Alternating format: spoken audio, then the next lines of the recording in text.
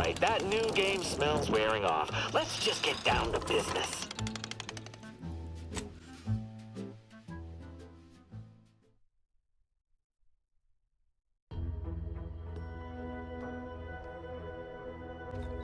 Why choose just any choice when you could choose Auntie's choice? Remember, Auntie knows best.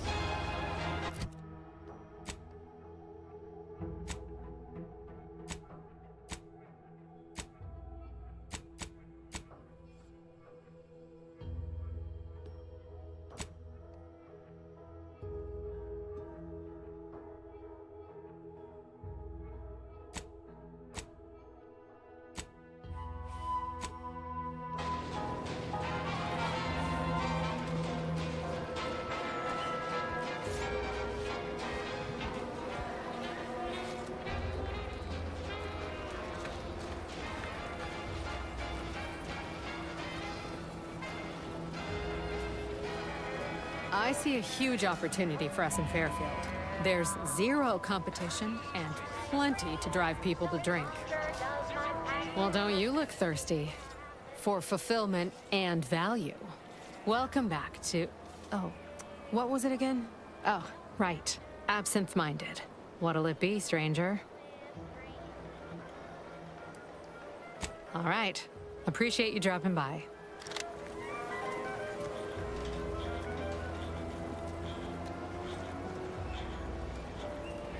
Riffs got me awful perturbed. Ain't reality hard enough without some nerve-wracking phenomenon, isn't it?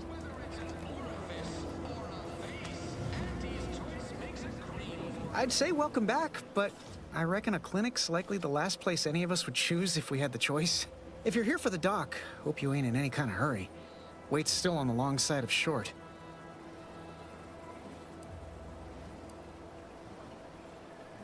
Surely do. Keeping it on the inside's the trouble. Aw, heck, but I shouldn't complain. Others have it worse than me. Eden's former tenants sure aren't making it easy for us to move in.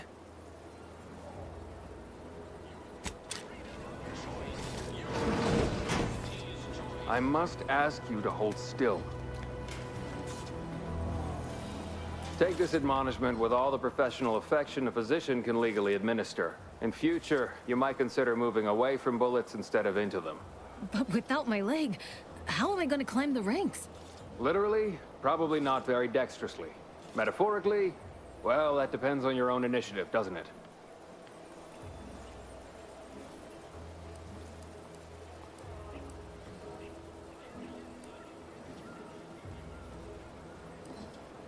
Yeah, Doc.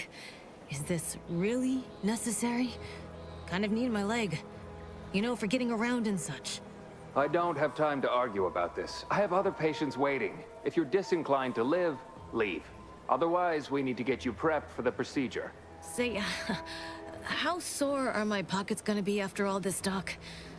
Don't suppose there's a discount for only taking a portion of the leg? I'm not running a charity. If you desire full treatment, you'll pay full cost. If that's a problem, seek compensation from your commanding officer. A kind, if naive offer. Unless you have thousands of bits to burn, any amount you could provide would be a drop in the tank at best. My services do not come cheaply. This is a mighty big decision, Doc. Can I have a moment to noodle on it? I don't encourage delays, but very well. It'll take a few minutes for me to warm up the saw anyway.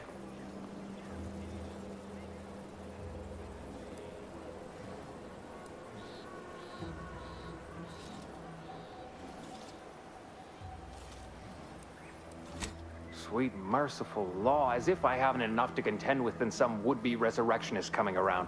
What's next, a giant station falling out of the sky to crush us all? In case it isn't apparent, I'm having what might be called a day. A whole platoon of soldiers decided to get themselves all shot up defending the forward operating base. And then there's Erickson.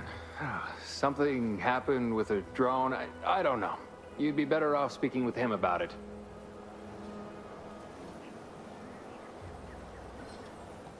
Oh, good lad. But he's mistaken. It's not more hands I need, but resources. Short of you skipping back in time and ordering the coagulant I need, I doubt anything can be done to accelerate the timetable for treating these soldiers.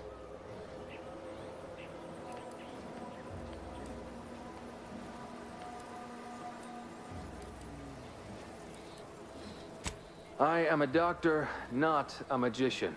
I cannot manufacture coagulant from the Aether, neither do I possess the special training to improvise with what supplies I have on hand. Now, was there anything else?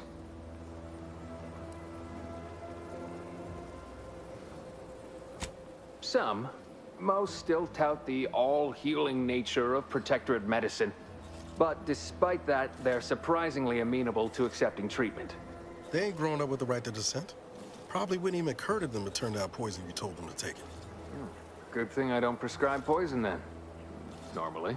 In truth, I expected more resistance given the sudden transition. But I'm not one to complain of a headache I don't have.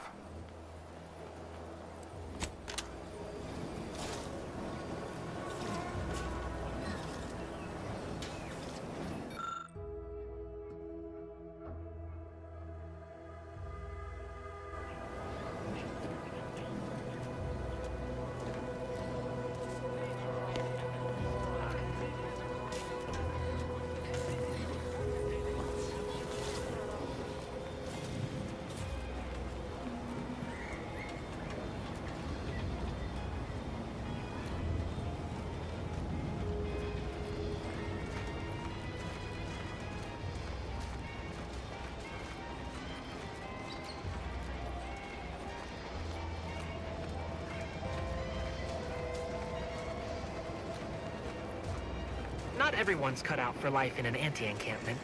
It's intense, but only 3 to attend, and we sleep in shifts. Cot's comfy enough once the arena time burns off. Can't you see I'm busy trying to look busy?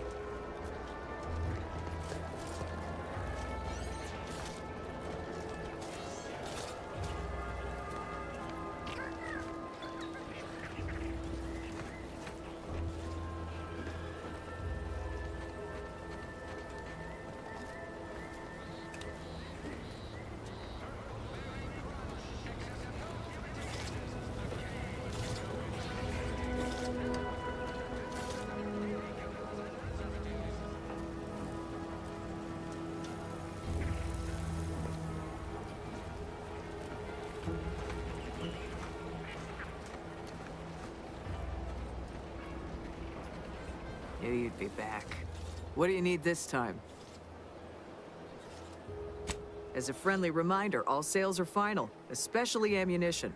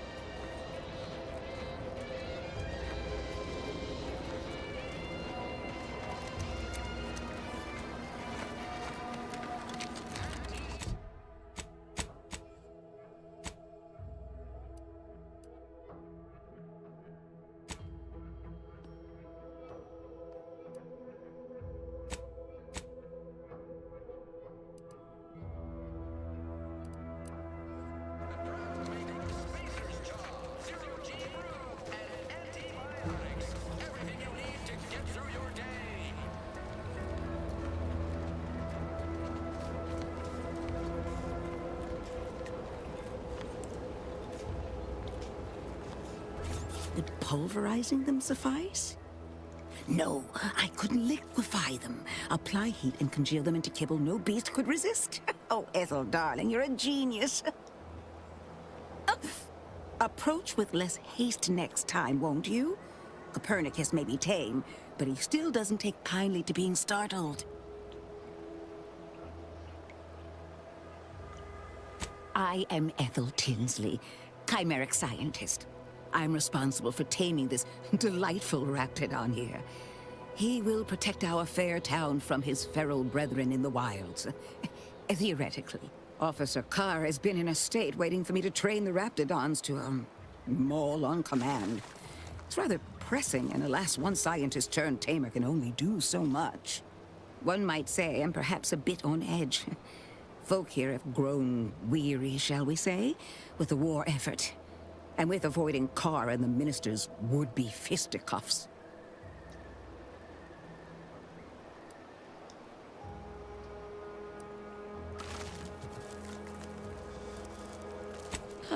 If you two have spotted the chasm between them, I fear the Protectorate have already pinpointed the way with which to exploit it. I'm unused to the way things are done here, I suppose. The Protectorate leadership never behaved in such a manner. The fact is that those two never got along particularly well, even under the best of circumstances. One wishes to woo Protectorate subjects to our ranks. The other wishes to secure a decisive victory with weaponry and technology. As for which approach is best, I wish I knew. Have they? Goodness. Then it seems things are more precarious than I realized. If you do intend to lend your aid to the Minister or Officer Carr, I only ask that you consider the ramifications. Very well. I ought to focus more on my work than on social tensions anyhow. I work directly with Officer Carr and her soldiers to ensure they're outfitted with the best Raptidon counterparts Paradise Island can provide. In theory, they'll be trusted to guard our most precious assets, including our leadership. For now, they deter encroachment from wild Raptidons. It's most agreeable.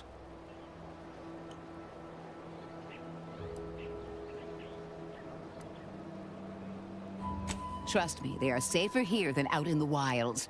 I have been reprimanded thrice now for undue pampering. I would not be here if this experiment was still causing needless suffering.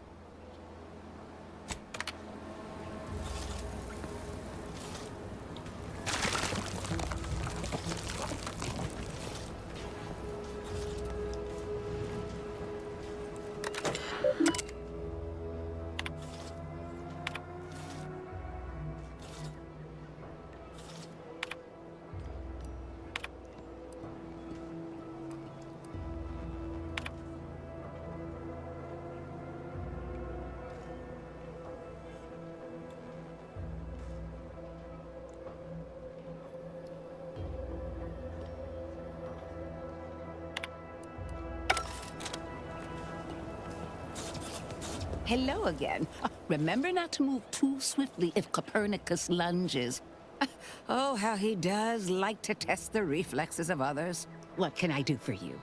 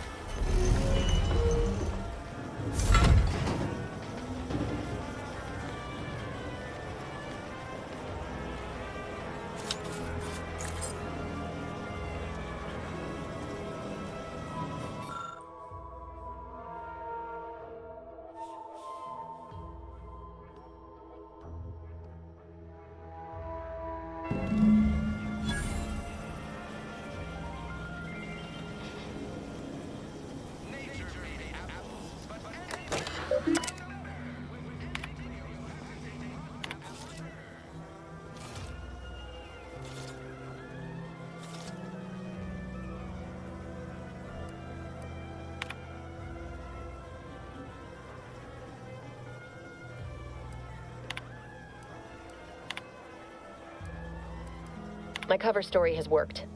I am safely ensconced at the Vox station, assigned to the lowly Information Input and Retrieval Department. Seems a colony so certain of its absolute control over its subjects can be less than rigorous when it comes to security. I was able to easily widen out a space behind the walls of the main control room to establish my safe room, giving me unfettered access to the communication transfer conduits. I have hacked into their system downstream from the security protocols, so I am able to infiltrate their entire system with them being none the wiser. While I have little doubt as to the success of our mission, trepidation still gnaws at me, though I cannot say why. Perhaps it is simply the normal mission commencement jitters. I thought my duties complete. Information gathered, reports filed, preparations made. I'd even created a fictitious identity and work transfer to Horizon Point Station well ahead of schedule, in order to keep anyone from tracking my movements upon commencing the mission. All that was left was the waiting. Or so I thought. Then, troubling information came to light. I've seen the numbers. I've seen the equations. While I don't understand all of it, I understand enough to know it is the truth. And I am the only one in a position to act upon it. Though it means the betrayal of my team and the duty I swore to uphold. But can I? I did it. They are all dead. And I am still alive. I had not expected this. I had prepared no alibi, and so felt assured my ruse would be discovered and I'd not have to carry this burden. But the complete gullibility of the Protectorate subjects cannot be underestimated, it seems. My threadbare excuse of my grievous wounds as pitchball injuries was accepted without question. I can only keep telling myself it had to be done. Something which becomes harder by the day as the rift anomaly grows in the sky. But it was all part of the plan. Wasn't it?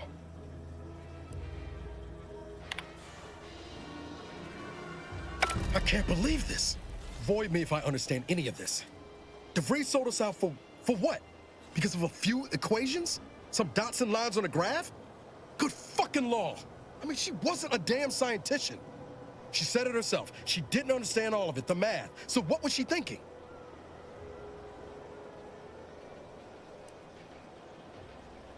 How can you be so even-tempered about this? I know you didn't know her like I did. Like I thought I did, but she betrayed us. She killed our friends, Commander. Damn it! I never wanted to talk about this. I wanted to just leave it alone. Told myself, no point in dredging up the past. Should have known he wouldn't rest. DeVries may have saved me on Triangulum, but I wasn't the only one looked up to her. Lots of the other recruits talked about her too, back at the academy.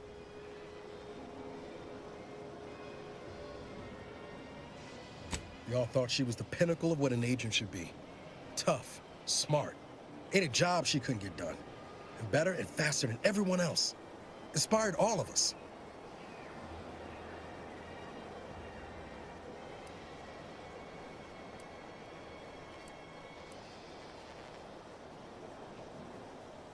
Reckon so. Some might embarrassing how much worship we all put on her name. You put a tool in my hand, I would have built monuments to her. Figure my own career could be just that. Doing for others what she done for me. Never imagined I'd actually get to work with her. Me, some nobody from Triangulum. And then she betrayed us. Tried telling myself it was an accident, but now we've got the cold, hard proof it wasn't. Law only knows why she trusted the Order's numbers.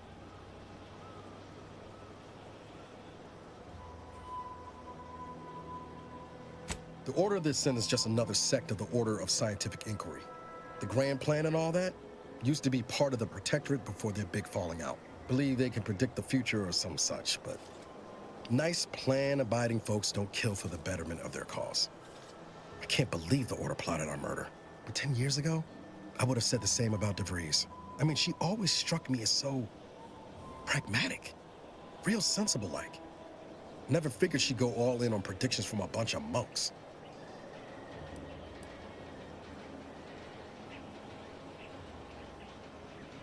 Done some good, too. Even I can admit that not everyone following the plan is a fanatic. But when those beliefs start to require hurting others, even killing them, That's worth questioning their virtue.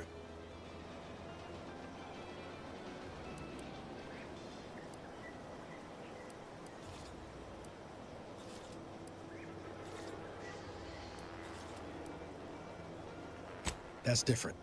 Everything we've done so far has been for the mission, to save everyone.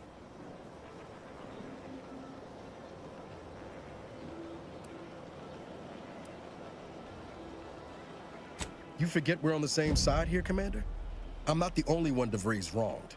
She robbed you of 10 years of your life. Don't you want recompense for that?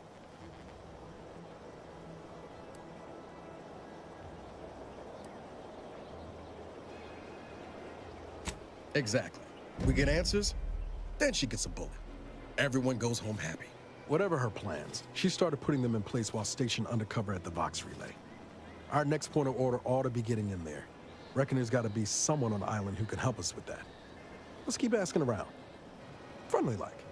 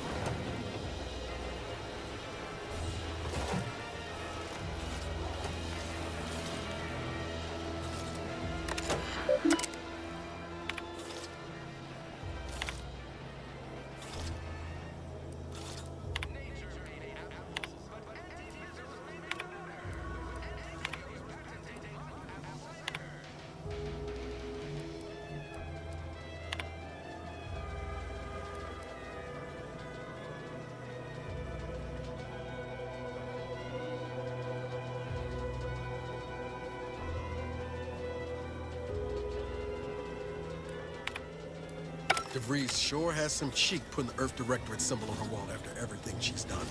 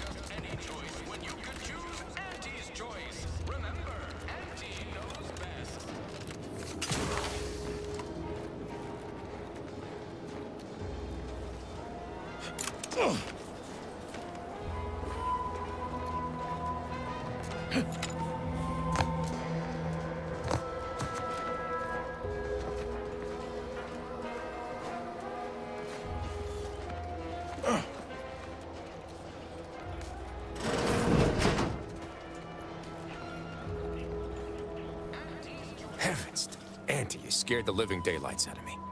Shouldn't sneak up on a man like that. Good way to earn a bullet betwixt the eyes.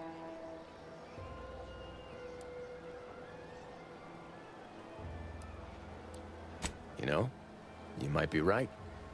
I'm reliably certain I do not want to find out. Guess I should apologize for all that hullabaloo before. Just mistook you for another unfleshly manifestation. Look, I know how it sounds, like I'm a few crabbles short of a hurt, but just hear me out. It all started the other night. Saw a personage leaving the greenhouse, late. Figured it for Emily, but when I asked her about it, she didn't know what I was talking about. Happened again the next night. Gave chase that time, but lost him hereabouts. I turned a corner and they'd up and vanished.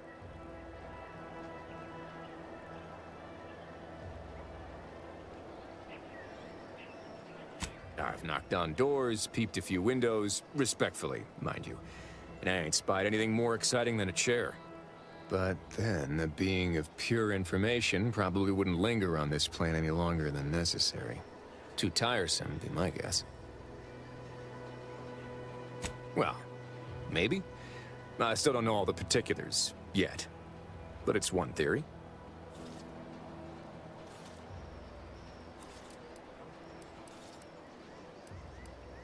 Right? It's all gotta go somewhere after we cash in our bits. Who's to say some of that matter don't stick around in one form or another?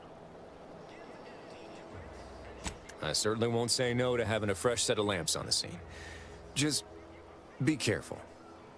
Hate to see you disappeared like that foodstuffs.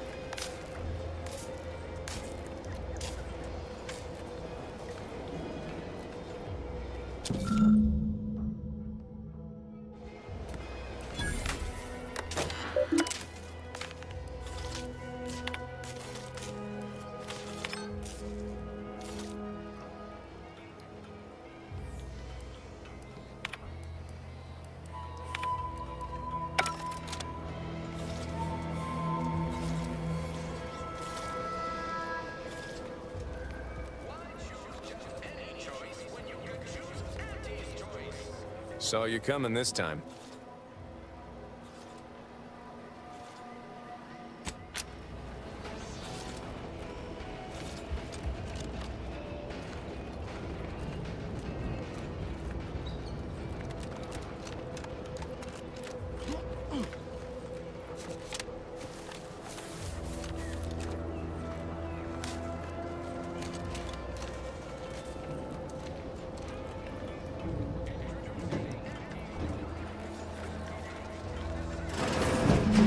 It was only a matter of time until we were discovered.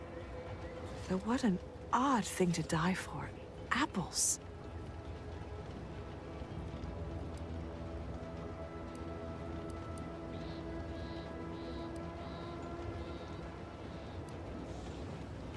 Is that not why you've come? Because you discovered our recent larceny at the greenhouse?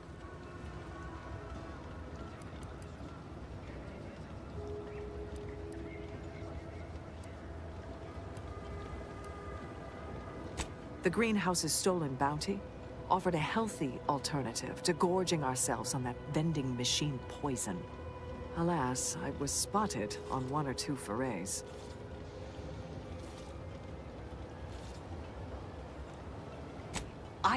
I am merely quivering with rage over this insulting interrogation. And that scent you so subtly pointed out is the aroma of noble effort.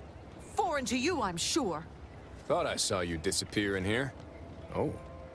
Seems I've stumbled into quite the shindig. You lot been hiding out in here all this time? Touch cramped, ain't it?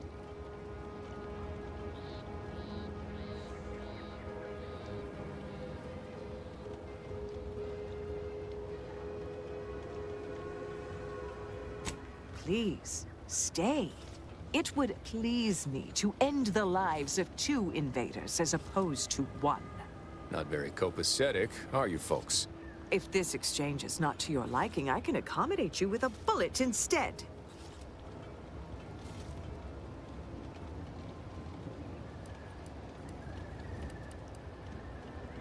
And if I deny your assessment?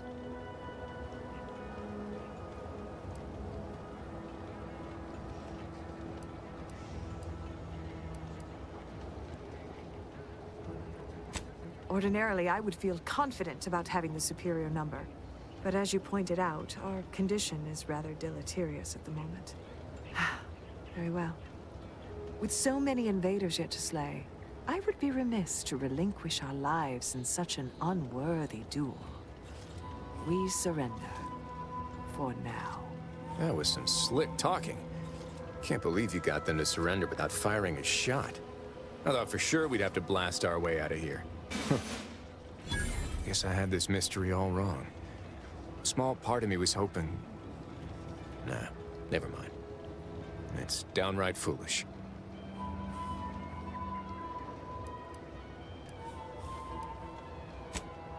I lost a friend in the invasion. A good friend. Thought maybe all this was her trying to send me a message of some kind. Like I said, foolish.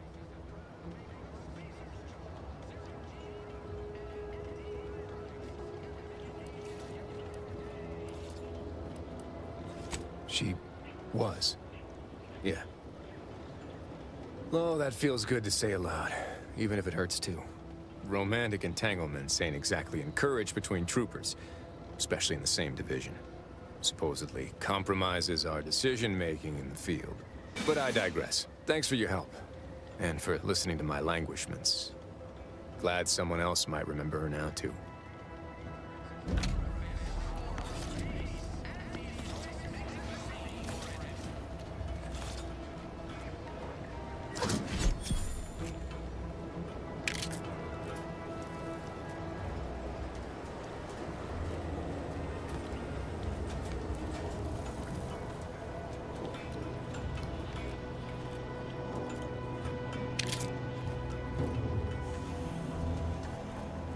Haven't you done enough harm? I've nothing to say to you, interloper.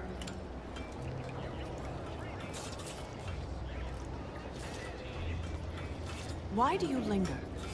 Do you enjoy watching us so abased? Emmeline will be pleased not to have to worry about her fruits and such going missing anymore.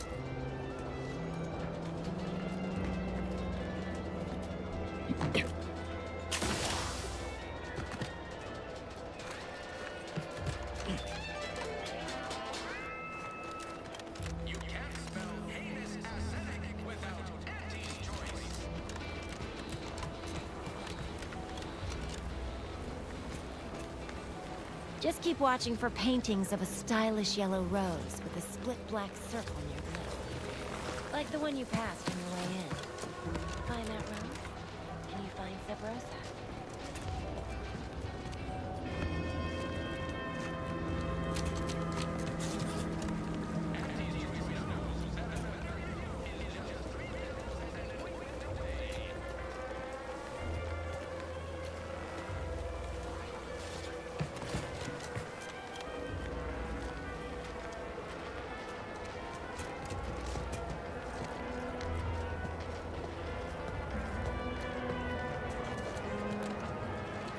This new corporate life is so confusing for us protectorate folk. Do you mind if I... Sure, shoot. Are you gonna...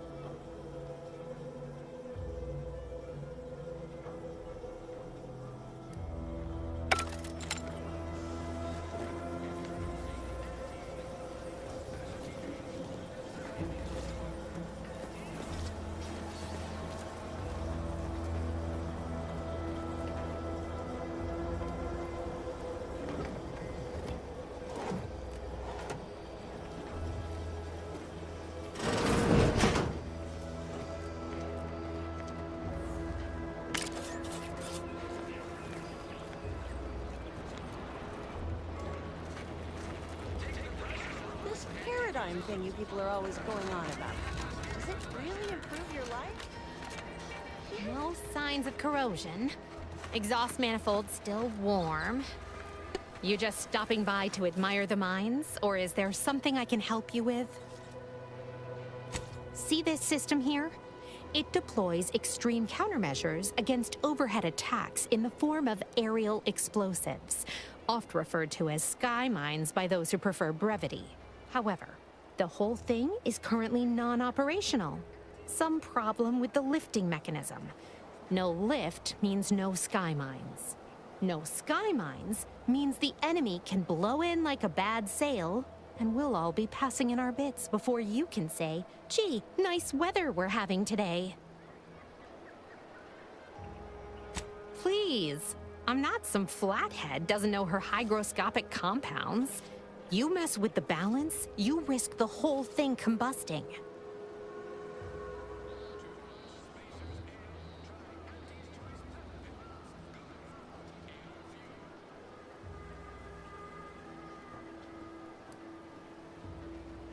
Whole lot of words just tumbled out of your trap, but none of them made a lick of sense.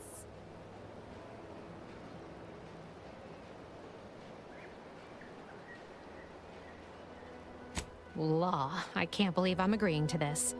All right, scientist, do your worst. I'll be over there if you need me. Way over there. Should clear the blast radius at that distance.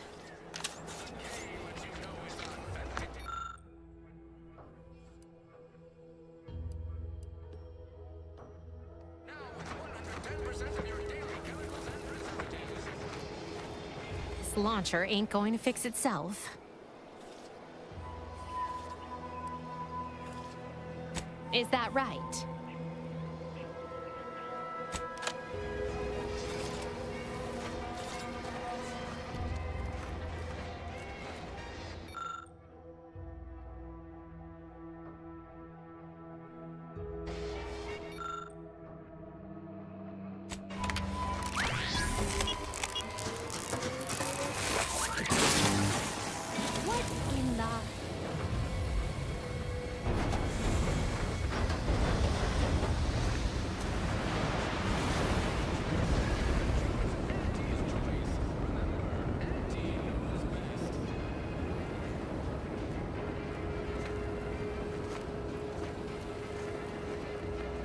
What just happened?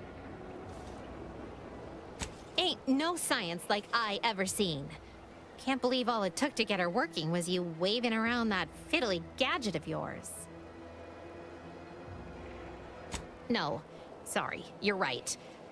You did me, and all of Fairfield, a good turn here. Just thought I'd feel more relieved when the launcher was working again.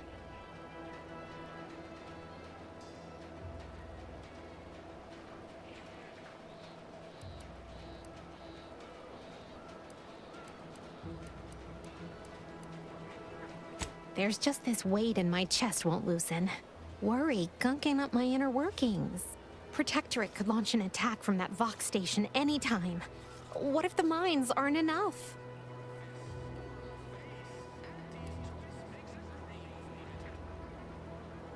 Why do you think I was so twisted up about the launcher? I know I can be brusque. The word unpleasant's also been bandied about before.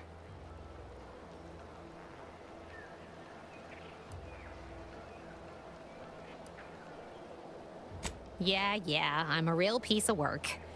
Maybe that's why we worked well together. Here, managed to cobble some frags together from a damaged mine earlier.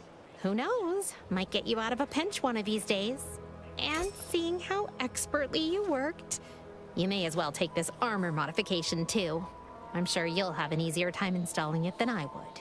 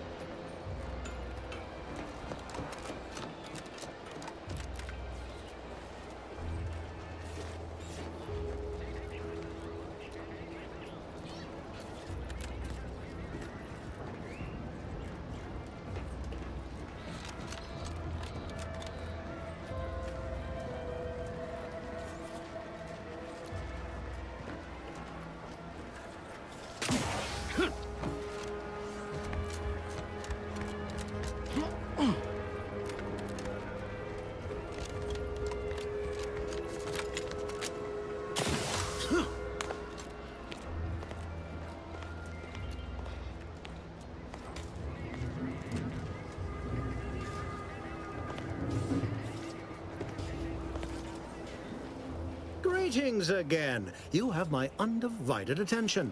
What's on your mind?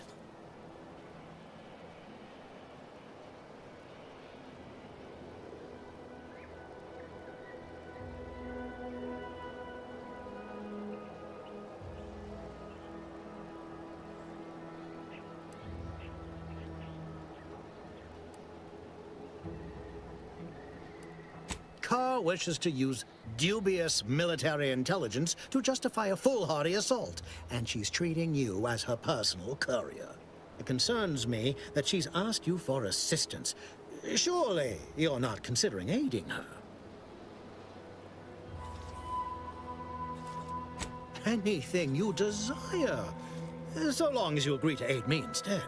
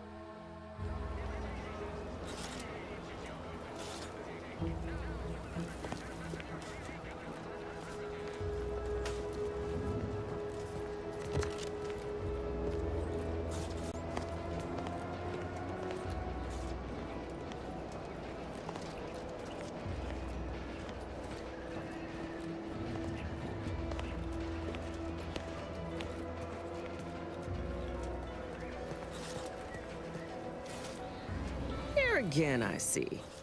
Hope you're looking for work. Loose your words. I'm listening.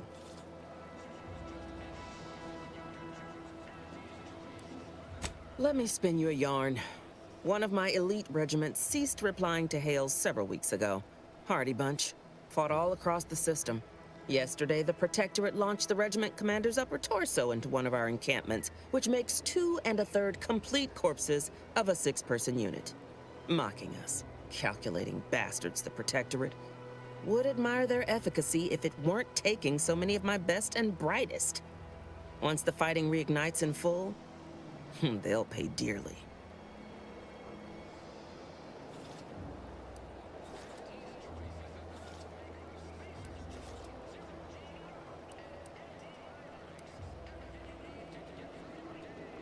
Aye, that they do. Dents morale something fierce. Seems Milver Street is good for something after all. I can almost respect the Protectorate's efficiency, though doing so would be easier while standing on the backs of their capitulating leaders. Man doesn't seem to understand there's an order to things. Convert your enemies after the war ends, not before. Try too early, you got saboteurs, spies, and the unruly. It's a poor use of our resources, inefficient at best. Actively detrimental to our work at worst. And if there's one thing I despise worse than our foes, it's the poor use of resources.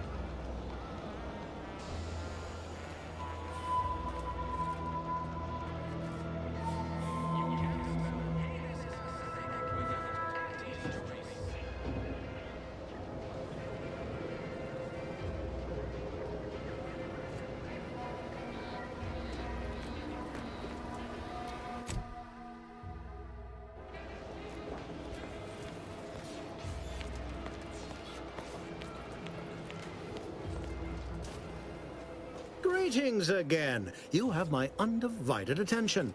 What's on your mind? An opportunity to attain my goals and stick my finger in Babylon's eye? Today's as grand as when I led in the performance department showing of Life of a Salesman. Find your way to the Ministry of Accuracy. And if Trooper Sealong is still alive, do send her back here to debrief. She's still contracted to us after all.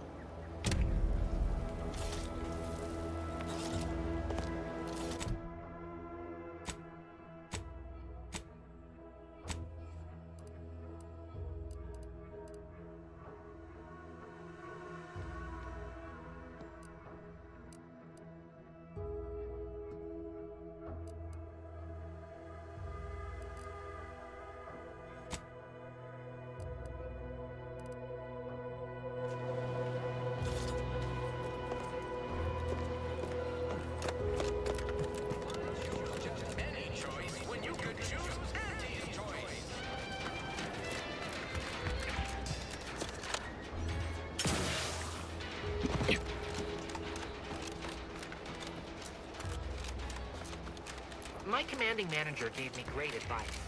If you got time to leave, you got time to retreat. Moral of the story?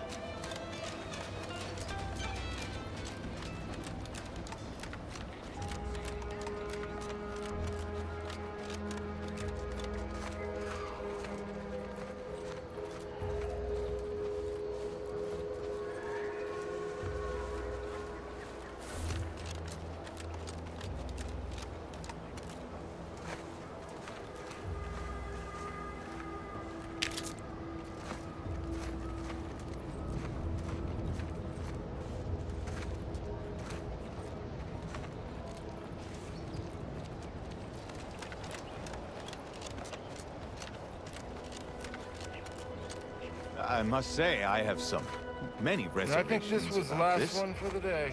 It's not a totally baseless idea.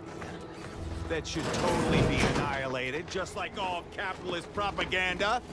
Praise the matriarch! It's not a totally baseless idea.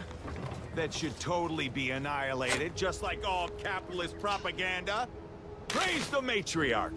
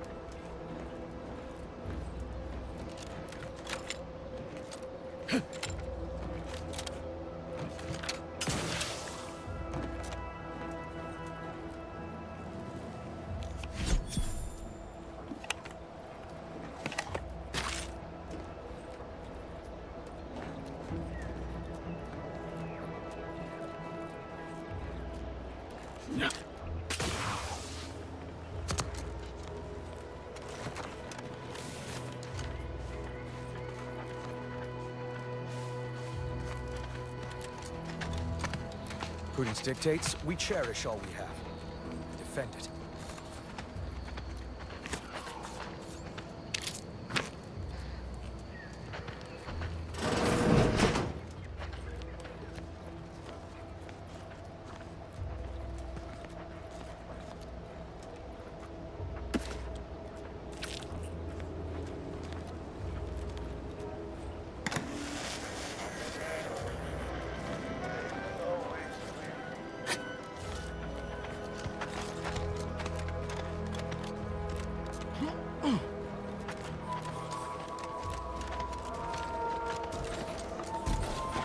Apologies, but an automechanical's work is never concluded.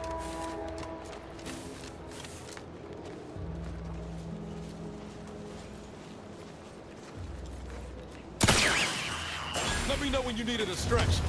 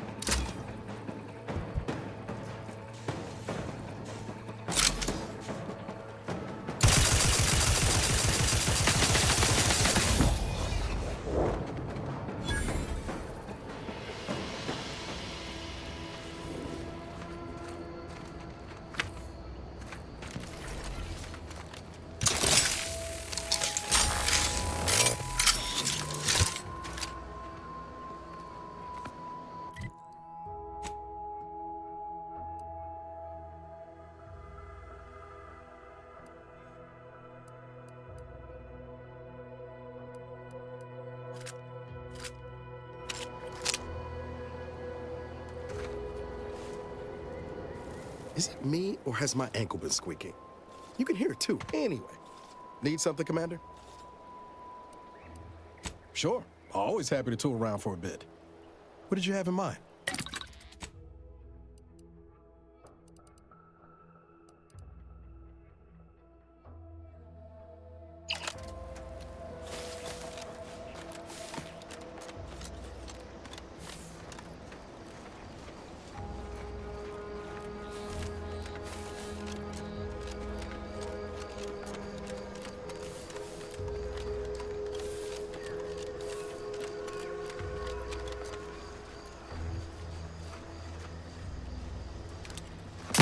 Commencing attack strategies.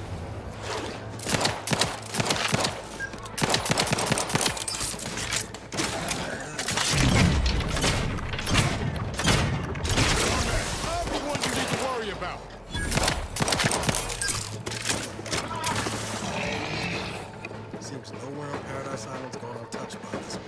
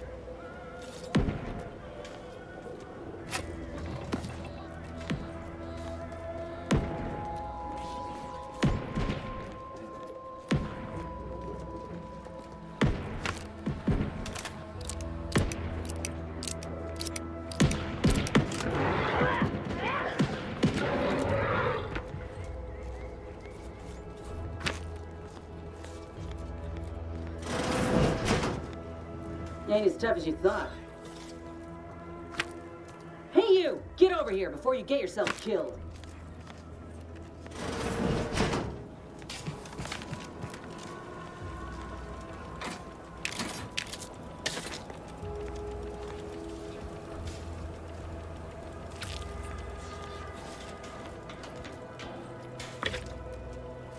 No, you ain't got what I need. And you can't come stumbling around here looking like prey. These raps ain't had a bite to eat since their pods dropped from the look of it. And a desperate rapt is a dangerous rapt.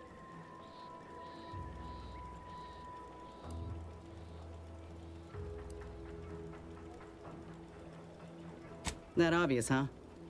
Yeah, I was hoping there'd be something worth harvesting. Something worth the trouble of killing the poor creature. But hope is the father of disappointment. Yeah?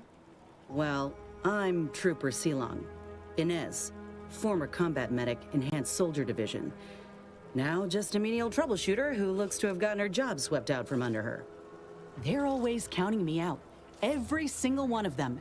And now, they ain't even letting me finish the jobs they send me on. Kinda making it hard to prove myself here. And this rep didn't even have anything that could help my graft. This whole thing's a wash. Sick of it.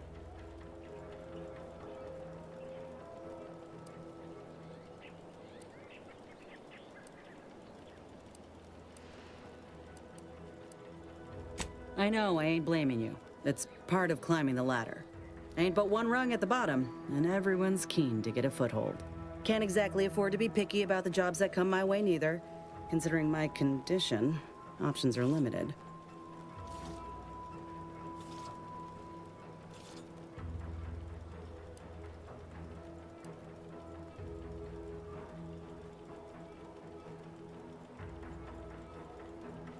If you had, you'd know. Unless you're accustomed to seeing folk roaming around with exposed muscle fibers or stunted extra limbs on their backs.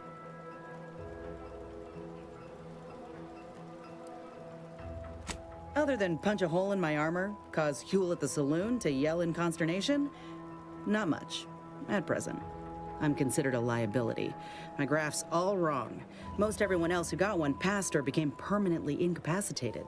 So they shuttered the program. It was a total failure. Everyone in Fairfield reckons my time will come soon too. But I'm still mostly upright. For now.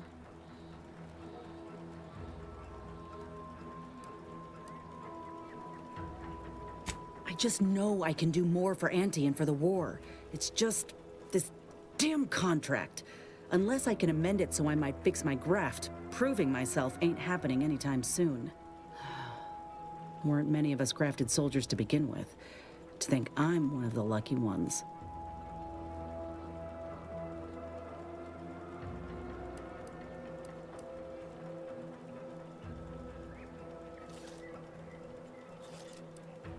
Truth is, my time is coming. The graft's making me sick, and it'll kill me if I leave it be. But I ain't giving up. There's gotta be a way to fix it. No. Enhanced Soldier Division was the fancy public-facing name for the grafting program.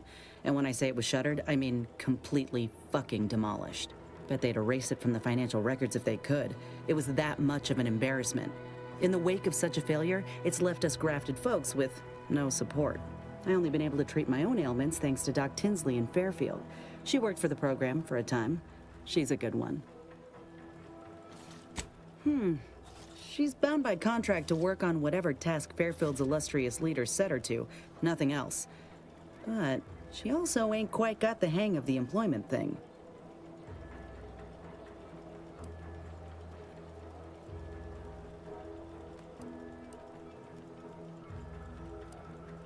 Get the feeling you will.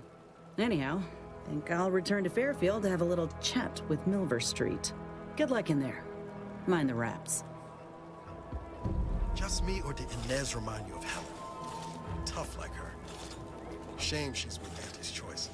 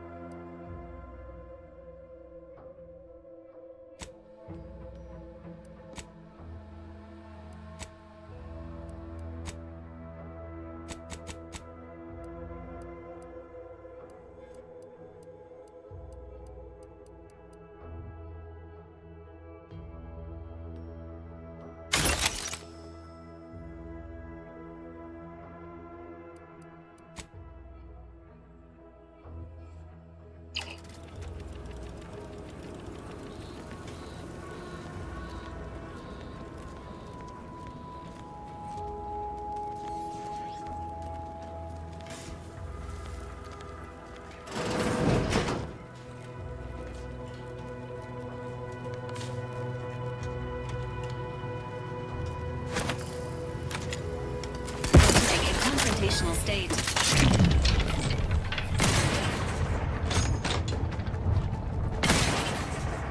Tank recharged!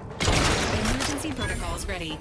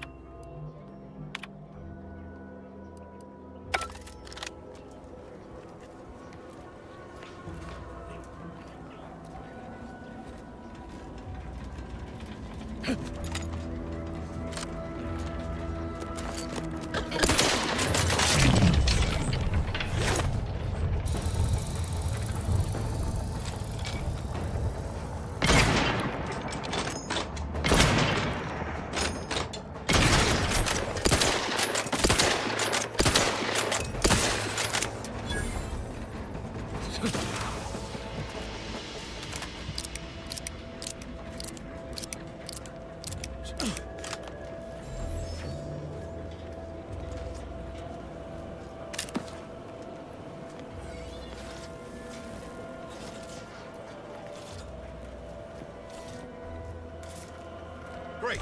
First they're in the walls, now the ceilings. Took the heat off you, Commander. Just say when.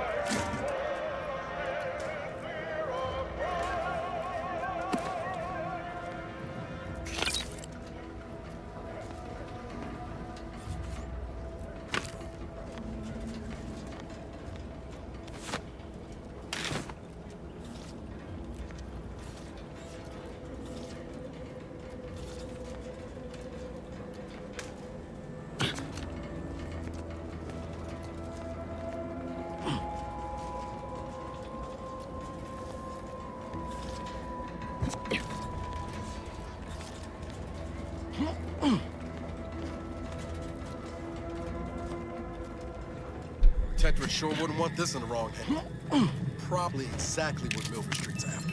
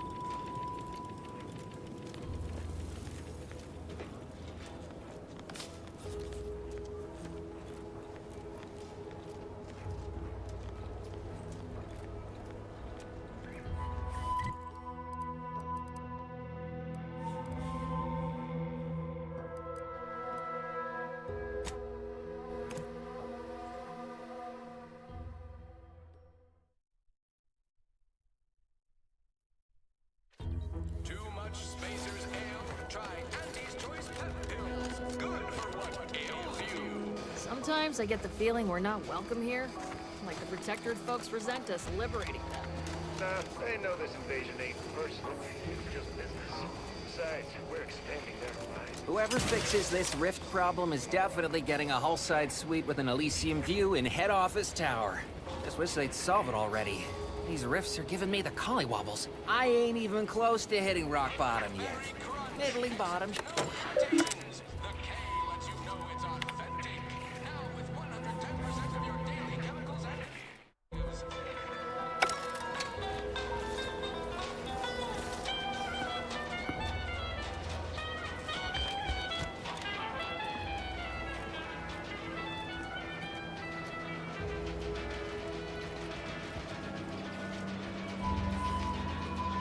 How many other Protectorate loyalists do you suppose are embedded in Fairfield? Let that thought haunt you.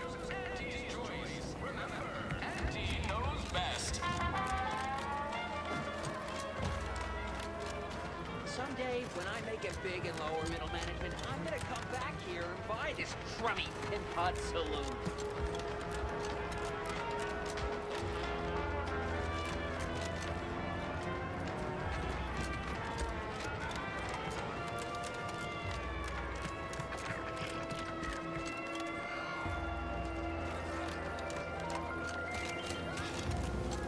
Welcome, welcome. How can I improve your day the Auntie's way? Gladly. No better choice than Auntie's choice.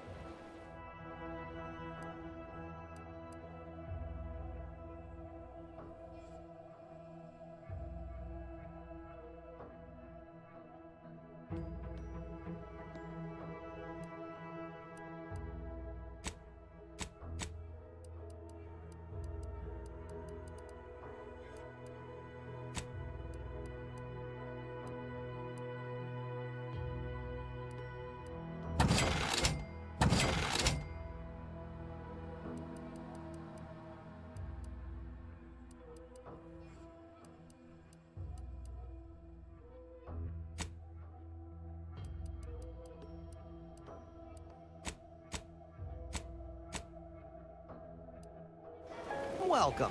See anything you like?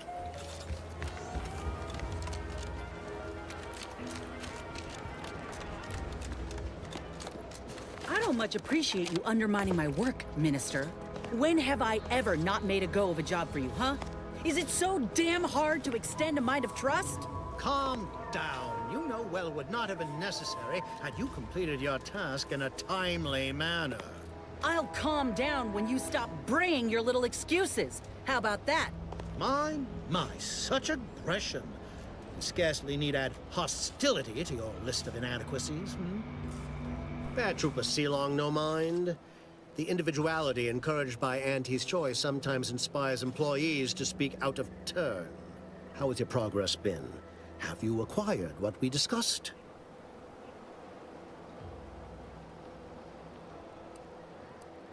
Excellent! Pleased that someone in my employ can be relied upon. Here, have one of my finest suits as a token of thanks. May it aid in your capture of hearts and minds. Again, you gave away my job and told my replacement to send me home. That don't make me wayward, and it sure as shit don't make me unreliable. If this contract weren't staying my hand, I reckon you'd be answering to it right about now.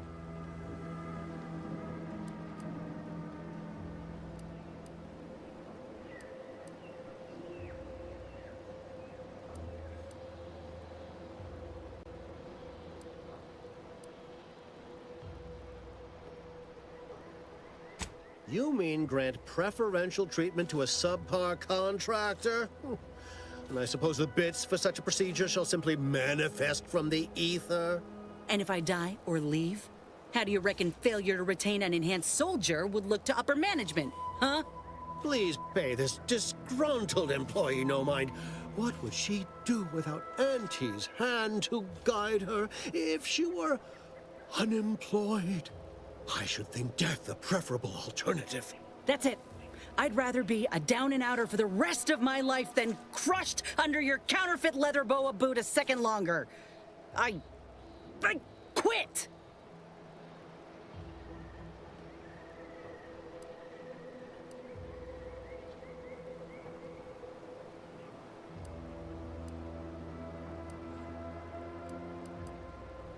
Oh, I'm counting on it. This is unheard of, and I might add, you'll not be welcome with an Auntie's choice once more. We'll not take a contract shirker back into our fold. So you say, but Auntie's choice ain't seen a trooper like me before. You'll regret counting me out. Till then, I hope you choke on your mock apple martinis. And you, I got a proposition for you. Come find me when you're done with this clown. She will most assuredly regret her decision. Most assuredly. But I suppose that is no longer my concern. Now, where were we? Oh, yes. The acquisition of this information is but the first part of my plan to bring our foes into the fold. and to ensure my future. The second is my operation in Westport.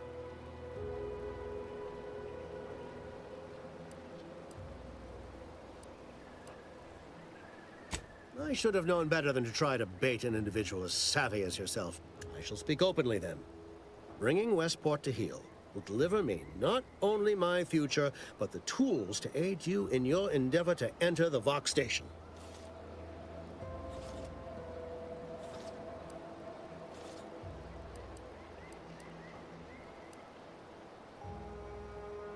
Verily, on to business. I've a kit of supplies to aid you, items to cajole or to dissuade. Sabotage the town or sway the citizenry, the choice is yours. Should pose no trouble for a go-getter like you.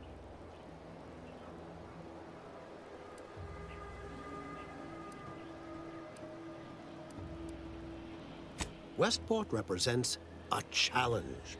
The challenge presented by the majority of the Protectorate. Fairfield citizenry were given ample incentive to fold, for they could see the freedom we offer firsthand. But the people of Westport are stubborn enough to risk death for their ideals and cannot be swayed by the lights of Fairfield. If I can convert them, I can convert anyone.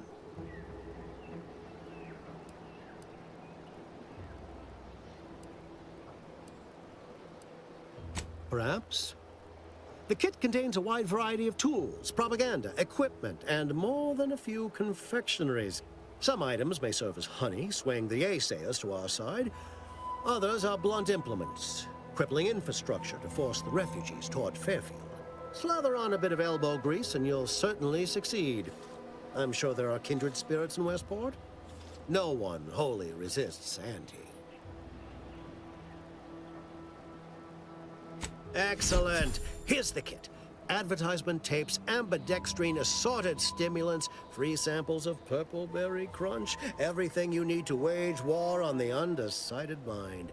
With that, I shall mark the locale. Begin with the vigilant Hogarth. Motivate him to depart, and his subjects will trot in file behind him woolly cow-like. Now, I'm sure you've asked yourself, for a task so involved, shall the reward be worthwhile? Well, wonder no longer. For the completion of this deed, I'm prepared to offer you an exact replica of my one-of-a-kind, limited production, gentle person's Oxonian.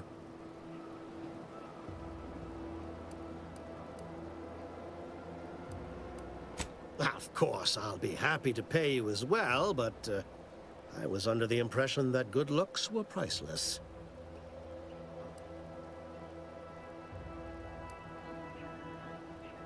Then consider yourself officially deputized in the war to further innovation and the free market.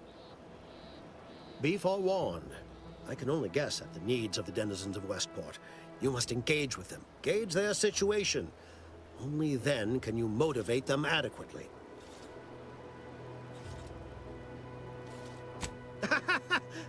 Do I look like Officer Carr to you?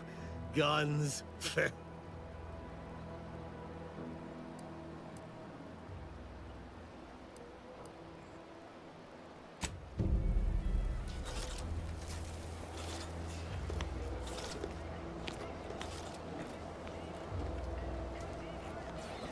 All done in there? Was hoping we could chat. Hope that little dust-up back there didn't put you off. My contract had me caged, and I was glad to get a few licks in during the jailbreak. Got a proposition. Since I'm newly free-ranged, and you're free-ranged yourself, thinking we ought to team up. You're going places. I want to go too. If you help me fix my graft, you'll retain the services of a fully functioning enhanced soldier. Me. Don't matter what you set your mind to, together, we'll be unstoppable. And in time, maybe I'll have earned myself the clout to be welcomed back into Auntie's choice.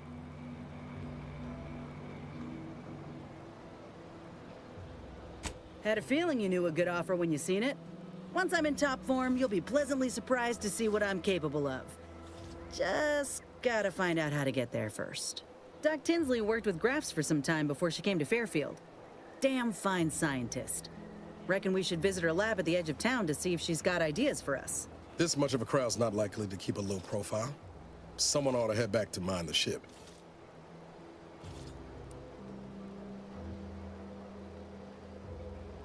Acknowledged. After you.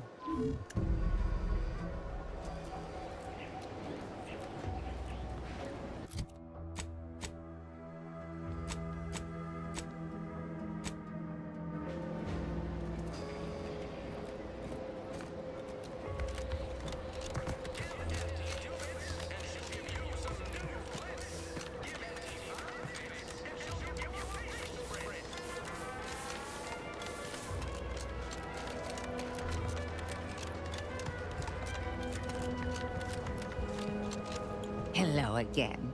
Was there something you... Oh, Inez! You look, well, like you could use an ice bath and a cup of newly formulated trip teas. Has something happened? Something has, all right. I ended my contract effective immediately. Now I'm free to prove myself to everyone in Auntie's Choice. My way. Well, that's wonderful news. Or is it? I admit I'm still trying to work through what contracts mean hereabouts. But you do appear to be pleased, so I shall be pleased for you.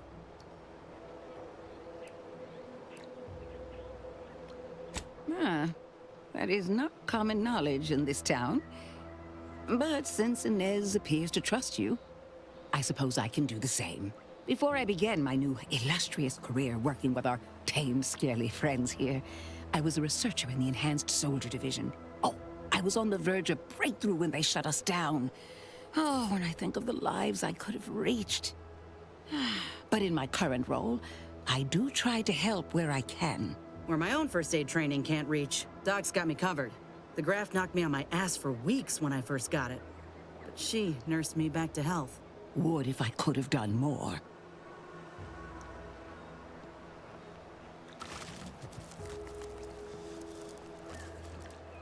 I did not possess the knowledge I've gained since leaving the program. I regret that. Frankly, it were triage she performed back then. Didn't exactly have time to ponder a long-term solution. She did all she could, and I don't blame her none. Go on, Doc. Right. I have a lead, Inez. I've identified 2 viable beasts on this island that you may be compatible with, though it may not be easy to acquire the suitable specimens. The first candidate is the skeleton crabble.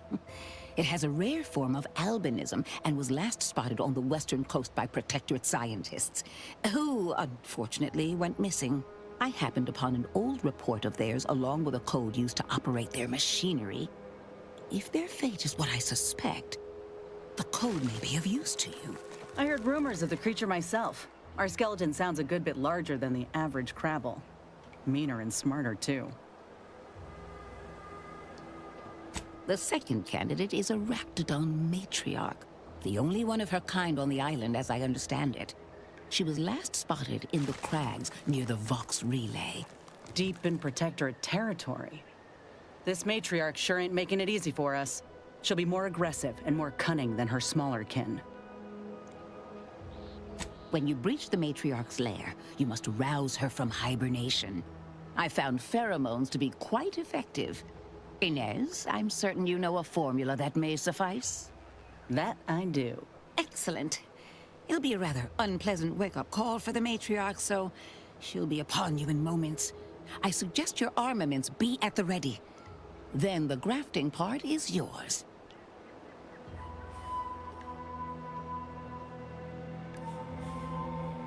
I can assure you my research is sound, and I am not at all like the last surgeon who performed on Inez. I take pride in my work. Now, when you acquire one or both of these parts, return here straight away, and we can begin surgery. Matriarch, Law guide you both out there.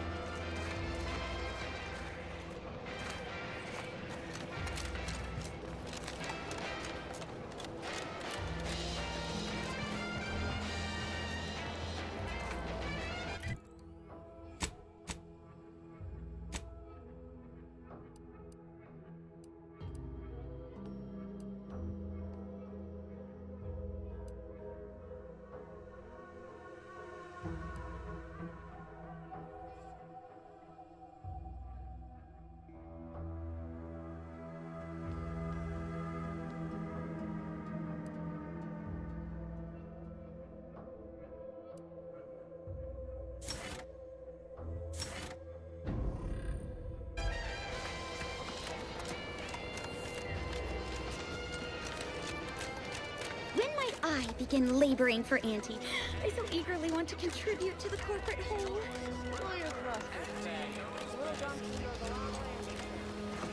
Nice job with the mines, but I've got other jobs that need doing.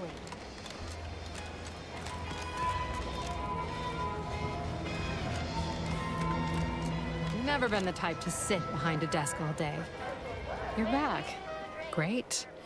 Build repeat customers is number 6 on our 19-point business plan. Pick your poison, and I am mostly not being literal there.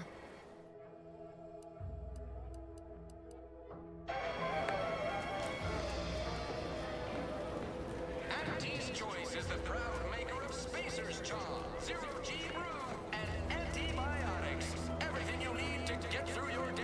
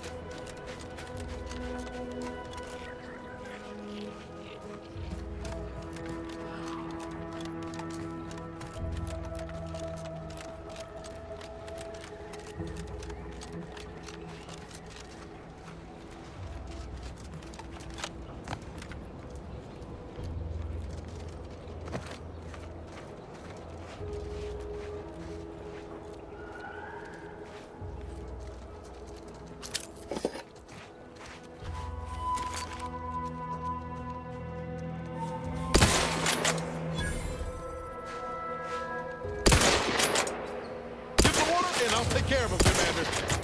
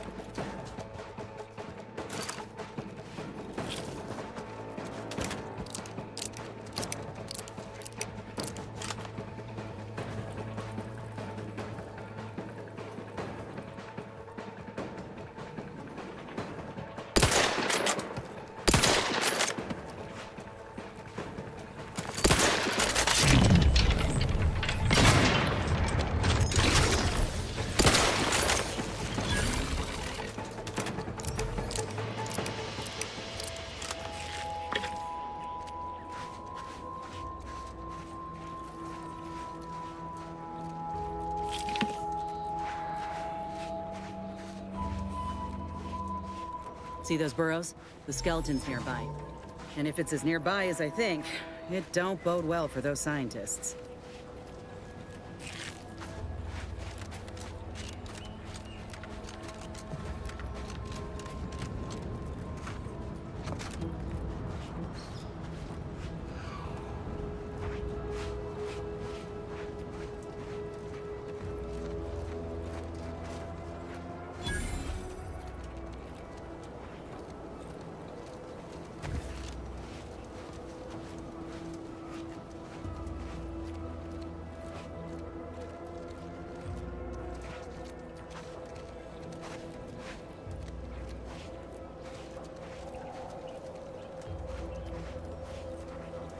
Well, you hate to be proven right.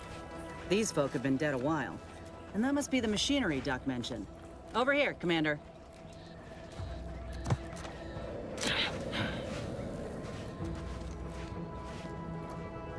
Huh. Seems this terminal reroutes power to speakers around the cave. They were using sound to lure the Crabbles out. Let's see here.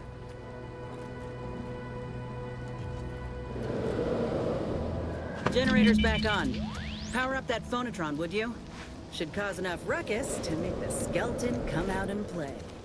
Hey, what am I supposed to do? Just stand around and look pretty? Well, if the commander's keen to share, you can press the button too. Wouldn't want you feeling left out.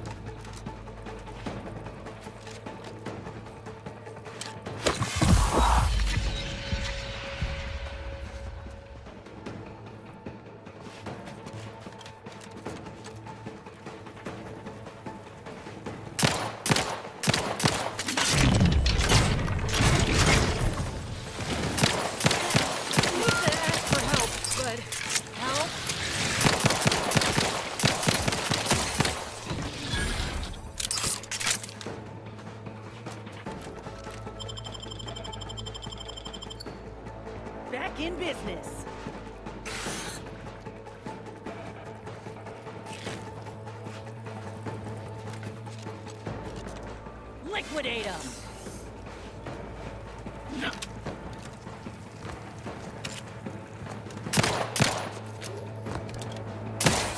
That Bonatron was effective. Now we just need the specimen. Mind the pincers. They can be a little feisty even after death.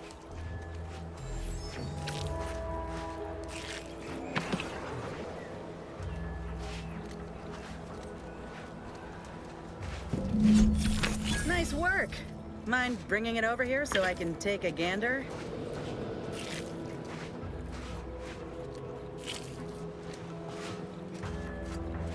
Muscular reticulation's still intact. Cartilaginous integrity mostly sound. A good clean cut. And the pincer's still sharp. Yeah, this'll do just fine. Shame about all the scientists, though. I was hoping this wouldn't be too steep a price. Well, I sure ain't gonna fry up the claw and serve it with tarmac and cheese.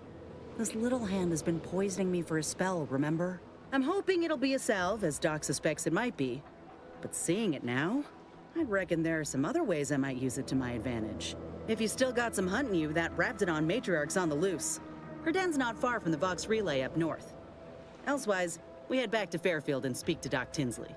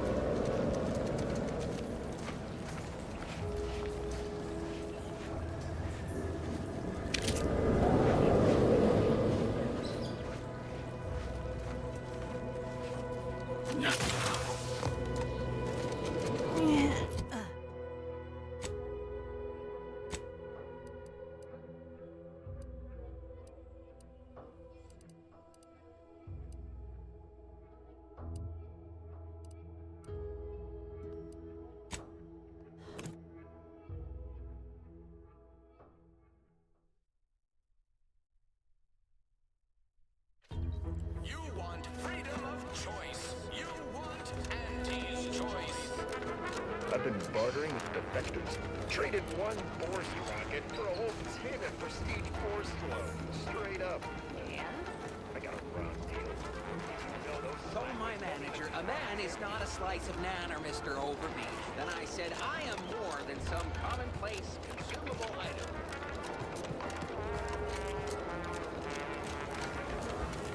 Welcome, welcome. See anything? How can I improve your day the Auntie's way? I'm sure.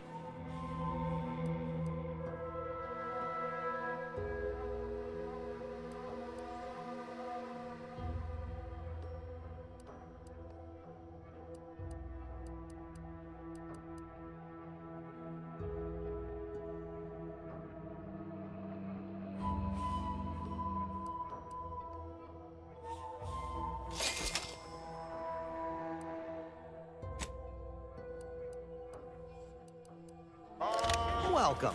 See anything you like?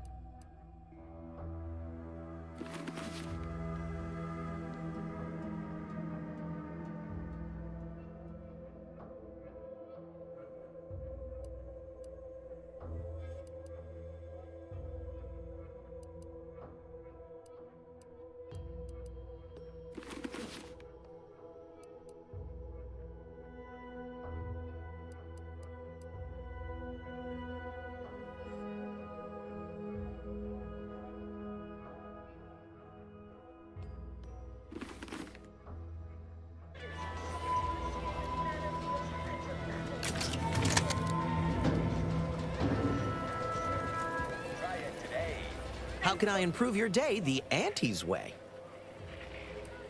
I've been working the store going on a few weeks now. Got promoted shortly after Auntie's Choice liberated Fairfield. Still finding my stride with all the marketing suavities, as you witnessed. Advertising's been a right struggle to get a hold of, much to my chagrin. Well, advertising is an essential part of my business. But I haven't got any new products to advertise. Just the same stock I had yesterday. And the day before that. According to the guide, in situations such as this, I'm to consult my marketing department for new copy. Except I don't have one of those either.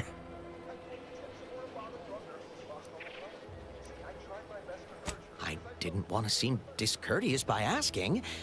I still sometimes forget this isn't the Protectorate. Maybe I will put in the request. That'll sure show some initiative. Thanks for all your help. Now, is there anything I can do for you?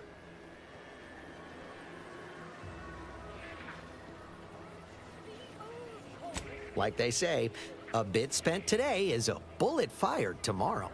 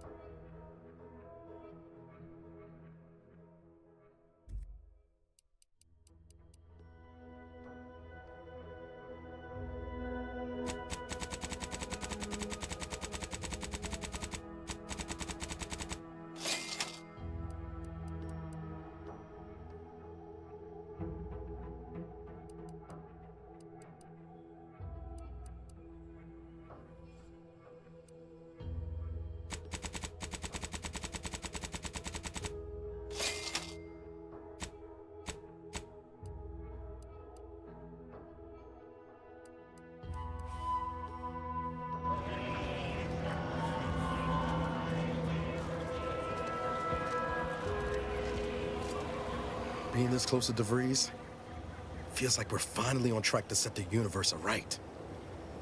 Anyway, need something, Commander? Sure. Always happy to talk.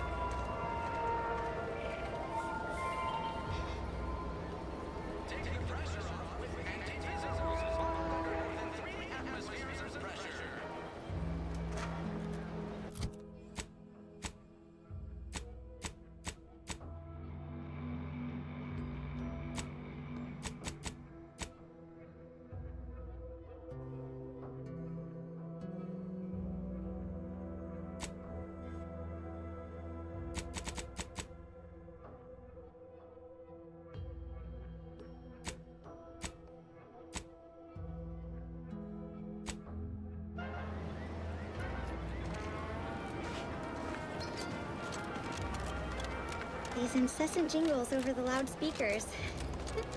Do they ever cease? Nope. You probably hear them in your dreams if you haven't already. Doc said nothing important got hit. Nothing important? Turret shot her 15 times. No way that didn't do something. If I'm gonna get back to bits, Islander, now's the time.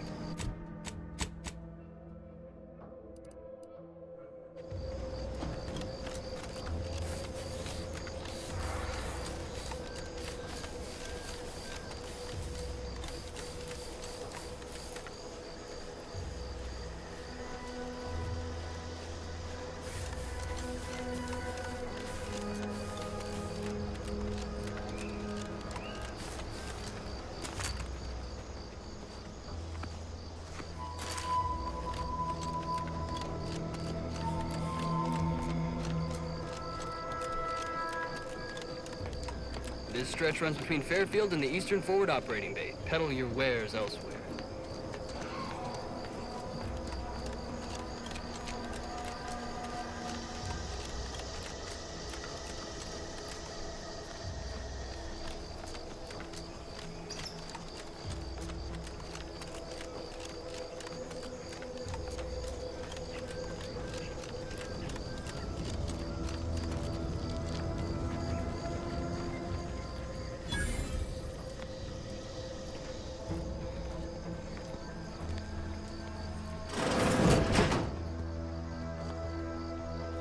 We're closed.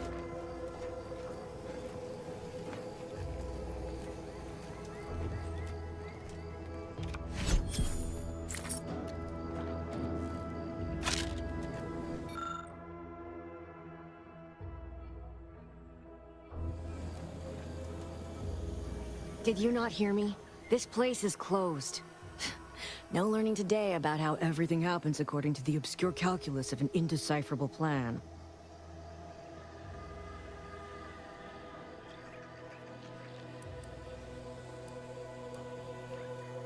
Why are you asking? Who are you? The people she tried to kill. By the architect. I had no idea. I wish I could say it was unbelievable. I was afraid she was becoming a danger to herself and to others. But this is horrifying. Yeah, imagine how we feel. Why don't you tell us where she is so we can make sure she ain't being a danger to herself or others? And how are you going to do that? That ain't something you ought to be concerning yourself about. If you think I'm going to help you do what I think you're talking about, you are deluded.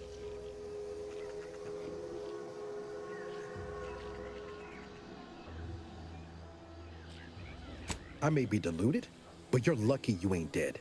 Seeing how she seems partial to using her friends as victims. Does she? It occurs to me that you have provided no proof of what you're accusing her of. Why don't you take a long look at me? This is all because she betrayed us. Her team, her friends, even the one whose life she saved in Triangulum. By the architect. You're Niles, aren't you?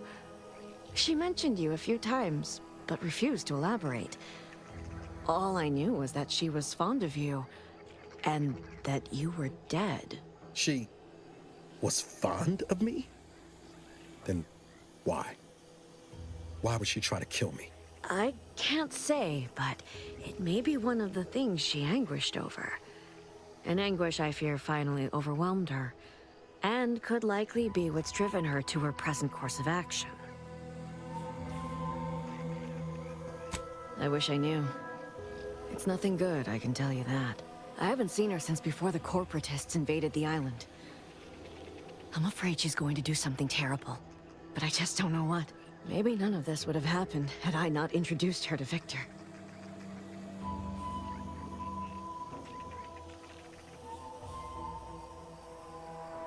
How did... You saw her terminal, didn't you? Victor's an Order archivist. We were all friends for a time. But then, shortly before the schism, they started talking to some others inside the Order. That's when things became tense. I started to become uneasy, scared, really. She kept getting angrier with the Order the more she worked with Victor and her other contacts. On top of everything else, it became just too much for me.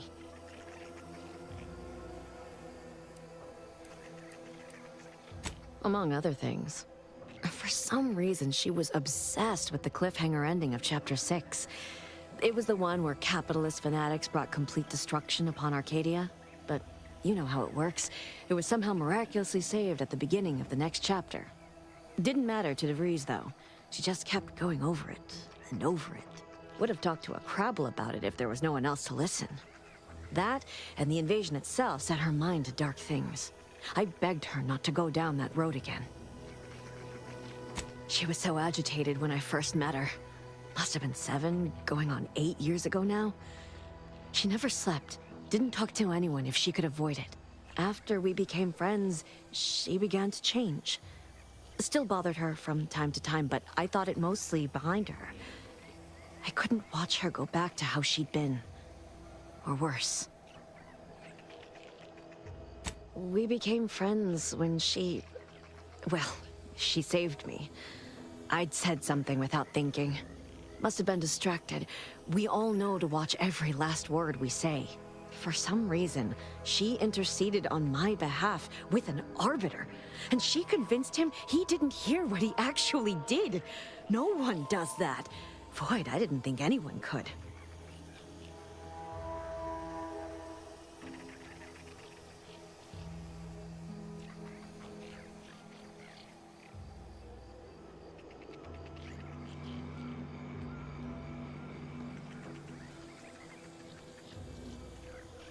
We all were, originally, before the schism. But she never gave it up, even when it became illegal to even mention their name. Which was surprising with how angry she seemed to be getting with them, even as she was deep into scheming with Victor and the others. She even continued to sign her messages, "See you in the equation." It's all so confusing. What do you mean? It was where she worked. One of the Protectorate's communications hubs. She didn't speak of it much. At least to me. She may have spoken to Victor about it.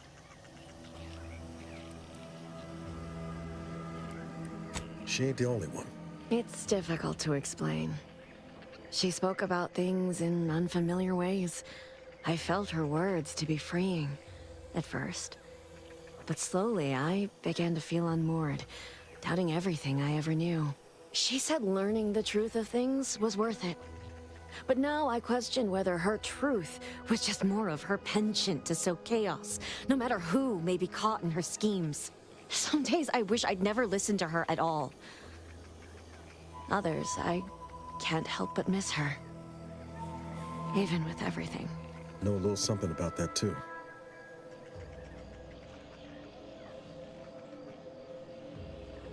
I did try to. Once. After the corporatists invaded Paradise Island and took over Fairfield. They seemed to let anyone in there. Some boisterous fellow even tried to recruit me.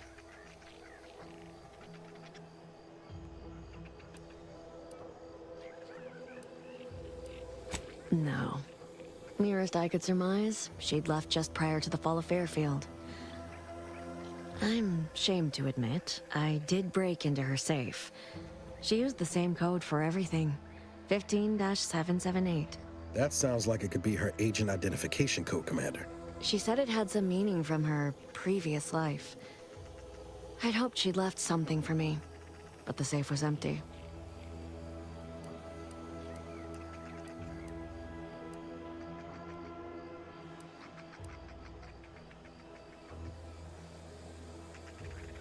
No. But it had to be someone's fault, right? The Protectorate couldn't possibly have failed to safeguard the colony. And they had to answer the accusations the Order leveled at them.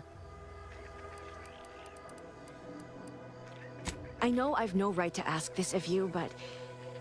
when you find her, please remind her of who she used to be. She's unwell, but I know there's still hope for her.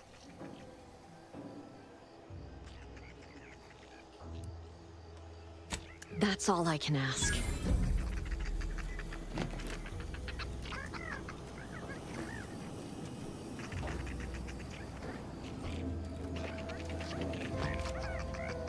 Welcome back to my chapel of fear and futility.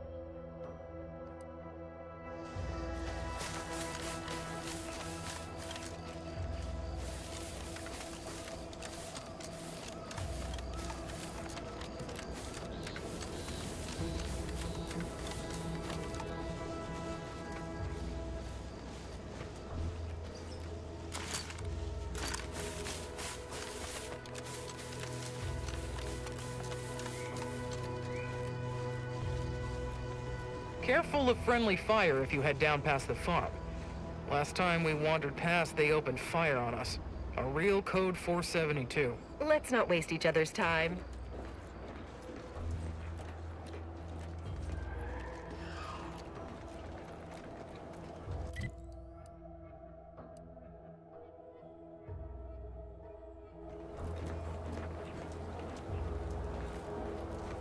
Word is Milver Street is ordering a watch on the Protect. Talk is cheap, but my time is not.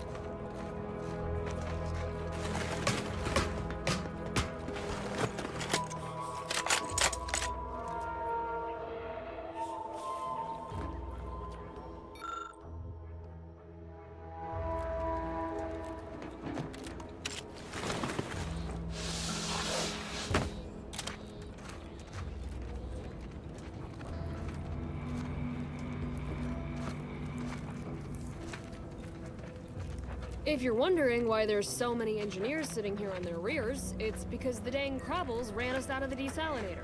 Now we're stuck here on standby wages. Take it up with the head office. I don't even want to think of... Hello! And goodbye. Peddle your wares elsewhere.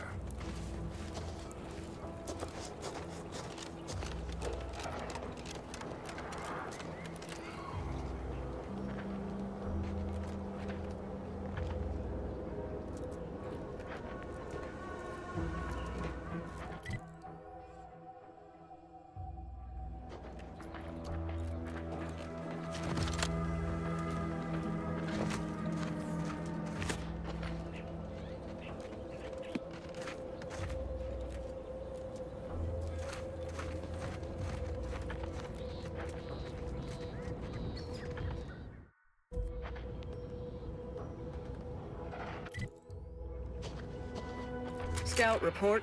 Yes, sir. Looks like the repair center is still out of order, sir. Excellent. At ease, Scout. Glad to hear that they haven't managed to repair it, even if Command has temporarily put the actual fighting...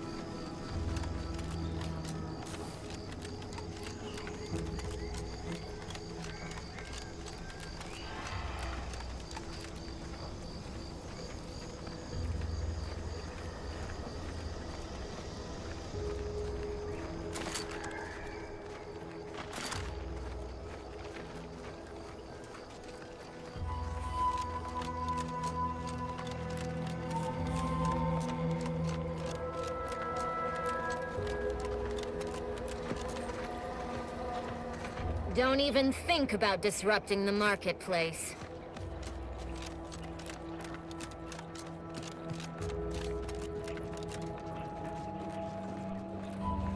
Don't cause trouble. I don't need the extra paperwork.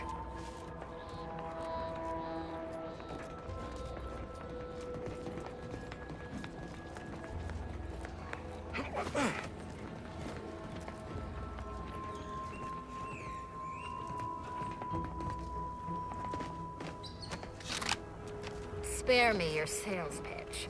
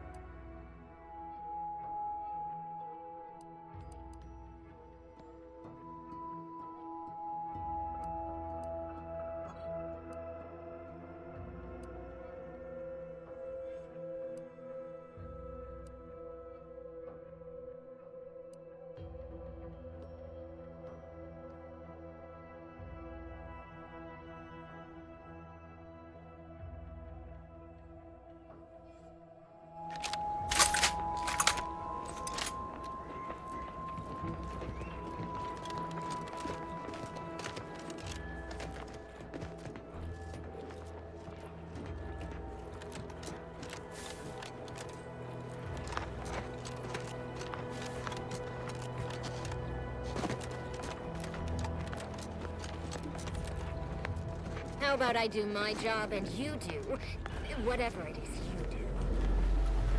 another rift. Rather not get up close and personal like, if it's all the same to you.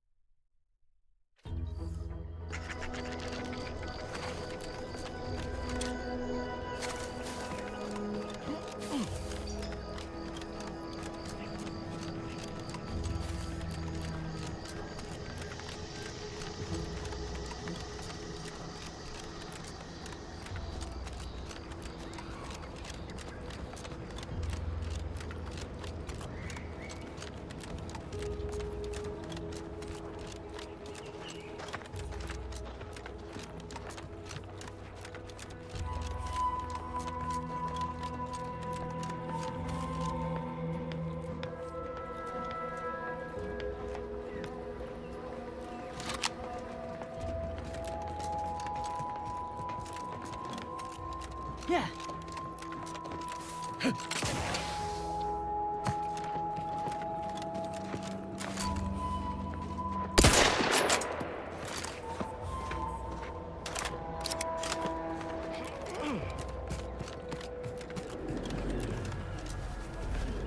Rifts like this have been popping up all over the place since Horizon Point. They're harmless.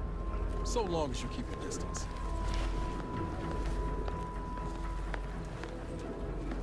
How about I do my job and you do whatever it is you do?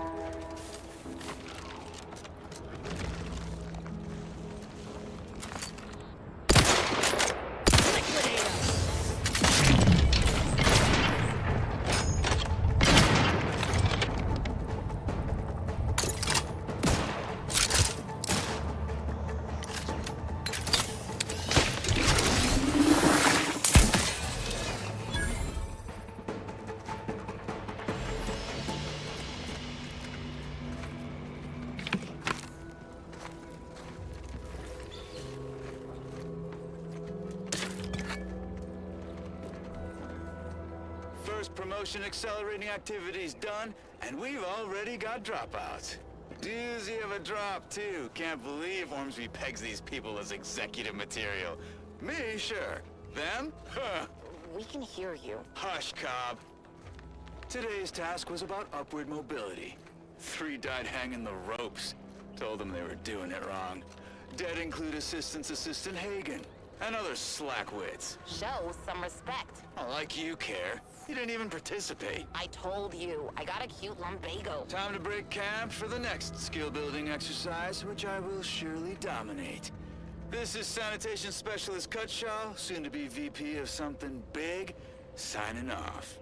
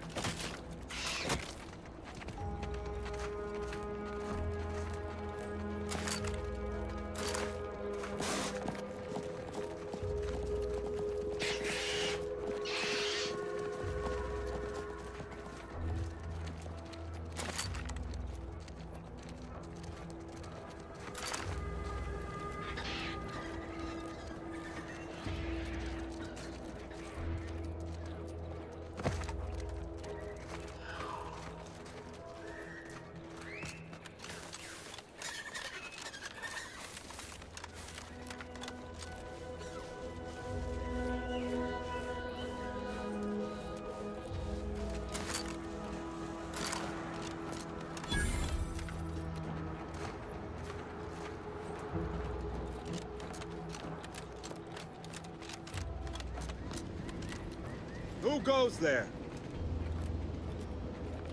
By orders of Marshal Donaldson, no one comes or goes to the Automech Repair Center without approval. What's your business here?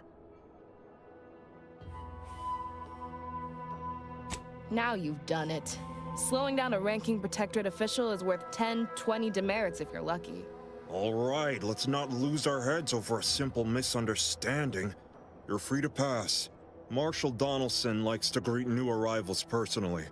We'll let him know you're inbound, so no one shoots on sight. Oh, and fair warning, watch out for Zeranium gas. We sprung a leak. Definitely the second one. But it's like the Marshal says, in war, evacuation is not an option. One more thing. Don't cause any trouble around these parts. Donaldson runs a tight ship and has zero tolerance for lawbreakers.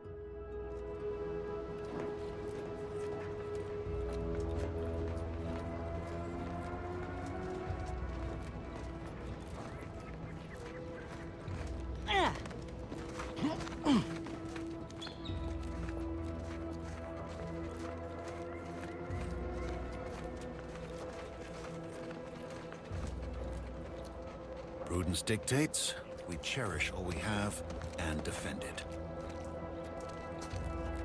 We pulled a good harvest. Doc Tinsley's going to be pleased. But if we could hunt for the other beast before bringing this specimen back to her, I'd be much obliged. Anyhow, was there something you needed, Commander?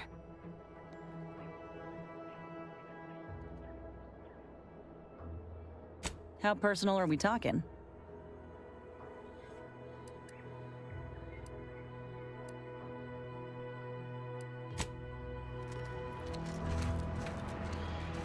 Outsider, prudence dictates we cherish all we have and defend it.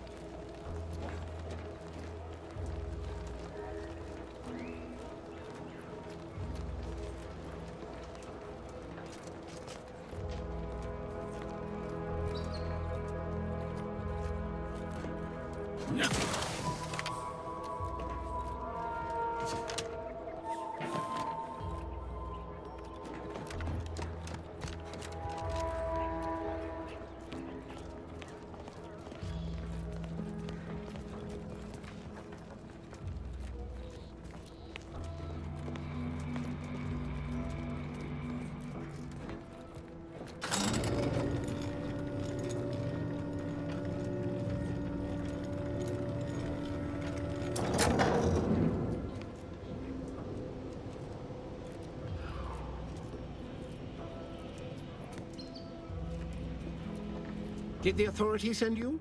Did my torrent of messages finally convince them of the vast crab-like dangers near at hand? What a relief. In here I thought myself dismissed as a loon.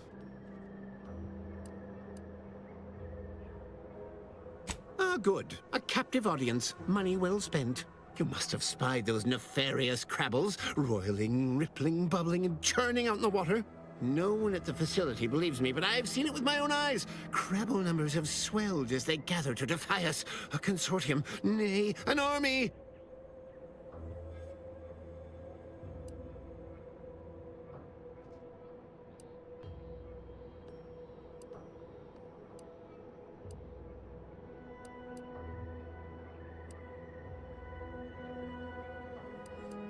Oh, you're right. I could be a secret Crabble and not even know it. Crabbles are the bane of Arcadia. Strong, intelligent, and superior to us in every way.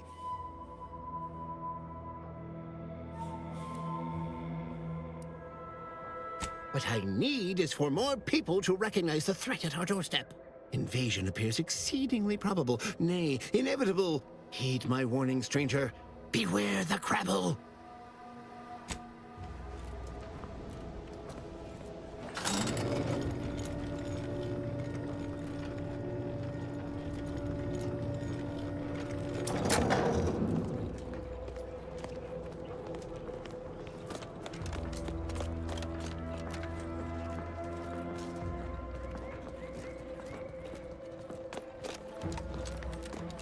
All that matters is getting these automechs to the Vox relay station. But Marshal, we must adhere to decontamination procedures.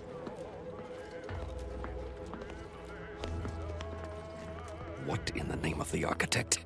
Oh, right. My guards told me to expect a new arrival, right before our chief mechanist decided to harangue me with the latest on our catastrophe. Marshal, you're acting as though I'm not standing here auguring the impending doom of this facility.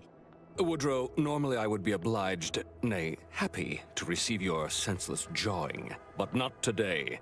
Perhaps this outsider can assist where you've failed. I hope you've come to help, because a crisis is bearing down on us, and I've a dearth of reliable hands with which to manage it. You see, Woodrow, why at this rate, we'll have the facility up and running in little to no time. That's what scares me, Marshal. Like you, me and my consternated head technician are new arrivals, though we may not last long if we fail to repair the Zeranium leak.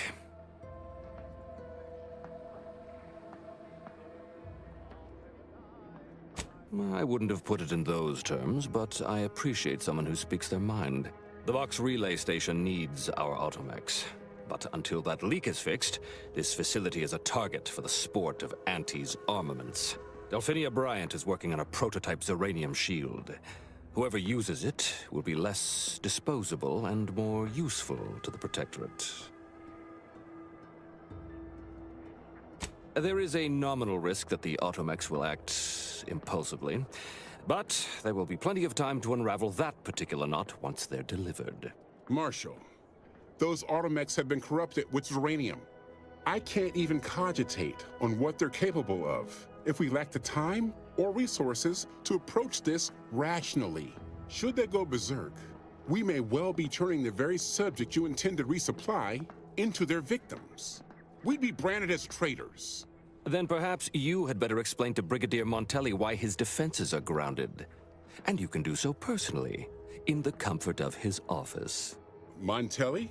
I rescind my objection. May the delicate workings of the paradigm point us toward a better way. There's a good fellow. Cleave to your loyalty, and it will never steer you wrong.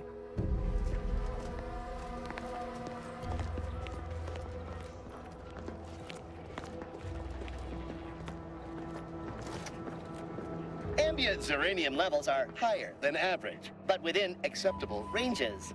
State your business. This unit was engineered to facilitate management of supply inventory at this installation. Oh, this is surely exciting. Someone is finally trying out my automechanical quartermaster. Show them what you got, Quartermech. Command not understood. Huh.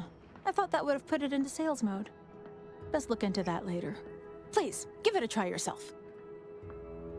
All wares should be perfectly visible already. Sorry, it tends to take things too literally. Maybe try phrasing the request differently. Lull detected. Conversational status uncomfortable. Current inventory indicates 0 copies of item designated stuff. Transaction halted. I see. It's mislabeling stuff as a specific request. I'll have to add additional linguistic support for collective nouns. Look, for now, just use the phrase initiate commerce. It's what I used during the initial testing. Initiating commerce.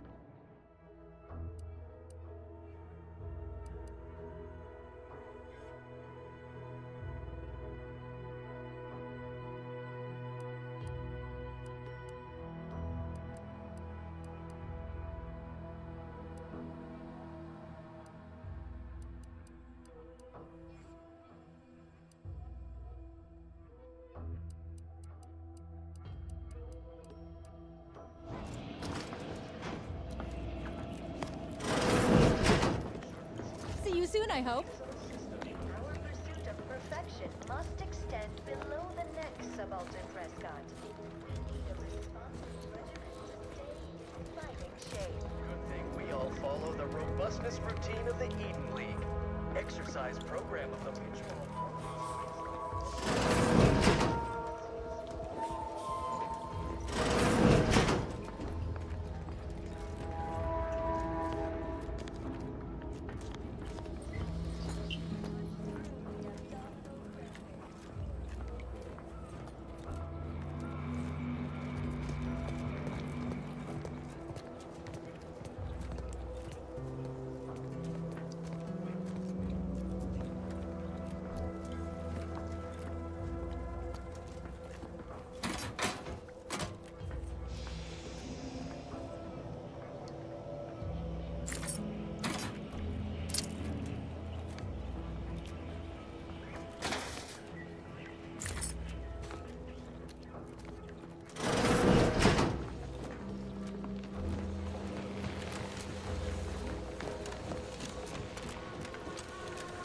Outsider?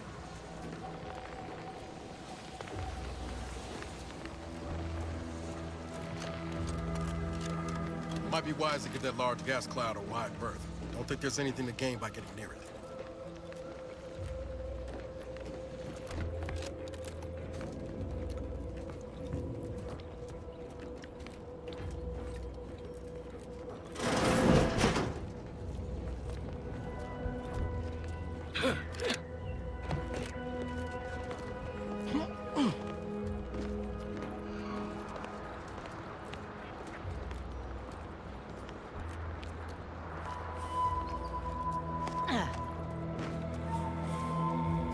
Give me a sec. Almost done with this work list. Another sealant failure, amplifier requisition, and 2 more cases of Zeranium exposure. We're a mite bit busy these days.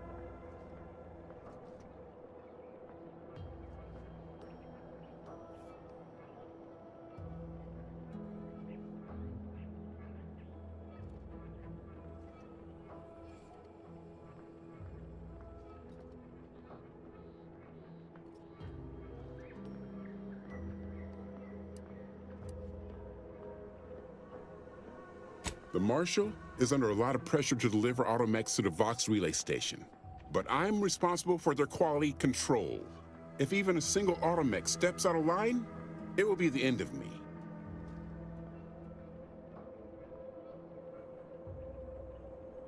I'd say it's guaranteed. The Marshal is a good man, but he values speed while I value accuracy. Neither of us is wrong, but in this case, we both can't be right. You'll want to see the quartermaster. She's right next to the gate you entered through. Under the Marshal's office, she'll only be able to sell you our surplus, but you might find some of it useful.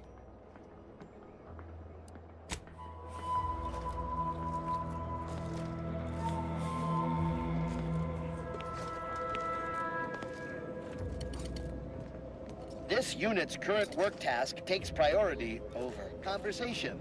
Stay Farewell. true, outsider.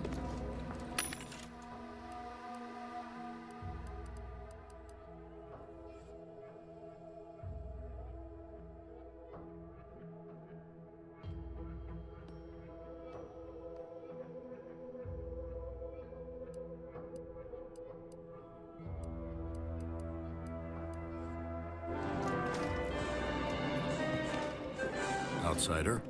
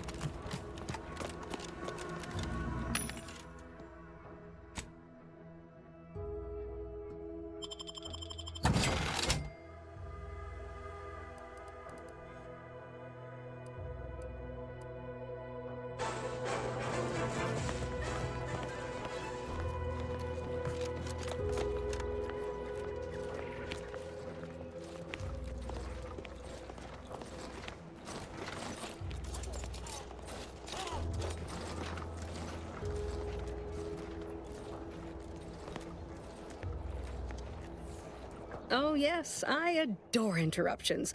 I was just saying, what's best for stoking the spark of invention? Regular disruptions to one's train of thought. Now what is it you want?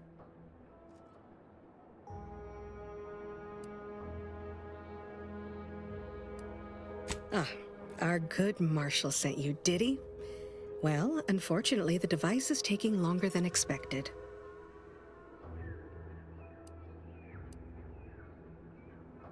Assist me, and you'll get more than bits out of the equation. You'll get a prototype shield gadget, the first of its kind.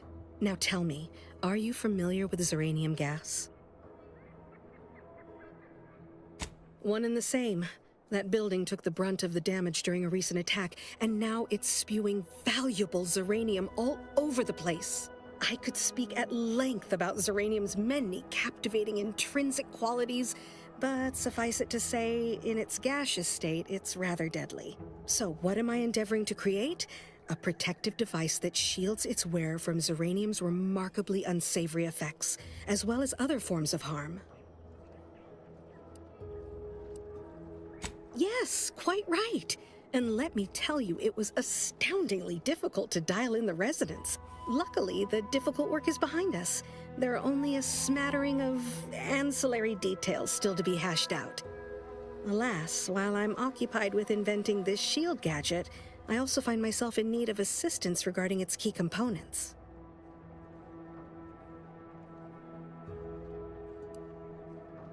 Bits?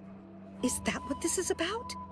Assist me in bringing the device to completion, and I should have enough material to fashion an additional prototype for you. I imagine a protective field that screens all manner of environmental hazards, not to mention bullets, blades, and other injurious miscellanea, might be of use in one's travels. But if you're unmoved or apathetic for some witless, unsensical reason, I'm sure I can find a way to make it all work eventually.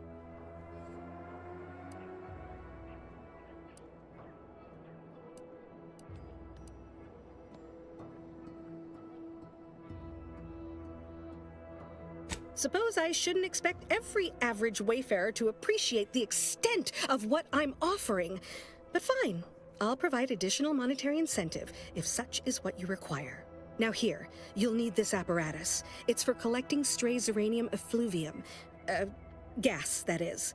My supply is running low from all the iterative testing I've been performing. Merely activate the device once it's inside a Zeranium cloud, the one around the main hangar specifically. Try to avoid any fields of dense Zeranium, or death is all but assured. Any questions?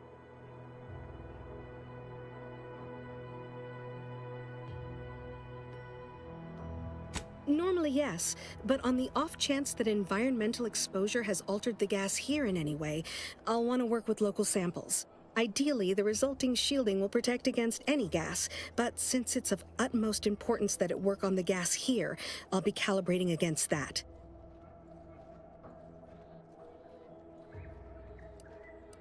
Well, of course, obviously. To that end, I'd suggest choosing a cloud of lesser density for your collection efforts.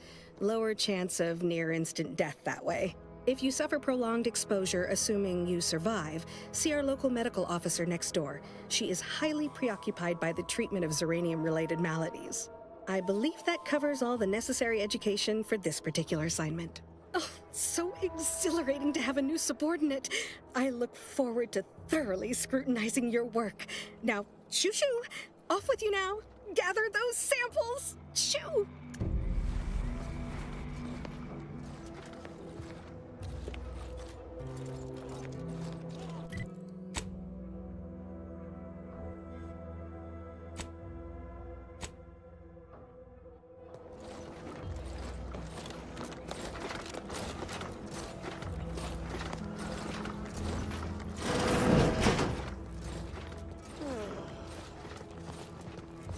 What brings you to this fine establishment? Caught a piece of Stay true, outsider. Outsider?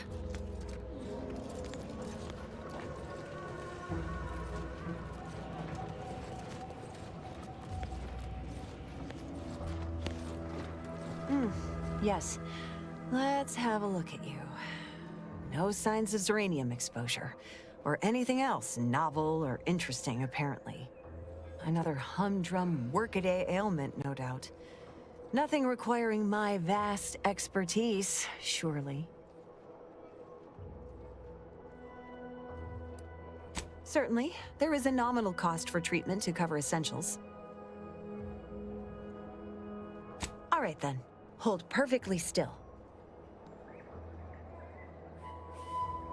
There, all better. Was there anything else you needed? Don't have much to spare, but you're free to have a look.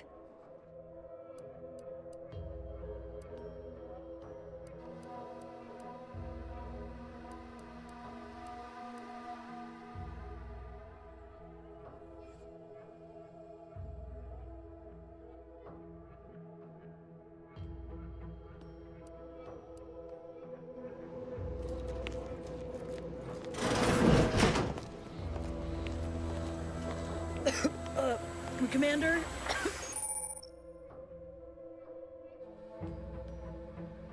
I think this stuff is eating my lungs from the inside.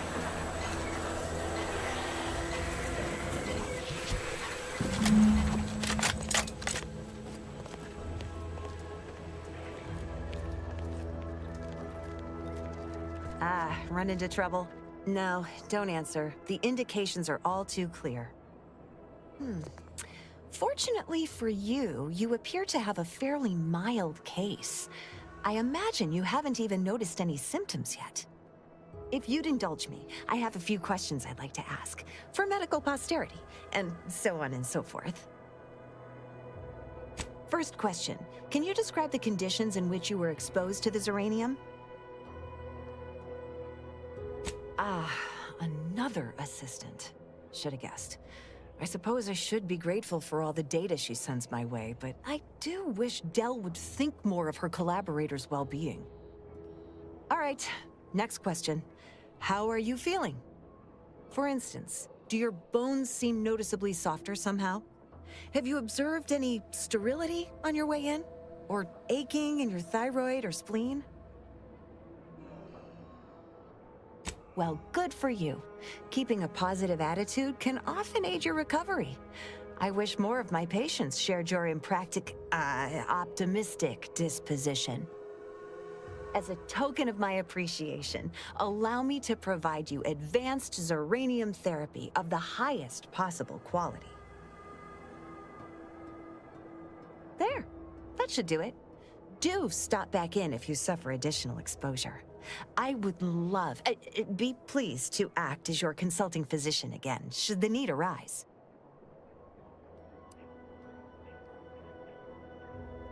Oh, gladly. I've rather dedicated my life to researching its unique form of matter. What would you like to know? Zeranium is a crystal. Even in its raw form, it generates energy. But once refined and stored in a quasi-gaseous state, its output increases exponentially. Zeranium is found in a liquid state as well, but it's far too hazardous and inefficient for our needs. Refined Zeranium is used to power nearly all major Protectorate technology. It's an amazingly efficient power source. However, it's also highly unstable and must be mined exceedingly carefully. Even minor bumps or jolts can cause Zeranium crystals to explode.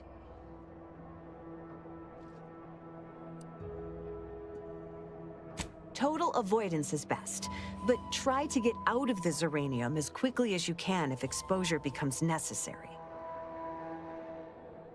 Zeranium in its default crystalline state poses two risks. First, it's extremely volatile, exploding with an immense burst of energy if upset in any way.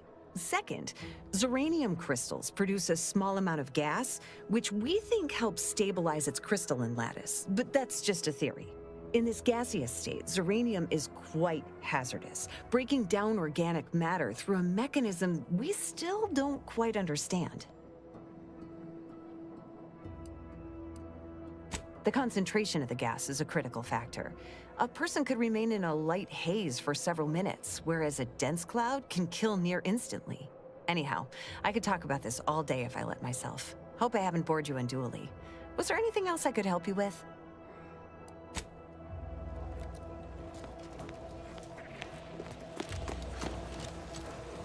Outer chassis sealant test number 14 is confirmed a failure. Zeranium exposure rate appears to be unaffected. Test model displayed standard My little minion.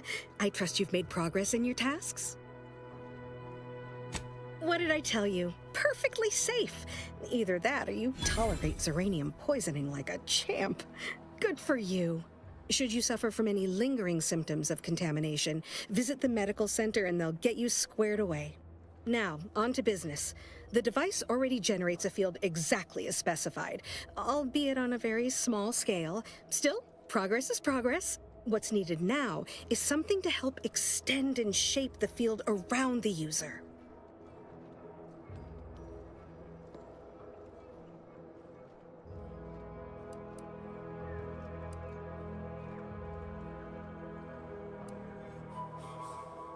I require a component called a catalytic amplifier.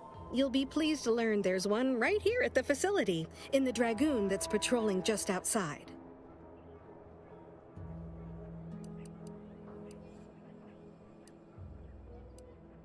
Catalytic amplifiers are a somewhat outdated technology, available only in older model Dragoons. Unfortunately for me, our chief mechanist, Woodrow, wasn't enthusiastic about my proposal to Geld his only combat automech. So you may have trouble getting your hands on the catalytic amplifier. Dragoons are a mainstay of our military. The design has been in production for decades. I had a model of one when I was young. All children did. You must have seen the large automech patrolling the interior grounds. That is the Dragoon.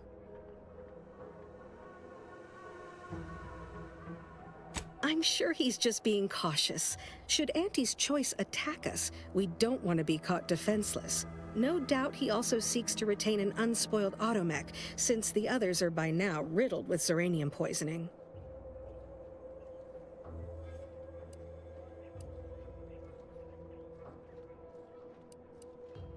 Good. A flexible mindset should behoove you on this task. Perhaps the chief mechanist will prove more receptive to your request. Failing that, be prepared to exercise creativity if needed. One last thing. The Dragoon must not be harmed. Not only would the amplifier likely be damaged, but we'd both be summarily executed, assuming we survive the firefight that ensued. Well, off you go. Shoo.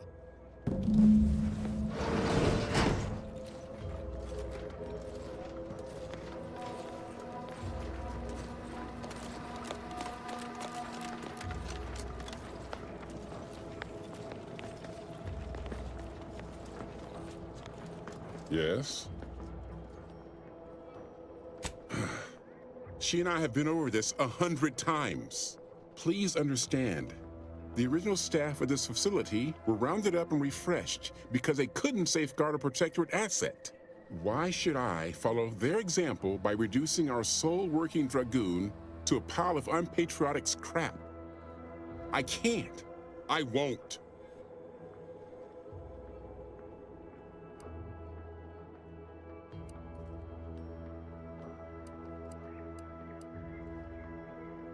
That's a fair point. It's not as if they've come back to finish the job. Perhaps they assume we're already beaten. All right, how's about we get the Dragoon situated over here, so I can extract its vital organ? One catalytic amplifier as agreed. I hate to lose another Dragoon, but desperate times call for desperate measures.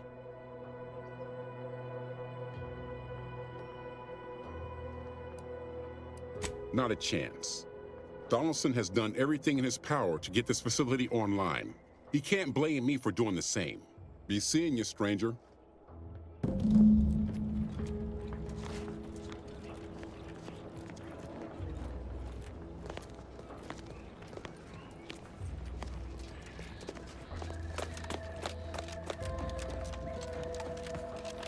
Well, any closer to obtaining the catalytic amplifier?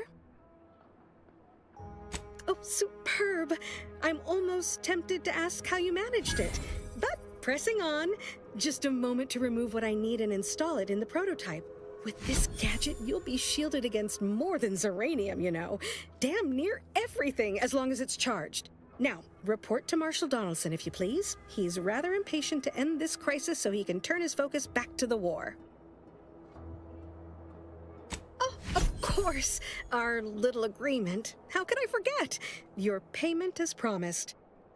I'm almost ashamed to admit it, but I didn't think you'd last long enough to collect it, which is the only reason I agreed to such a thing naturally.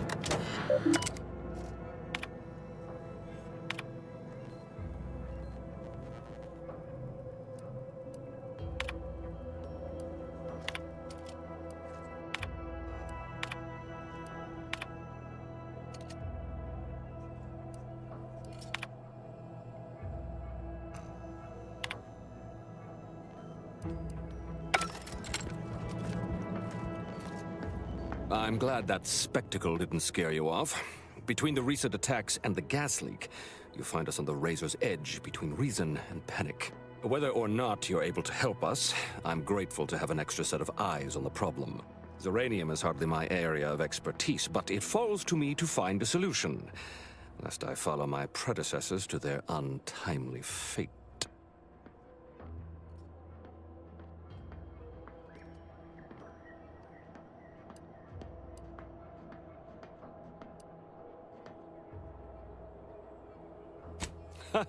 You cut straight to the point.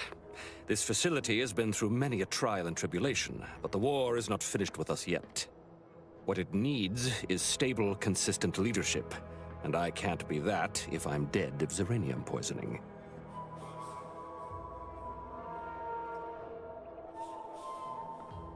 I knew Dr. Bryant would come through for us, that she'd prove her worth as surely as any subject of the Protectorate would. Seeing as you're the only one trained in the use of that gadget, what say you put it through its paces? Make your way inside the repair hangar and find the control terminal to purge the Zeranium. And be careful with that terminal. We don't want the situation getting any worse.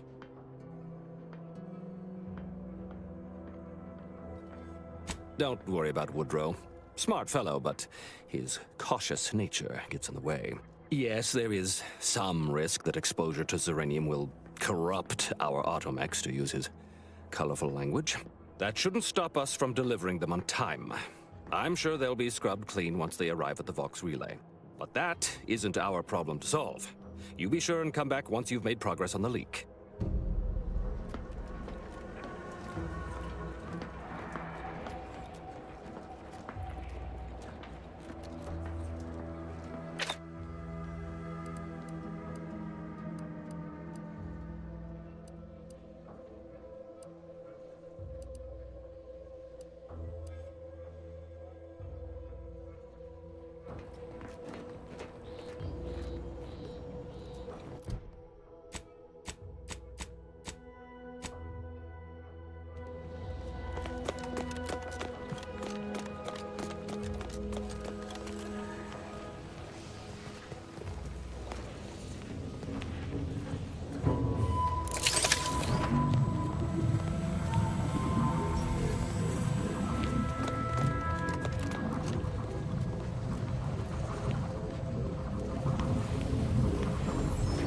Prudence dictates we cherish all we have. Defend it.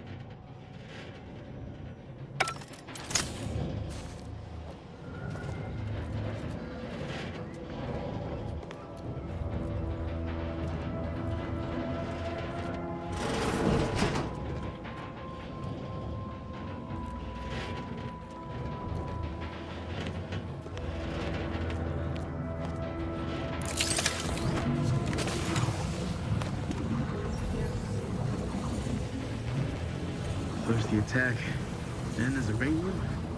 At this rate, we're never getting caught up.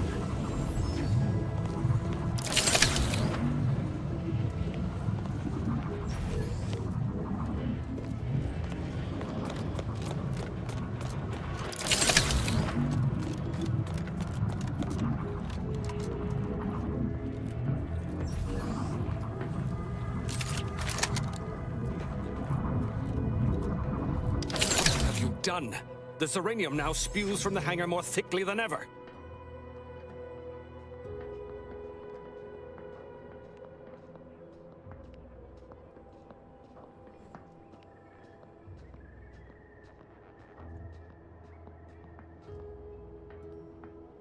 The damage must have been more advanced than we thought. I knew I should have pushed the repairs earlier. Sure, a few may have died, but the mission might still have been salvaged. This is my fault. The blame lies squarely on my shoulders. I gambled on an outsider rather than trusting my own resources, and now the price is paid.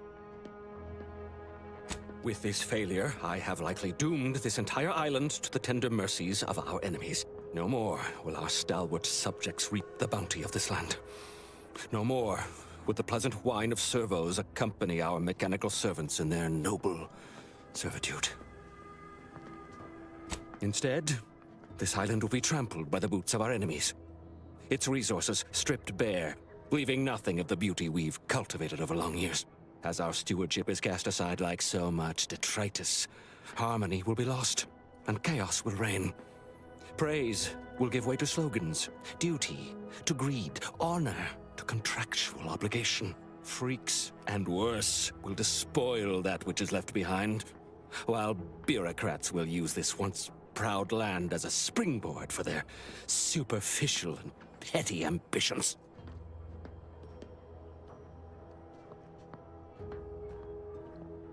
And with the island's fall, I may have dealt a crippling blow to the Protectorate itself. Our foes will use this place as a stepping stone, eating their way deeper into Eden like ravenous maggots. And it will all be my fault. I'll be remembered, if any of us is, as the one who lost it all.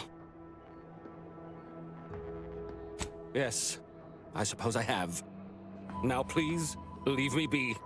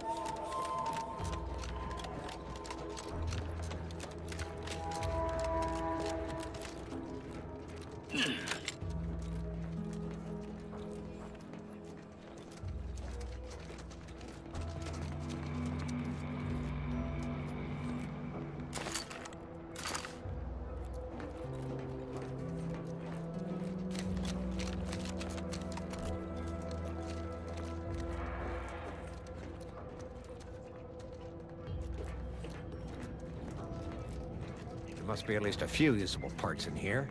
Ah, it's warped. Just like everything else. Hello there. You wouldn't happen to have found any usable parts in all this debris? Westport's stockpiles of replacement parts are nearly depleted. I need to find some parts to convert some of our automechanicals, non-combat parts. Fortunately, there's nothing here that's salvageable. Auntie's bombs sure take their toll, don't they? Let's just say to fill Westport's needs.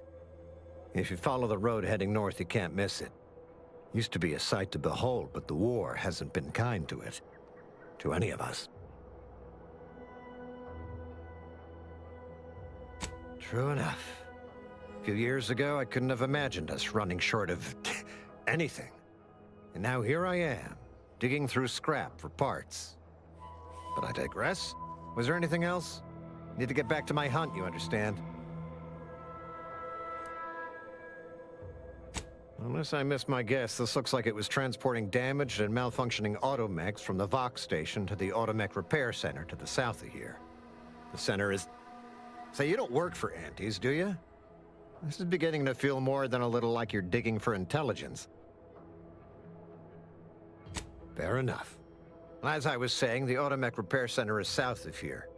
Regrettably, subjects of Westport no longer have access to the repair center, hence my need to scavenge.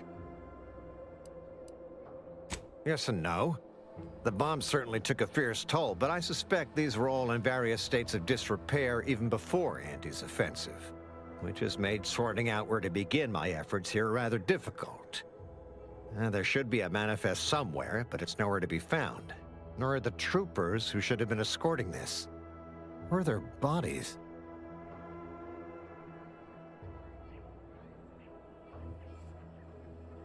These were stalwart defenders of the Protectorate we're talking about here. Not the spineless stumblewits that comprise the forces of Auntie's choice. No. Some other unfortunate fate has befallen them. Could have been any manner of terror brought upon us by Auntie's. Likewise. And please inform me if you happen upon any usable parts. There must be at least a few usable parts in here. It's warped. Just like everything else.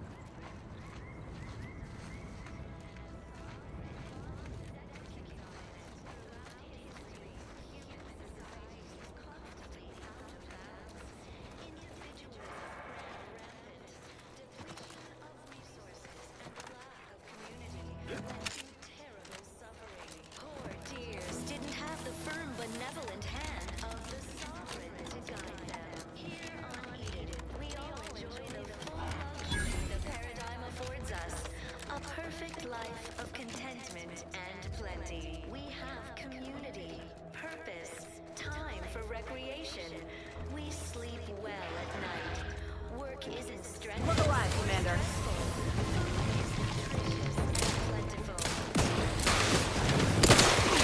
Let me know when you need it stretched.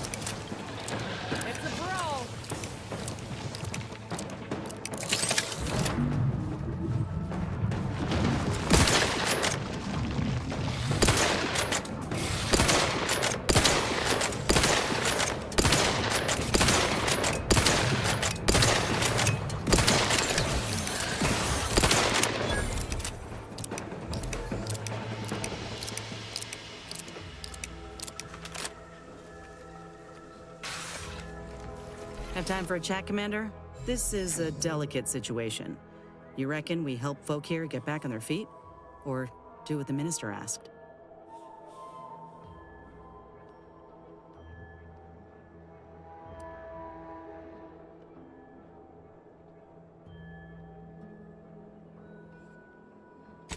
Really now?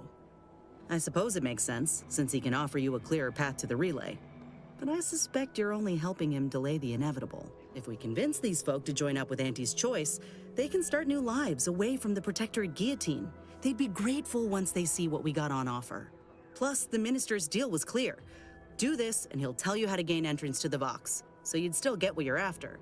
The whereabouts of DeVries, right?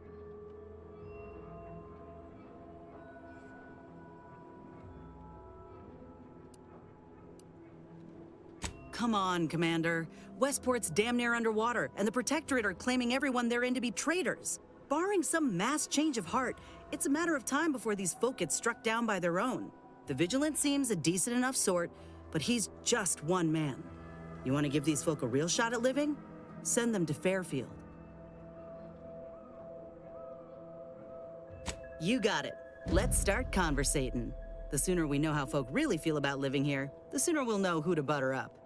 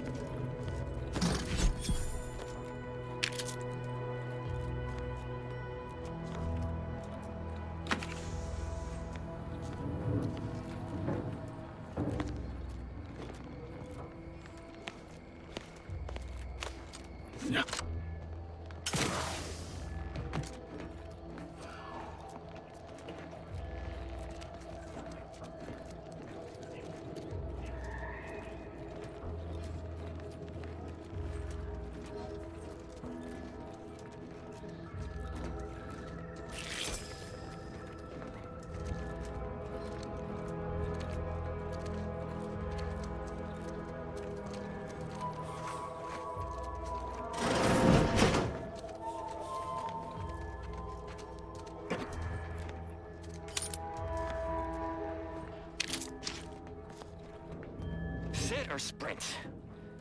Typical predicament for an anti-bottom runger like me. Wish I never snuck in here to begin with. Seemed like a good idea at the time. Nah, it was a great idea. So much stuff for the taking around here. Motherload of loot. Plenty to get me back in the Sprague race. Just didn't account for all these crabbles. Real fly in the old ointment. I could just sit tight, live lean off all these supplies, hope the crabbles skedaddle, or maybe open the door and bolt. Seems like a good idea. Nah, it's a great idea.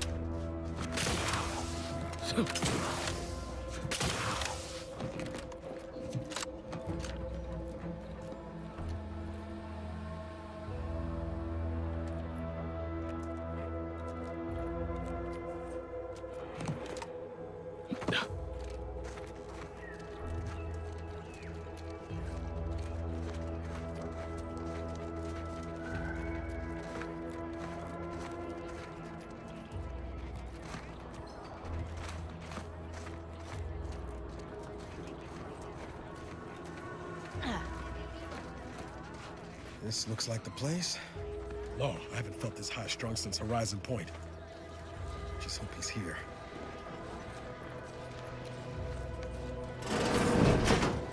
Niles. Howdy, Zeb. You look... well. Has my mind been set upon by shadows? I thought you dead. Can't imagine why you think that. I've only been gone 4 years. Oh, back from your little saunter then, are you? Head all cleared? I must say, you took quite the perambulation. I hope you didn't wear out your rotation adapters.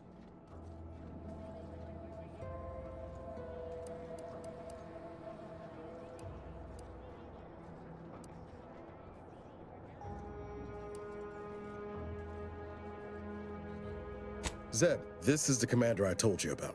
One in charge of the Horizon Point mission. Ah, yes. The same commander who nobly ordered you to leave your colleague to perish under rubble.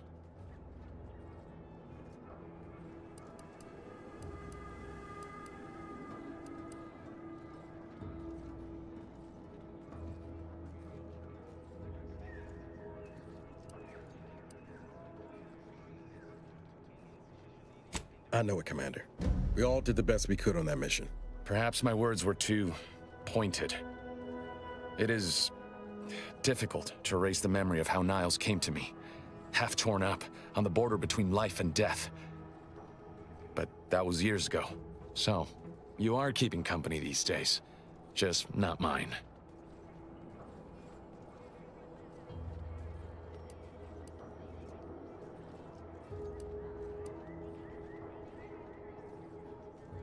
That would depend on what vision you have for Arcadia's future. Everyone seems to think they alone know what's best for this colony. Look, I'm not just here to gas you up with empty apologies. I want to set things right between us. Oh, now you want to help. Where were you when the war happened? Or when I was being carted off to mental refreshment? Where were you when I actually needed you?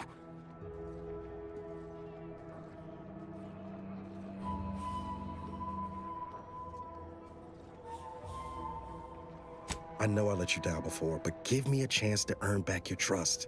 There must be something I can lend you a hand with. I know you haven't given up the fight. I haven't the time to patch your bleeding conscience, Niles. I'm in a situation that demands my full attention. It's Baines. My team's been caught.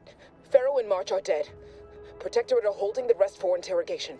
A ship is inbound to take us off-world, to the Consul himself. I barely managed to evade capture. Damn it! It looks like the data went through, but there's something wrong with the connection. The cipher isn't transmitting. Found her! You there! Step away from that terminal at once! Audra? Fuck! It's all coming apart.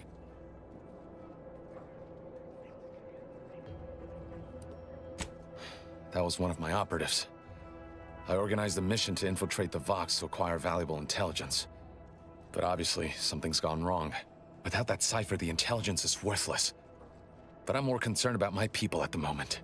If you're sincere in your desire to help, prove it. Rescue my friends before that ship departs with them on board. Please.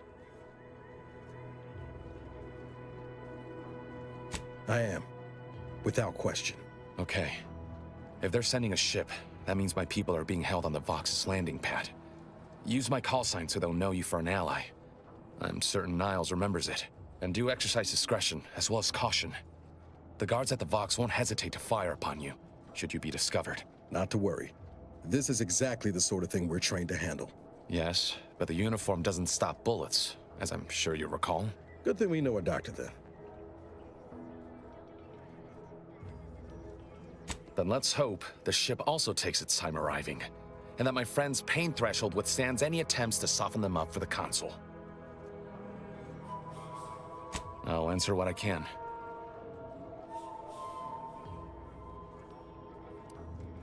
stop there. I know what you would ask, but I've done my best to put that unpleasant experience behind me. Please respect my wish to avoid reopening closed wounds.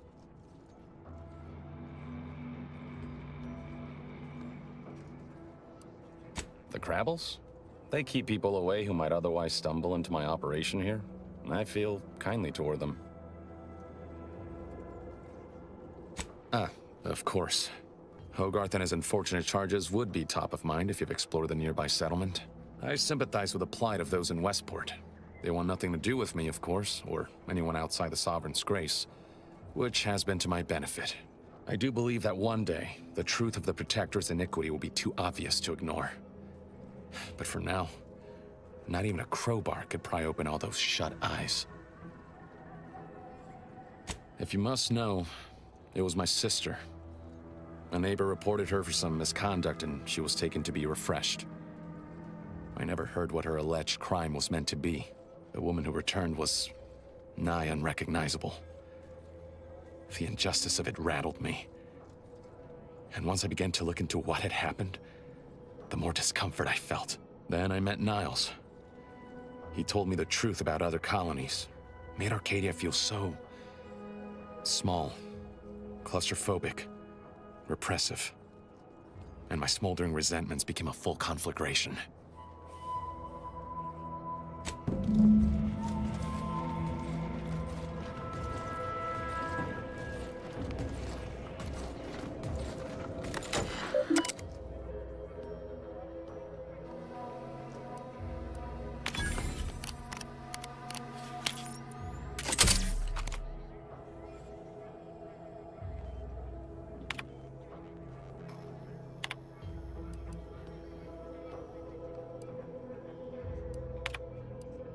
Always put your hands on other people's things?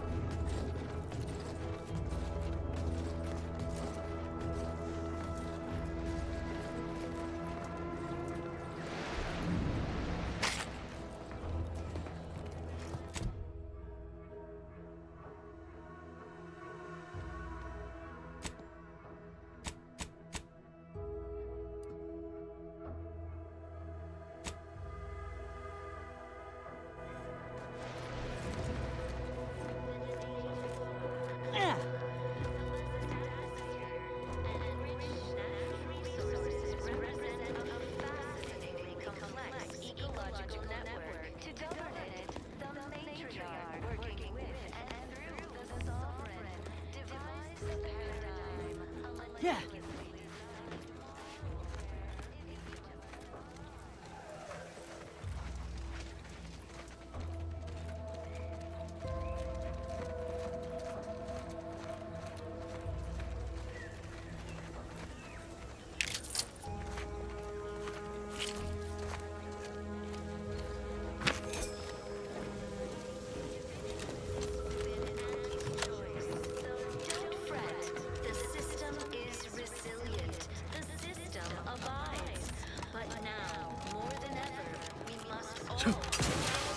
To maintain it. Keep doing your job with pride. Keep informing on your neighbors. Well, at least it's not shooting the water anymore. We give it a little extra added zeal for now, just to offset any minor disruption. Visitors, huh? Just meandering about, free of any appointed minder? Not so sure I ought to be speaking with you. If you need someone to talk to hereabouts, I suggest you seek out Vigilant Hogarth. That tall, stately building back yonder is his domicile. Hogarth? Milver Street reckons he's the key to converting this town.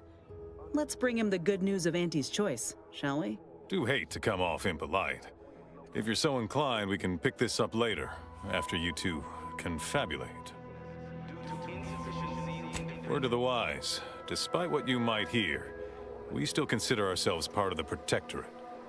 Anyone spots an outsider engaging in misdeeds might just open fire.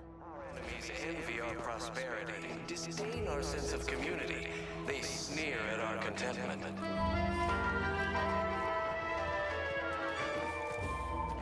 Everyone knows the paradigm epitomizes the pinnacle of social order. Why? Because the matriarch herself designed it, and the sovereign embodies and executes on it. Throughout history, human societies were constantly out of balance. I had a nightmare that the matriarch didn't gift us the paradigm. Prudence dictates we remain productive. Prudence dictates we cherish all we have and defend it. This unit is currently unavailable for meaningless interact. Consider finding a human companion if you seek conversation. And plenty. We have community, purpose, time for recreation. We sleep well at night. Work isn't strenuous or stressful. Food is nutritious and plentiful. We have everything we need. Prudence dictates we take a moment to rightly appreciate it all and thank the sovereign.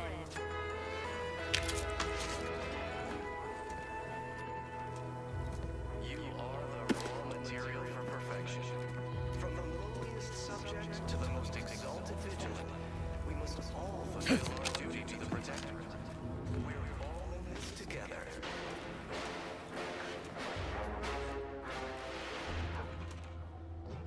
The matriarch chose Eden because she recognized it as the perfect ecosystem.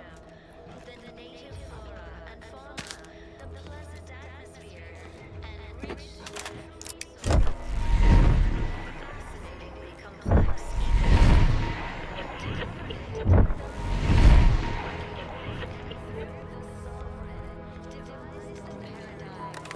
meticulously designed marvel where, if each of us does our part, produces glorious bounty for all. Naturally, sometimes challenges do arise. We all know how invasive species can unbalance even the most robust ecosystem, like those nettlesome raptidons, or the base individualists within Auntie's choice. Though don't fret, the system is resilient. Everything, literally everything I own is underwater. All do our part to maintain it. Keep doing your job with pride. Keep informing on your neighbors. Same as ever. But prudence dictates we give it a little extra added zeal for now, just to offset any minor disruption.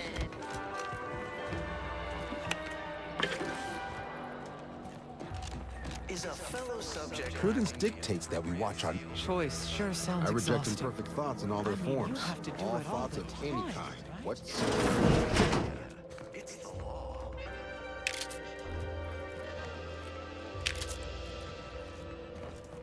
Under Protectorate I inhaled so much dust and debris during the attack. Still hurts to breathe. all inhabitants are declared treasonous due to insufficient zeal in defense against seizure, sabotage, and The wireless said that flooding Westport is routine maintenance to remove the duct. Prudence dictates Is missing we my reject favorite automatic individualism imperfect in thought. all its many forms. I keep thinking it. disdain our sense of community.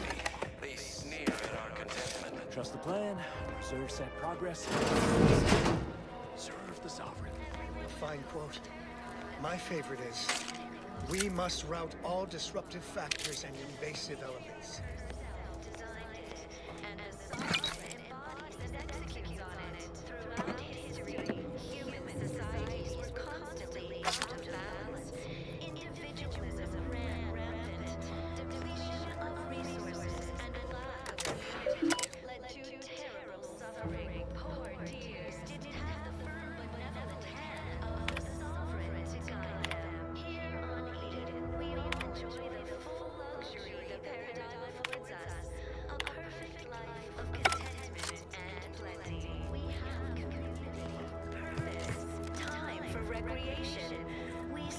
was sad for a moment because my house got so hurt from the flooding.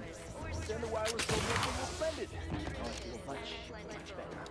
We have everything we need. Prudence dictates we take a moment to rightly appreciate and thank the sovereign. Apologies, but an automechanical's work is never concluded. Well, it's infected. Medstone arrives soon, we'll have to start cutting. You walked in here under your own steam and appear reasonably free of cuts, burns, or weeping lesions. So, I assume you're presently devoid of mortiferous injuries. Good. Because we've got more of that than we can handle. You haven't heard? When Antes invaded, they broke the seawall. Flooded nearly half the town below, where most of the domiciles were. A number of our subjects drowned. Others got concussed, or even crushed. A few were electrocuted or exposed to caustics. Took a while for our water purifier to catch up, so some drank tainted water, which is not good for you at all. I'm glad it's working again. Oh, we've all heard about Auntie's Choice grafting labs. Only cost you an arm and a leg.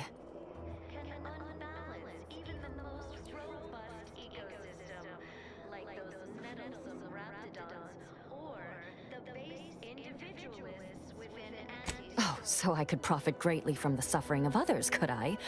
No, thank you. Our way is to help those in need, so that we may all succeed together. The Protectorate provides assistance and guidance. We face tough times, sure, but the paradigm charts us a way through them. Each of us has a vital part to play. If we remain resolute, we'll have harmony and luxury. And that, my friend, is the truth of the matter.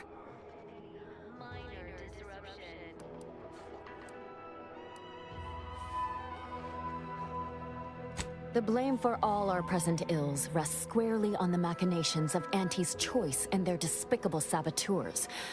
Our beneficent leaders are without fault. Now, I'm afraid I've little time to school you further on such matters. If you've got any medical supplies to spare, please do consider donating them.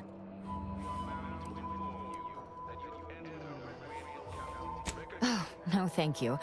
Not looking for anything that does more harm than good. I have enough ailments to manage already. From what I've heard about Auntie's medicaments, might poison a patient or cause them to grow an extra head or something. Never know what they're testing out on you. My extra parts aren't side effects. That's your implication. And anyhow, I should think some minor side effects would be preferable to dying.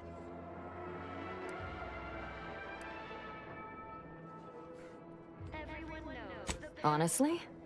Well, I'm a reasonable judge of character, and you seem upright. On behalf of my patients and I, thank you. We're all grateful.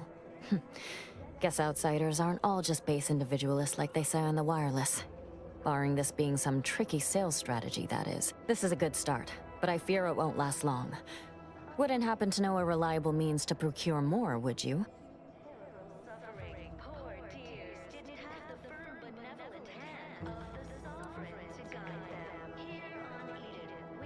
Oh, they'd just take us all in? Provide us with all the food and medicine and housing we'd ask for, would they? Doesn't align with how I've heard them depicted on the wireless.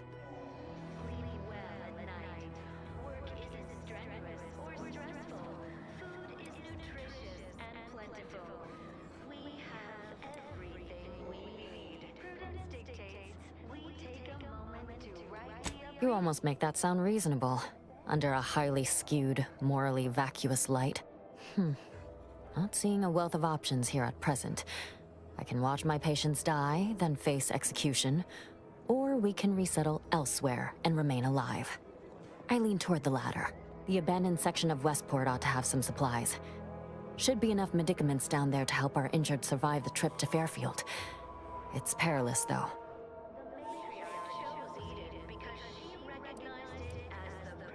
Well now, that should do nicely. Thank you. Hope those Crabbles didn't give you too much trouble. I recognize these patients require more care than I'm able to provide here. Seems like in Fairfield, I can get them the help they require. The one last additional thing we'll need is for Vigilant Hogarth to agree to it.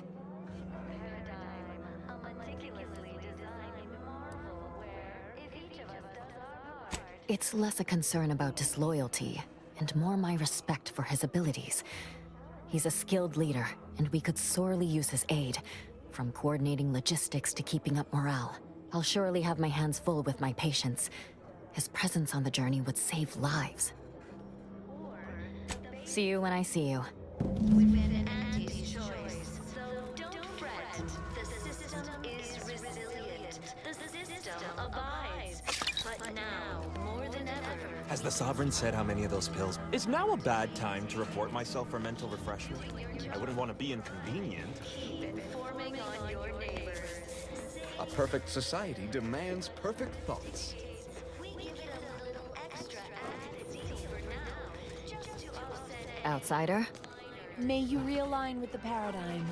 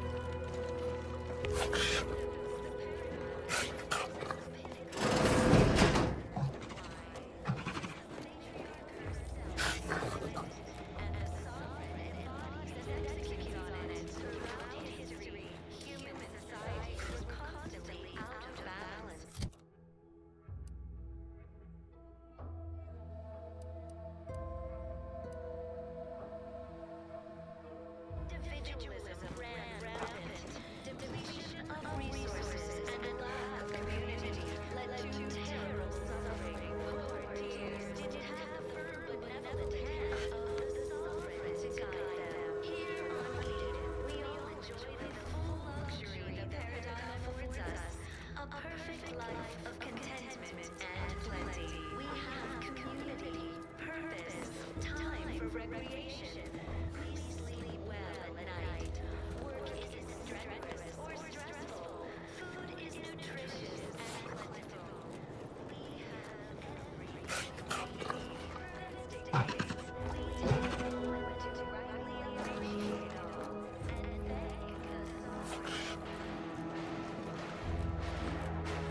Greetings.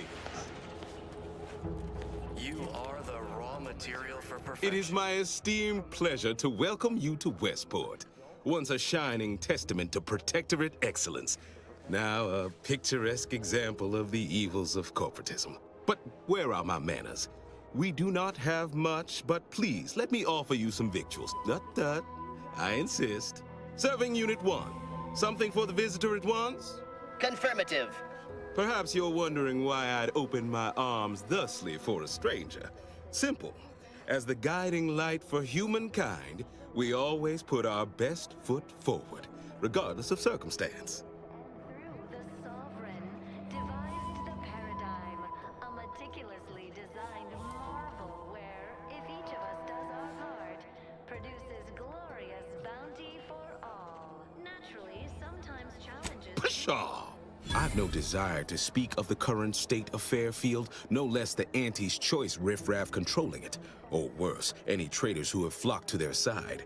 Why, I cannot fathom any of my people or I even contemplating defecting the Protectorate, let alone for that cesspool of inanity. The system is resilient. The system abides. But now, more than ever, we must all do our part to maintain it. Keep doing Because we of the Protectorate believe in something. We dream, we aspire, together. Auntie's Choice would replace amity and purpose with want. The endless, empty pursuit of nothing.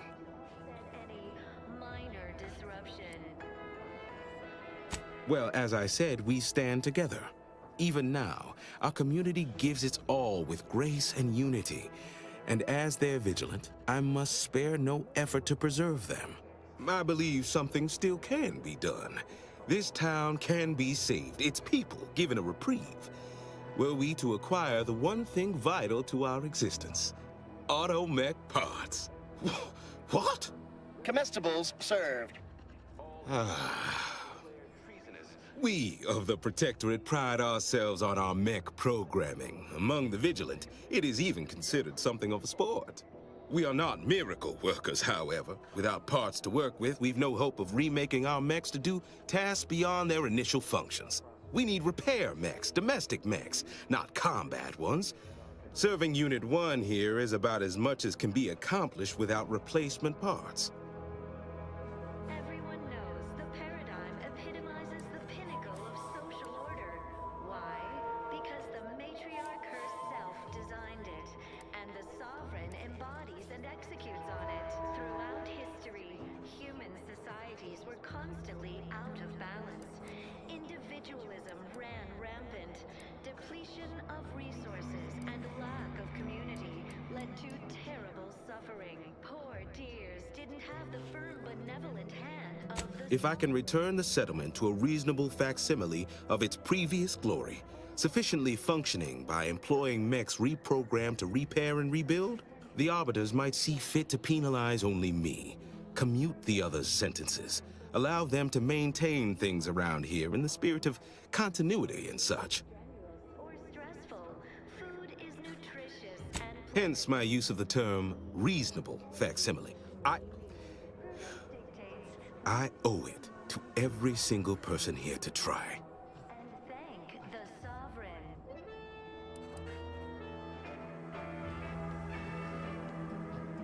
Nobody needs go anywhere. Not when we can still save Westport. We of the Protectorate endure as one, regardless of any hardships we must face. It'd have to be catastrophically obvious this place was doomed, and incontrovertibly beyond my means to save it, before I'd even consider such a recourse.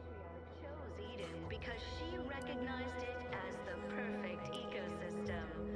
The native flora and fauna, the pleasant atmosphere, and rich... When I look outside, I see people who are hardy and resilient, who trust the paradigm, who understand prosperity will return with time and group effort. I have the aid of key pillars of our community, several persons of note and good character who stand with and by me, and our town still functions. Our automechs are still running, mostly. We have a generator to power them, fresh water, the reassuring voice of everyone's neighbor Prudence wafts from our loudspeakers. Even the most robust ecosystem, like those nettlesome raptidons, or the base individualists within Auntie's Choice. I don't know. Look, I've entertained these fool notions of yours long enough. There's no use pursuing such a fruitless line of thinking further. I have a brighter future in mind for Westport, one you can help with, in fact, rather than dwelling on dark maybes and scenarios of worst imagining. As ever, but prudence dictates we give it a little extra added zeal for now, just to offset any minor disruption. Not the first to question my judgment, nor the last, I suppose. One expects a certain lack of social graces from those raised outside the Protectorate. Let us talk plainly. What would it take to secure your aid?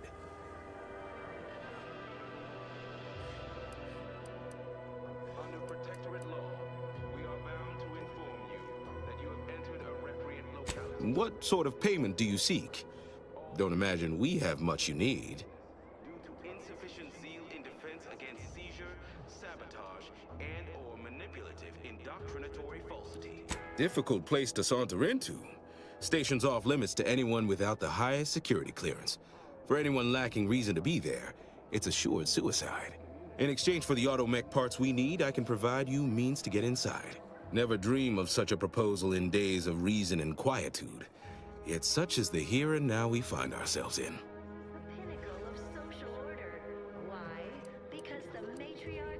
So much for their paradigm keeping mouths fed and roofs overhead. The minister was right to send us here. Human societies were constantly out of balance. Individualism ran rampant.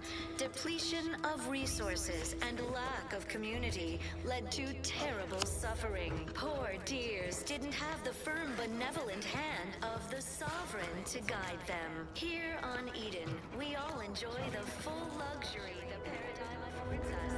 A perfect life of contentment and pleasure.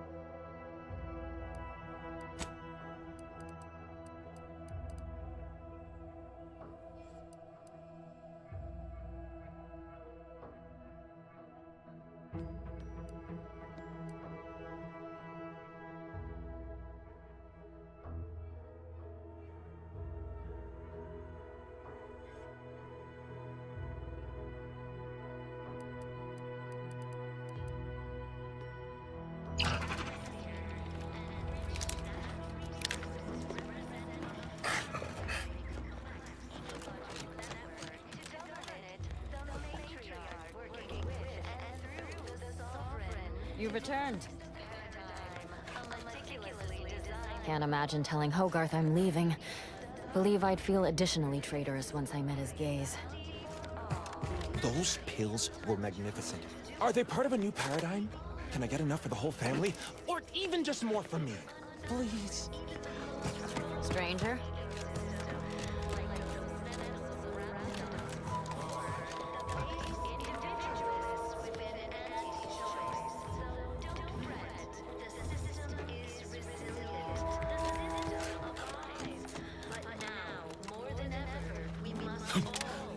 You've returned. Keep doing your job with pride. Keep informing on your neighbors. Same as ever. But prudence dictates we give it a little extra. Trust the plan, preserve set progress, sustain the system, serve the sovereign. A fine quote. My favorite is, we must rout all disruptive factors and invasive elements. Daydreaming on the job? Prudence dictates we eye our neighbors. Do you think our enemies envy our prosperity all the time? Perfect thoughts? Go now. Glad the wireless told me that I'm happy and everything. I'm sure this You is all reckon part of the individualists ever get tired just thinking about themselves? We are bound to inform you that you have entered a recreant locality. Record states as follows.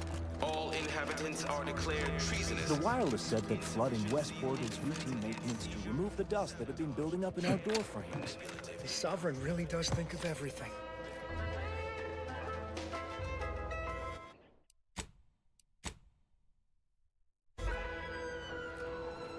Our enemies envy our prosperity.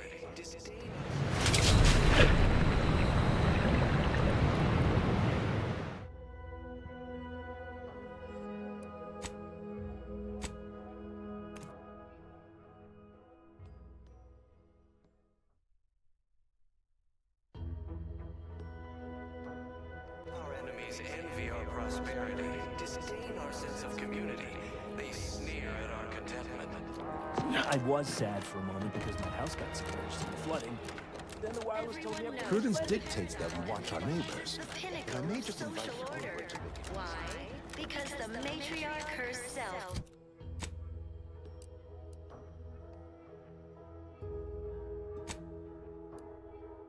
It, and the sovereign embodies and executes on it throughout history. Almost missed the routine certitude of my assigned profession. Individualism ran rampant. Don't suppose you checked in with Vigilant Hogarth yet, eh? Led to terrible suffering. Oh, glad to hear. Probably sprung an important task on you afterwards, I'd wager. I mentioned to the Vigilant how I'd reset my chef mech to prepare meals to my liking. Next thing you know, he puts me in charge of repairing all the mechs in Westport. And plenty. We have community, purpose, time for recreation. We sleep well at night. Not exactly. All the underlying logic's the same, if you mull it over. I've been trained to run them big algae processing units, which were a fair amount more complex. It's just... subjects are expected to mind their assigned area and particular forte. So I was a mite taken aback. But I am happy to help the system abide any way I am able. You are the raw material for perfection. From the lowliest subject to the most exalted vigilant. I assume those are approved Protectorate announcements, correct? With everyone's neighbor Prudence and the like? I mean, sorry. Of course they are. Loudspeaker control terminal is in the proclamation station, a few structures over. One with the antenna. I suspect they go there. Not to indulge in idle talk, but things have been different around here of late. Not at all overwhelmed or terrified of dying, though, of course. The system abides. Matriarch working with and through the sovereign devised the paradigm. Even if I did ever fall prey to such treacherous whimsy, you think I'd be fool-headed enough to admit it to a stranger? Look like I've been kicked by an automech or something? I mean, void damn. Vigilant Hogarth's still here. No matter how bad it gets, keeps us going. Keeps us right. Folks like him prove the paradigm is aligned with the Architect's plan. We just gotta trust the rightful guidance of the Vigilance and the Sovereign. Though don't fret, the system is resilient. The system abides. But now, more than Think I care more about remuneration than helping my neighbor? Nah, I'd rather live in an honest-to-goodness community than be surrounded by them individualist backstabbers. Sure feel sorry for them. Maybe someday after we, well, utterly crush their forces and disprove their bent philosophy, we can show them all a right, better way to live. Why, things need to severely decline around here for me to even consider... Oh, shut my mouth. Could never leave our fine Vigilant in the lurch. Fairfield. Falling prey to imperfect thoughts? Go now. You don't say. Huh. So it's only here with our, perfect society that it works our way. How, fortunate for us all to benefit from such judicious guidance.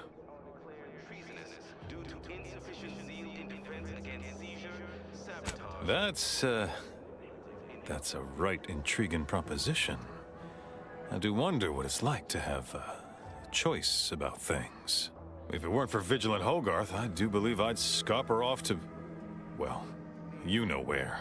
Yeah, you convince him, I'm in. But I owe him enough I wouldn't abandon him for nothing. Paradigm epitomizes the pinnacle of social order.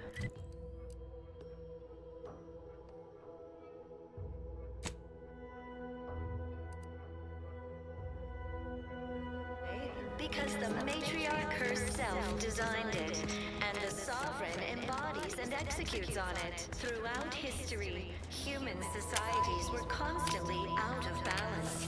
Individualism ran rampant, depletion of resources, and a lack of community led to terrible suffering. Poor tears didn't have the firm benevolent hand of the sovereign to guide them. Here on Eden, we all enjoy the full luxury the paradigm affords us. A perfect life of contentment and plenty. Community, purpose, time for recreation. We sleep well at night.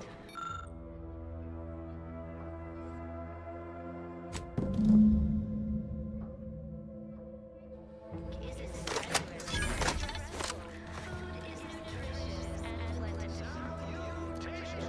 This is TV Illustrated Fairfield. A special one-time free offer for all Protectorate subjects within and without earshot. What do I provide? Information. Did you know that in Auntie's Choice, we don't pre-select your assignment at birth? It's true. No computronic doodads, no permanent. Just good old-fashioned radio. In fact, the former Protectorate subjects now fighting Fairfield are free to choose any location they like.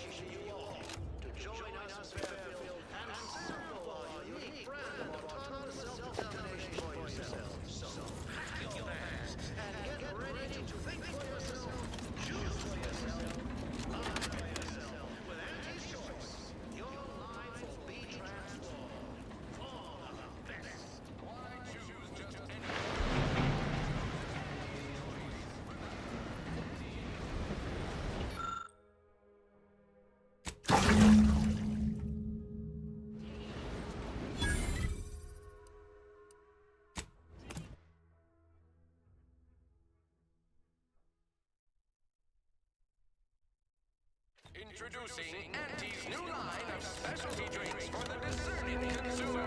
Auntie Fizzos.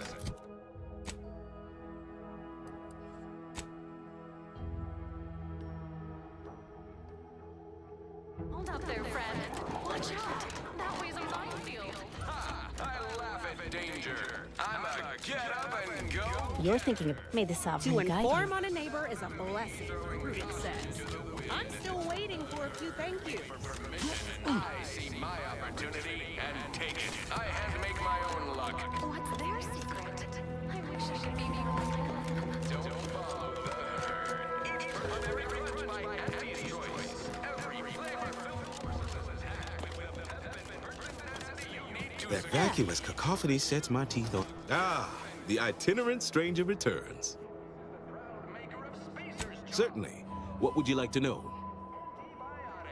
everything you need to get through your day. I want to speak plainly to the citizens of the Protectorate. Our society is built of layers, with the benevolent sovereign at the top.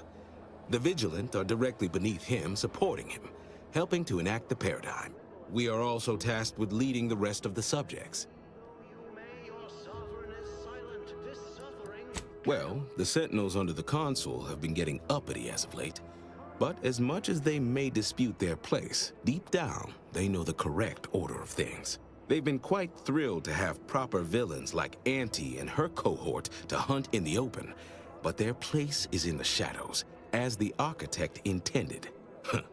I suppose when Auntie is eventually driven from our fair island, the Sentinels will be coming for me, traitor that I am. Is there anything else? Multiply that by the Farewell now. Native to the colony and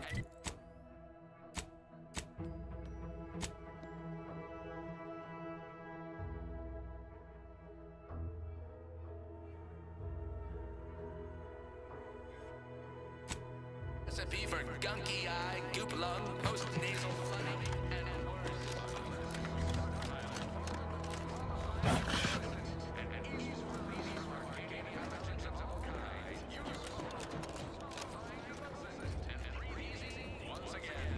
That endless yattering is more insipid than I'd imagined. This unit beautifully acknowledges your pheasant. choice pep pills, good for what ails you. Our refugee mail order division is now offering the walk-in industrial microwave, originally developed for secret research laboratories for purposes of emailing the at the Pharmacon 5 is now available to you via everyday consumer. And the electromagnetic waves over you.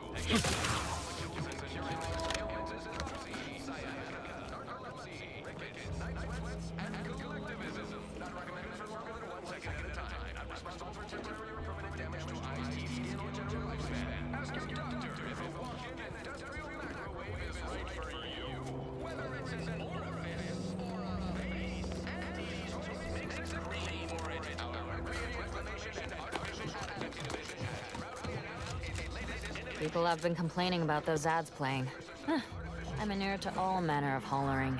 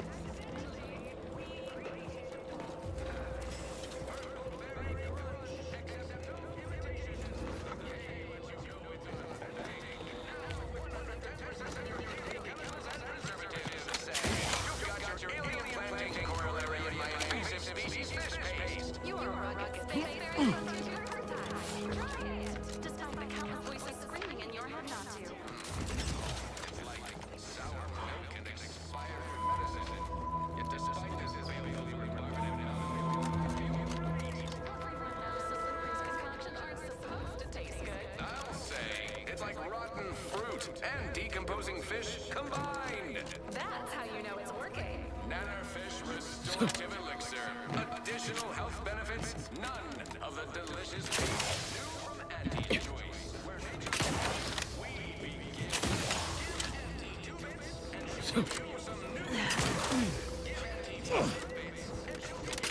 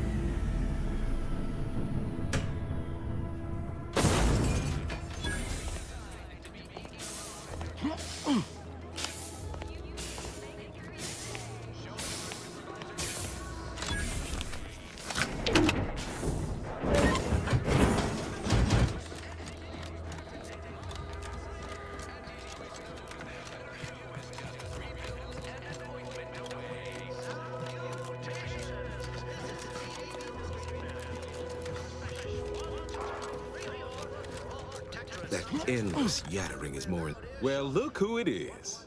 What is it? Speak your mind. That in Auntie's choice, we don't pre-select your assignment at birth? It's true. No computronic do... Not my favorite topic of discourse, but I do like the cut of your jib. Very well. State your piece. Subjects now abiding in Fairfield are free to choose any vocation they like and change occupation. That is concerning. Perhaps somehow we could still tough things out, though, with only a modicum of suffering. Choice is in the name for a reason, my good subjects. Without further ado, Oh, I would love to argue that this is not the case, but I fear you are correct. This war, this devastation, it can't be denied they've taken their toll. Ultimately, I regard their well-being above all, but the joke is on you, really. And them, I suppose. Don't you see? We're all traitors. I no longer hold any authority over anyone. But if they still wish my blessing, it is theirs. My former subjects are free to live an empty life with Auntie's choice. I'll make an announcement. Order them to depart for Fairfield. But I will be staying. Should I? Haven't I failed them enough for one lifetime? No. I will stay here and loyally await the judgment I richly deserve.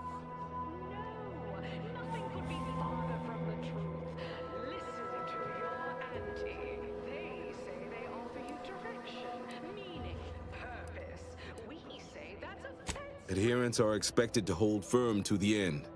Such is the degree of our devotion.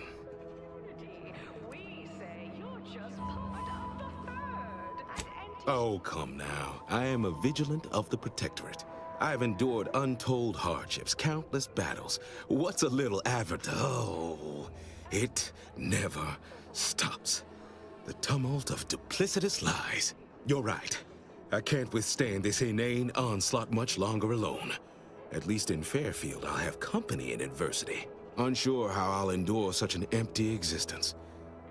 Perhaps, if I offer my old subjects periodic advice, our sense of community may somehow, despite the wiles of commercialism, remain. All right, then. Suppose it's time to make my announcement. That's the sound of me throwing caution to the wind. While the herd wait for permission, I see my opportunity and I hand make my own luck. Attention, everyone. Attention. I, Vigilant Ogden Hogarth, hereby do order all subjects under my command to abandon the settlement of Westport at the earliest possible juncture. You are to depart for the township of Fairfield, safely and together. Once there, you are to appeal to local authorities for citizenship with Auntie's choice. Thereupon, you are thus and forevermore relieved of your duties as subjects of the Protectorate. This is a direct order from your Vigilant and is not to be questioned and cannot be countermanded. Now see to your preparations. I will join you shortly.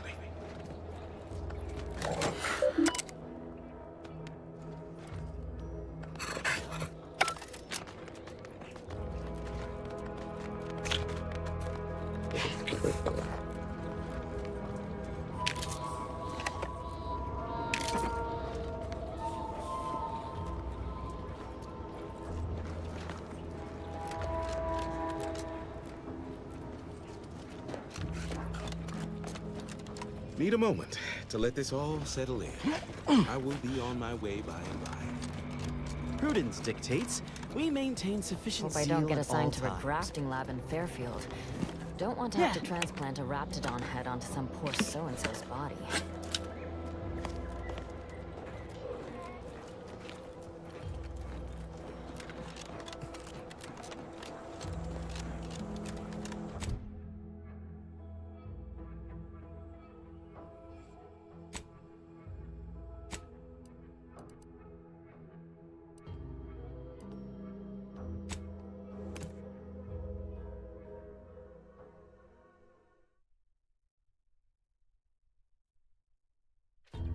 Auntie's Choice is the proud maker of Spacer's Jaw, Zero G Brew, and You know, I can't recall seeing any of these Protectorate types ever run a scheme on each other. Oh, now how am I gonna pay off my bar tab? Cole's gonna take my spleen.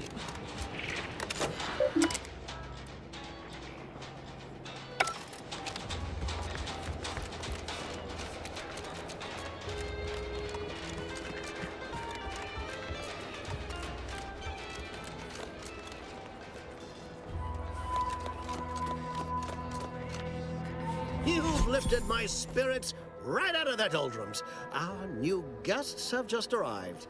Here, a considerable reward for your considerable efforts. From the hushed grumblings of the refugees, I've gathered that you, perhaps aided Westport's departure into inhospitability? Sometimes the harshest moves are the most necessary. I've two minds about the convertees. Anyone with eyes can see they need guidance, but a pernicious system is not easily abandoned. Have you any thoughts?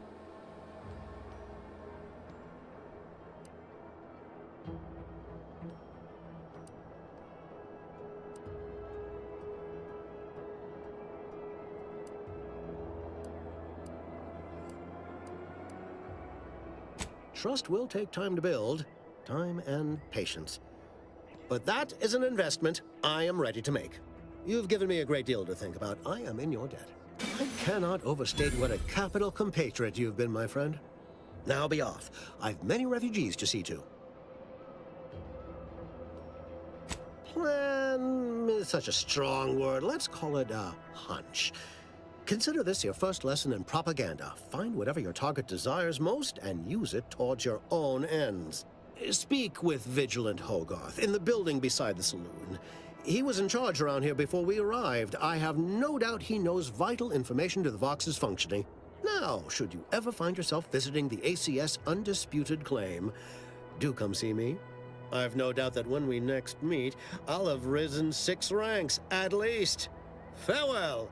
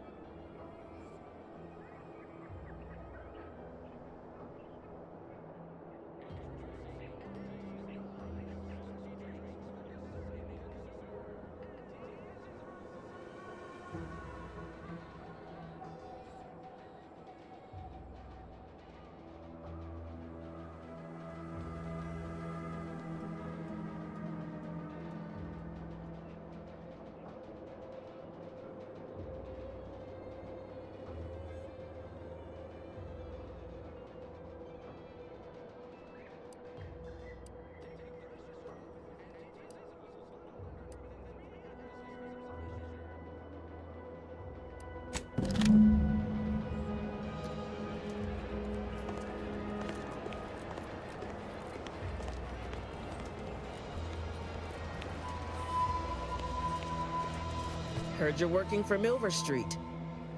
You can consider my offer formally rescinded. No reason to believe he wouldn't attempt to sabotage anything I attempted.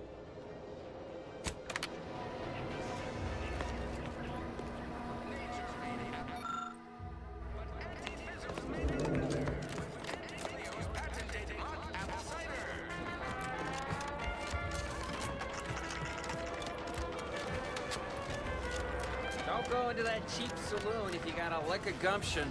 They got no tolerance for it. Why do you think I'm out here? Has nothing to do with my current and very temporary shortage of runs. The others appear to be acclimatizing well to this purposeless existence. Well, hello. You appear burning with purpose. Is everything all right? Has something occurred?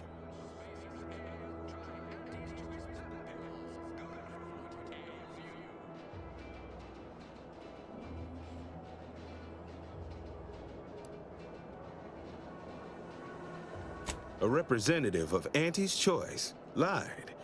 You must be shocked. Greatly. Yes, I know of a means in. But you must do something for me there. Even though I no longer am of the Protectorate, I do care for its subjects.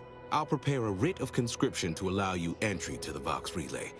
While most would refuse my authorization, the sentry assigned to the gate once lived in Westport. Sentry second-class layman. Show the writ as proof I have conscripted you into my employ. Use it to press service on my behalf, and she will let you in. Once you're inside, there's someone else you should show it to. You do that and say what I tell you. It'd save many lives. The Vox Relay is, to my mind, a time bomb. Brigadier Montelli's lost his way. Now all manner of chaos is raging there. I've heard tell he's even resorted to extra-legal executions. Madness, I tell you. A brigadier doesn't act as judge, jury, and executioner. That's an arbiter's job. And even then, they're enforcing existing Protectorate law.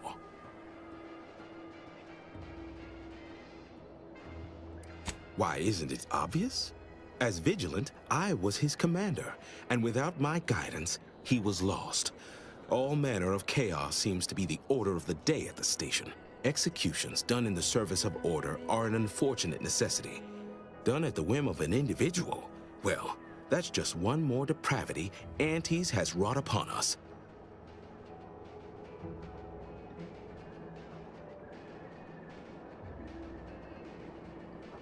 Marshal Corbin. As with all my subjects, I have been there when he needed me. I trust we can call on him now to do his part. Seek him out at the Vox Relay, conscript him with the writ, and this is important. You must convince him to kill Montelli.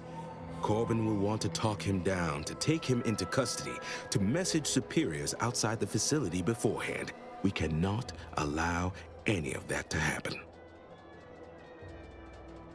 If Corbin becomes the highest-ranking officer alive, no one will be able to contradict his accounting of events. The Protectorate execute connivers and schemers.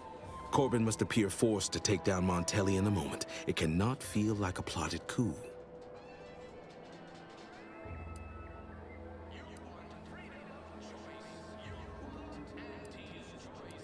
Good, good. Here is the writ. Farewell now.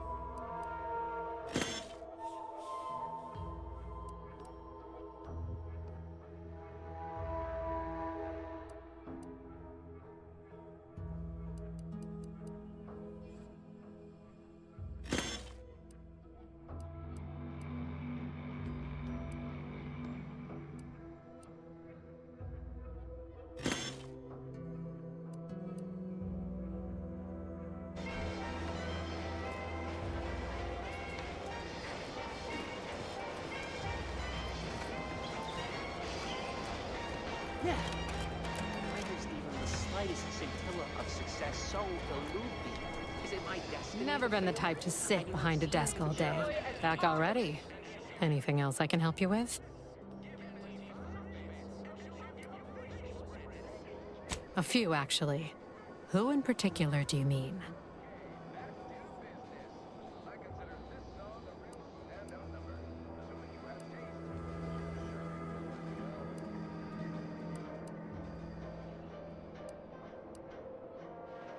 Oh, yeah, Pinckney. Offered to fix any and all mechanicals we had in the place, then proceeded immediately to do so. Wouldn't take nothing in return. Strangest thing. Anybody else? Never met somebody so happy to be here. Get the sense he rubbed the other defectors the wrong way. But we all become quite fond of Charlton. Fella can recite every commercial. Who else you want to know about? Ah, she comes in a lot, actually. Sings, dances, has a grand old time. Often shuts the place down. Larges it up like she don't got a care in the world. Anyone else you have in mind? Sure, he's in here sometimes. Keeps to himself mostly, back there in the corner. Has one drink, ducks out with a polite nod. You'd never know he used to be somebody. Who else you want to know about? All right. Appreciate you dropping by.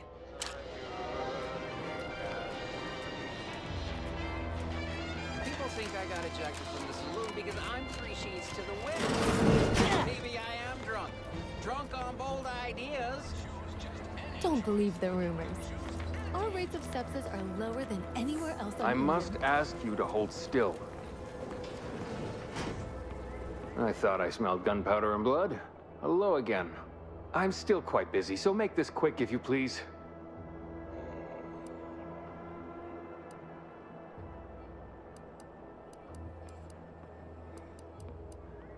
Here are my supplies.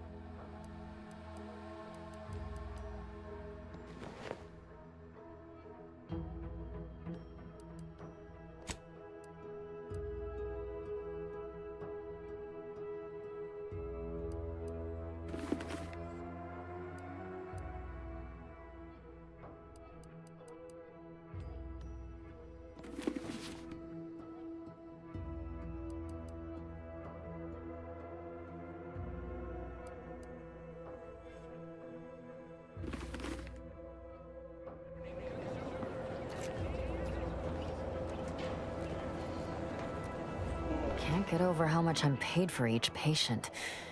And yet things I once had provided freely command exorbitant prices. It all feels rather uncaring, like some strange impersonal game. And one's personal funds do deplete quite quickly.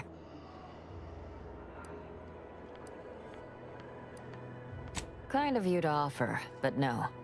Though, if you find a line on any Protectorate foodstuffs, please let me know. I do miss our Arcadian tenderloin in particular.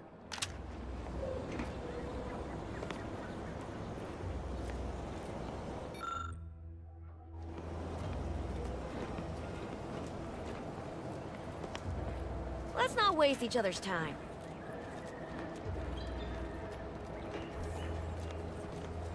Hello again. Hope you ain't here for yourself.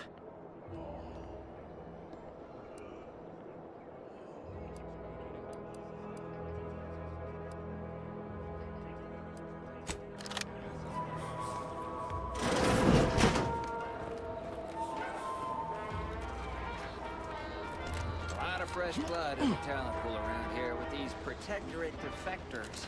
Not sure how I feel about that, except that I hate it.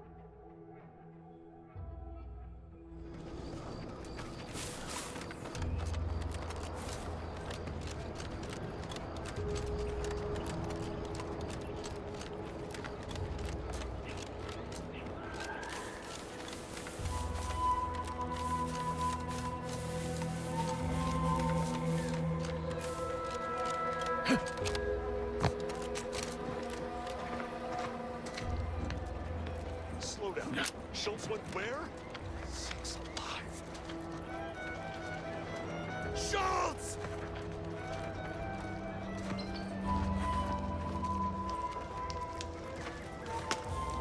Everything copacetic? Don't answer. I don't much You care. seen Gary anywhere? No, he went off to relieve his... Anyone got lamps on Schultz? Anyone? Void be damned. Sallying into the wire like that with nary a wish in her pocket? What was she thinking? Did I not make clear our orders to hold the line here regardless of provocation? Should my instructions have been more robust? Perhaps assisted by pictures? I'm afraid there's more bad news, Commander. She also took Scrabbles, sir. Would that he'd done her more good. Seems Calamity has claimed 2 good soldiers today. You there. I don't normally sanction nameless passers-by giving ear to my private discourse.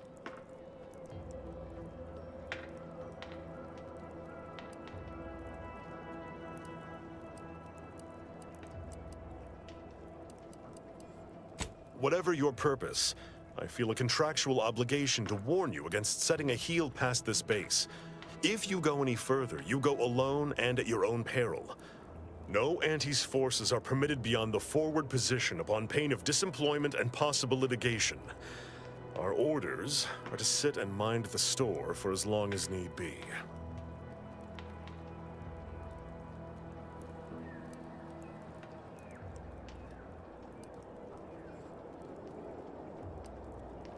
First Officer Schultz's decision to enter the minefield was not sanctioned, approved, or encouraged. Frankly, I have no idea why she defied orders. Schultz was a good soldier, admirable sense of duty, less than optimal eyesight. Her loss will be felt in this unit. If only she had recognized the merits of our post. By steadfastly holding the line here, we forestall any retribution the Protectorate would seek to inflict upon Fairfield. And we will continue said watch until orders change.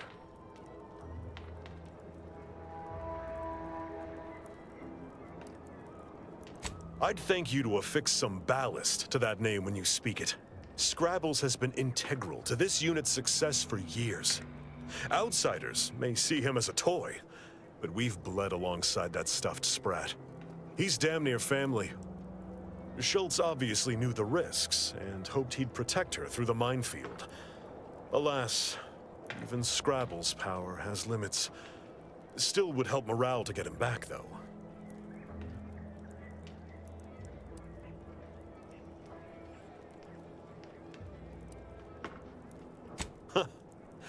I half believed you meant that offer.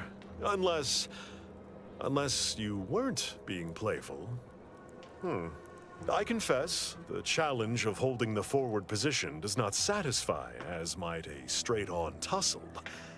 But I would prefer to avoid staining my reputation by participating in such a needless blunder. Carr was, shall we say, non-ambiguous with her orders.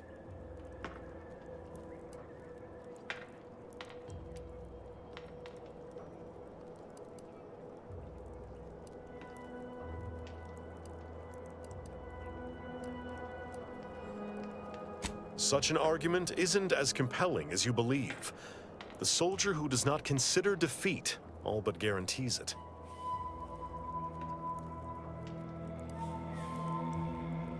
I will take action when action is appropriate, and I'd suggest you modulate your tone more appropriately the next time we speak.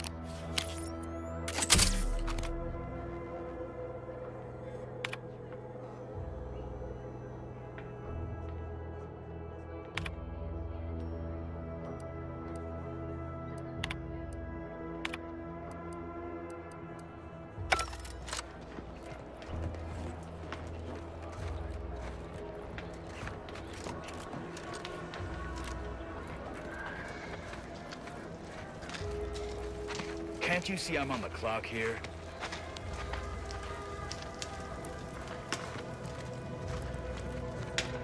Go negotiate your own contract. I got mine locked.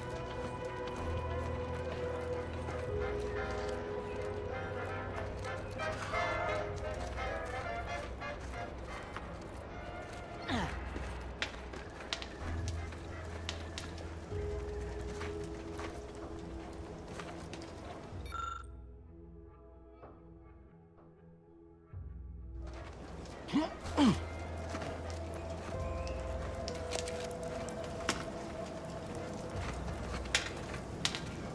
Torres fought off 50 Raptidons back on... Stay out of the minefield if you value your limbs.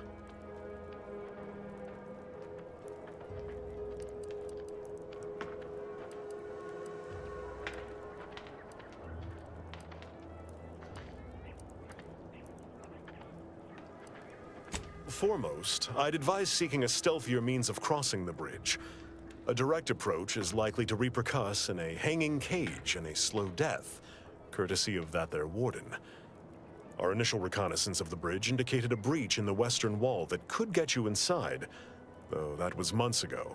The intel could be outdated now. Schematics we managed to acquire also list an access tunnel on the eastern wall, but be wary of mines between here and there. The wire is full of unexploded ordnance.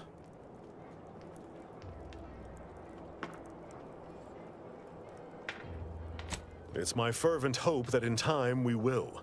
New orders could come down any day. But now, you've neglected to observe our most crucial accomplishment thus far. By steadfastly holding the line here, we forestall any retribution the Protectorate would seek to inflict upon Fairfield. And we will continue, said watch, until orders change. Before you depart, a final word. Stay out of the minefield. I won't be the one who answers to Carr when the Protectorate mistake your rootless gallivanting for encroachment.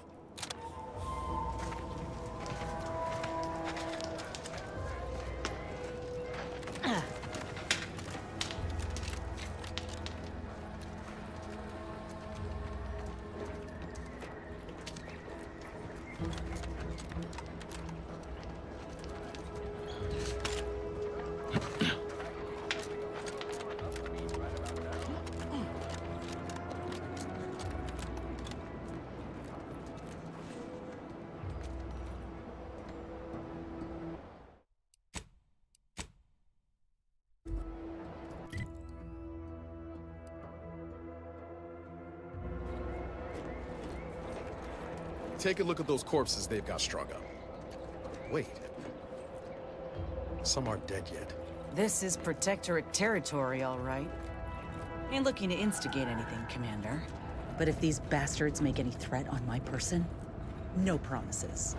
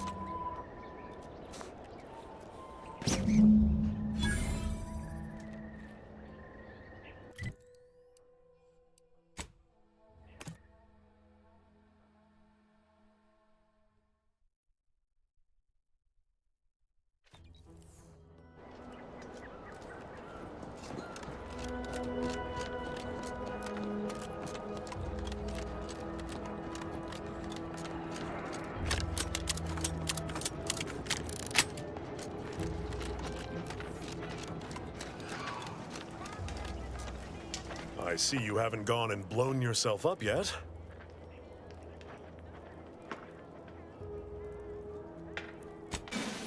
I'll be spaced. Scrabbles! And hardly the worse for wear! You've no grasp of what his return means to this unit. Scrabbles was originally a gift from my daughter. He fought with us during the Consolidation War, and has seen this squad through every hard deployment since leaving Tau Ceti. He's also packed with some of the finest grade stimulants this side of legal. Here, for your trouble. Livener like that comes in handy when you're in a pinch.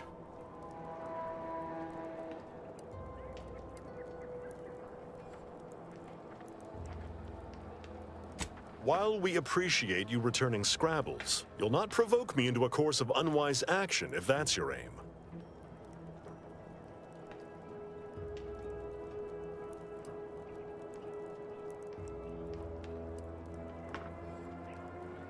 I will take action when action is appropriate, and I'd suggest you modulate your tone.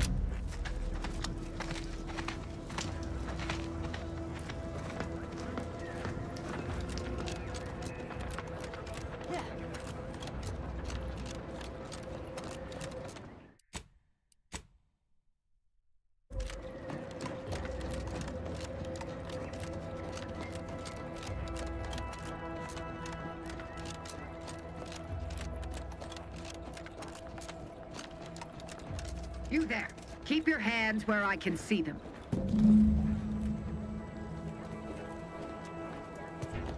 Halt! What's an Auntie's choice monstrosity doing here? Have you come to spy? So confusion and disruption, I'll not have it. Good, because I ain't bringing it. Though if you're that desperate to test my patience, by all means, keep it up. Patience. As if you infiltrators possess as much, feverishly raising our lands wherever you go.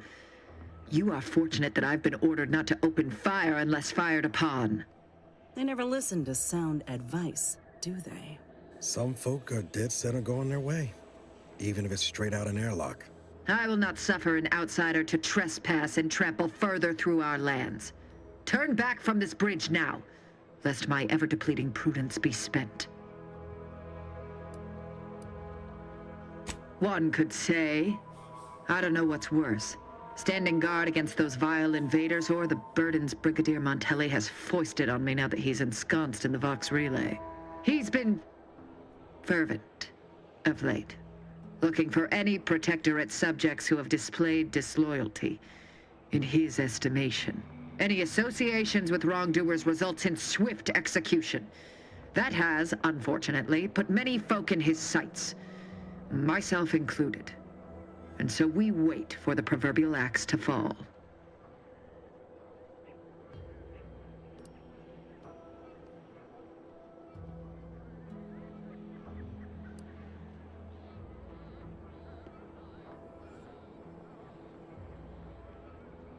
So, you are a true believer. Why, in our matriarch's name would you not have said so earlier? You are exactly right. The paradigm upholds our social order, unity and respect above all. Surely you now understand my conundrum in the face of such blatant misinterpretation of our creeds. Might I call on you to fulfill your duty and uphold the Sovereign's justice? I know of 2 traitors who yet remain on this island. Bring them to me, and I'll dispose of them before the Brigadier questions my loyalty and deems me guilty by association. In return, I shall grant you clearance to cross the bridge. Fair exchange, wouldn't you say? This is exactly the manner of depravity we mean to free these folk from. I know we gotta cross the bridge, but there must be an alternative. One that don't involve an executioner.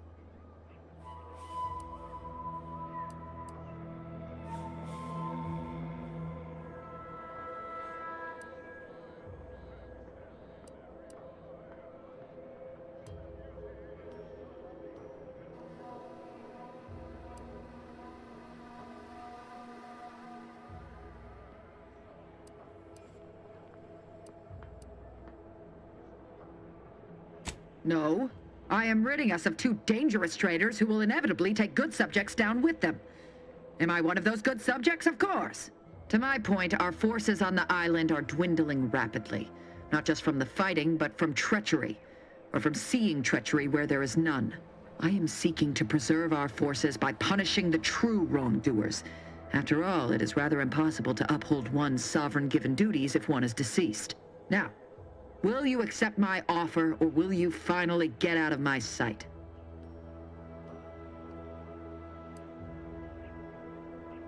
Even if said strangers deserve to be brought to justice? Allow me to offer another solution. Hand over your companion here. A grafted soldier on display would surely make an impression on Montelli. And us all. You're out of your mind. You ain't gonna use me to solve your problem. You're just dragging out the inevitable. Tell her, Commander.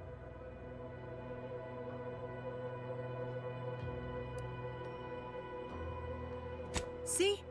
So how about you take that suggestion and shove it right up your... Yes, you've made your point. Now, can we come to some other agreement, or will you stand here wasting my time?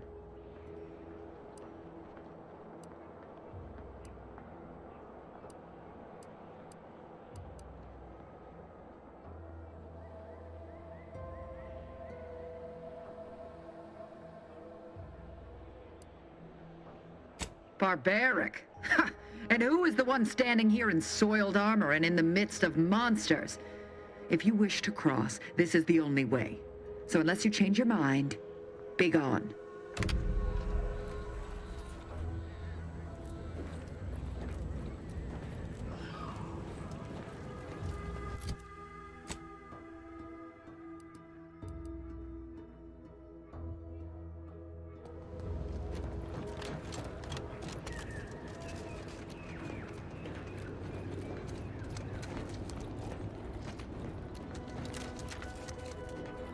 Auntie's Choice and the Protectorate got a difference in opinion.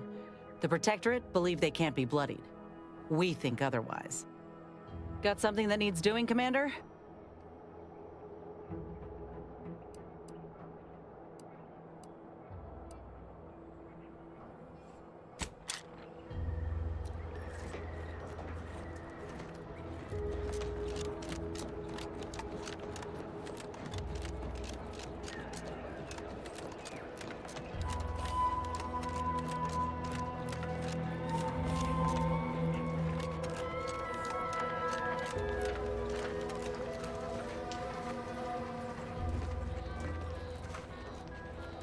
My thanks again for returning Scrabbles to us.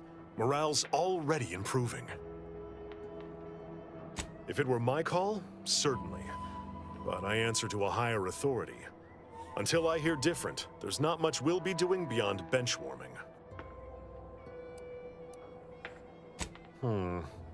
Milver Street's always rambling about signs.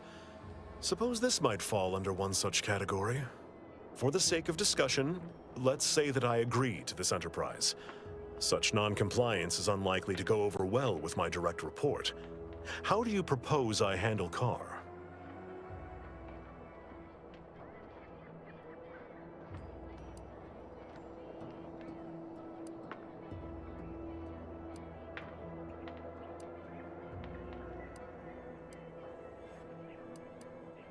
True. We all must answer to a higher authority. I am, of course, speaking of our beloved CEO. Long may she officiate. Auntie Cleo does indeed place a greater value on ingenuity and forward thinking. I see no reason why she would not reward such initiative here. That decides it. I'll make a full account of my actions after the bridge has been neutralized and victory secured. Forthwith, as soon as we fortify ourselves, of course. Troopers, to me! We need to prepare. Our attack is imminent. We'll pay those bastards back for Schultz.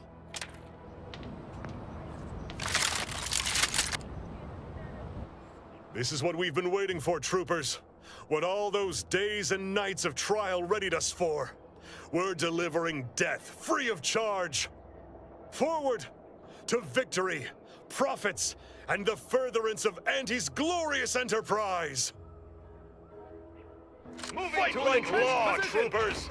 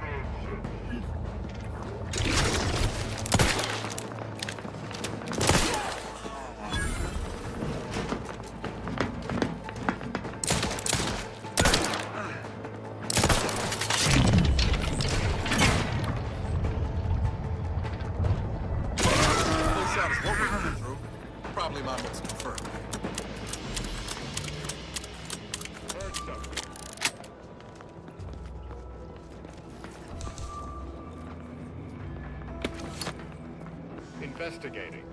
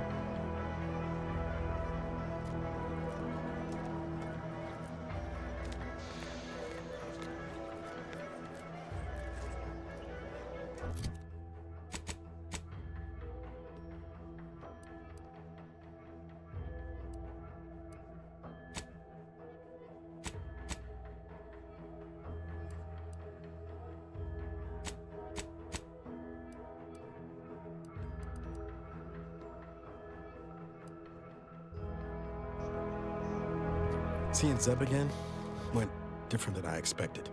Not that I had high hopes for tears and confetti, but damn.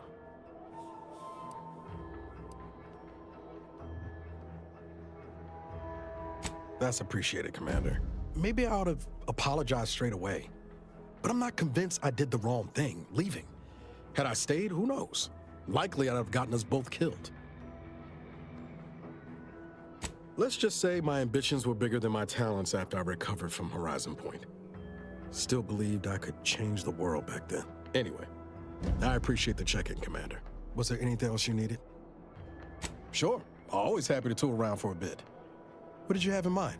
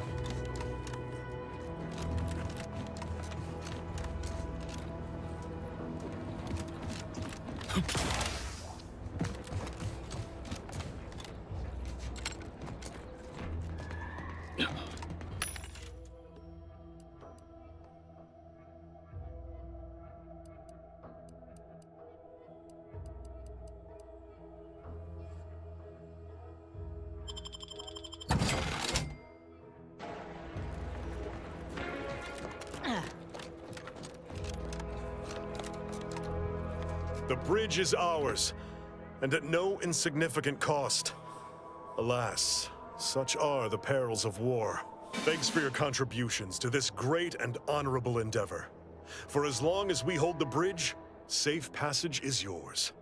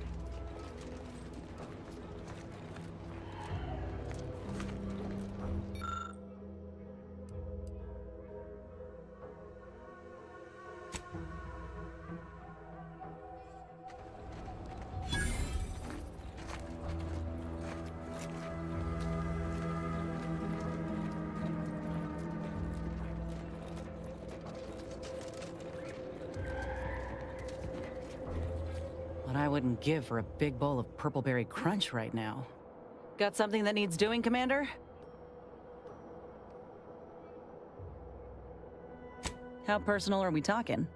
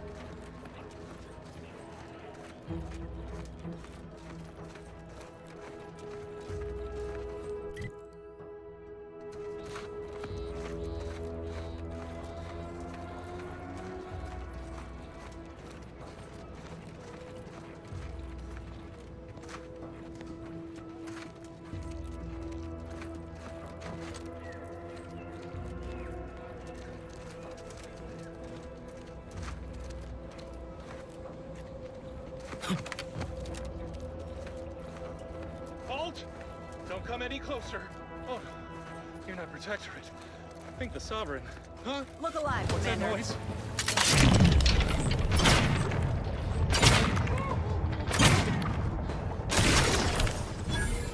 That was a close one. I think the Sovereign.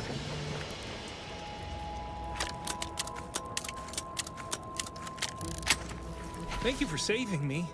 I'm waiting here for my partner. We both fled the base separately. If you see him, please send him my way.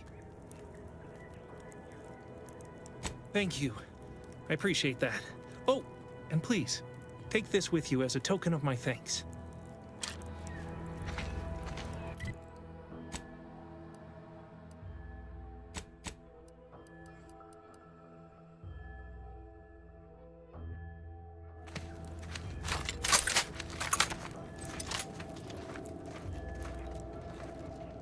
Let this log serve as a record of the fact that Sentry's first-class Briggs and Jakes are both still loyal to the Protectorate and the Sovereign, despite their acts of desertion. The mental state of Brigadier Montelli has been rapidly degrading over the past few months, and the Vox relay station is no longer safe for even the most loyal subjects. Initially, we assumed he was simply being overly cautious by increasing base security beyond the standards that are required by regulations. Unnecessary, but the this evolved into lashing out, seemingly at random.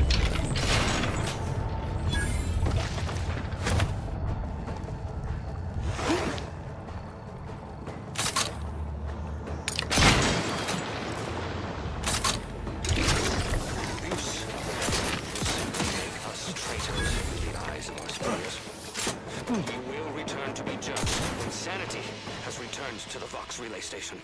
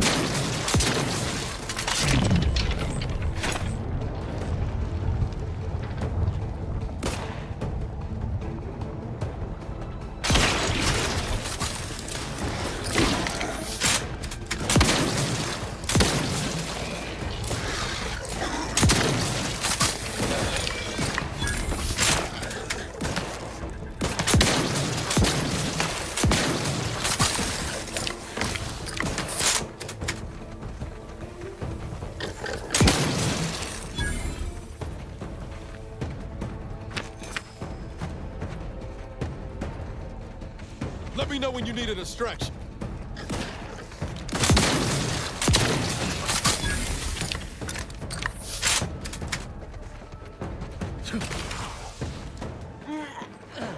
Armed and ready.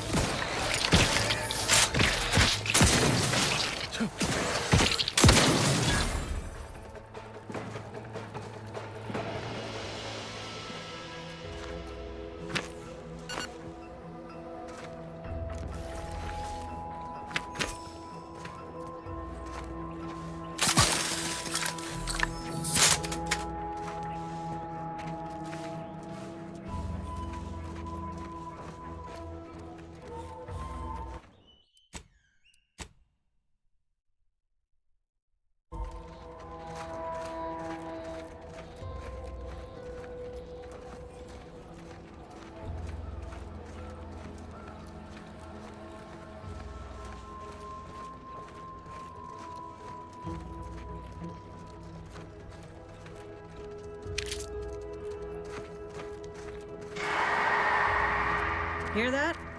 It's challenging us.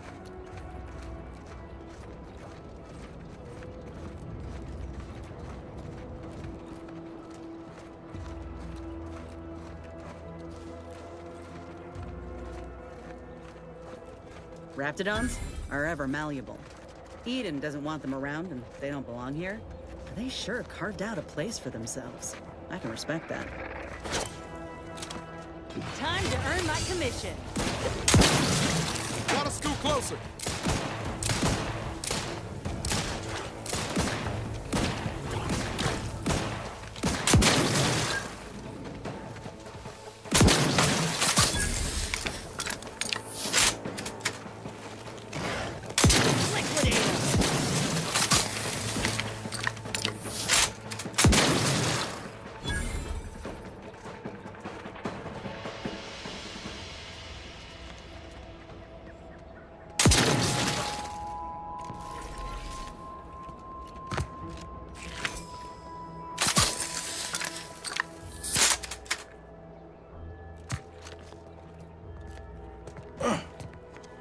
I worry Zeb's in over his head with all of this.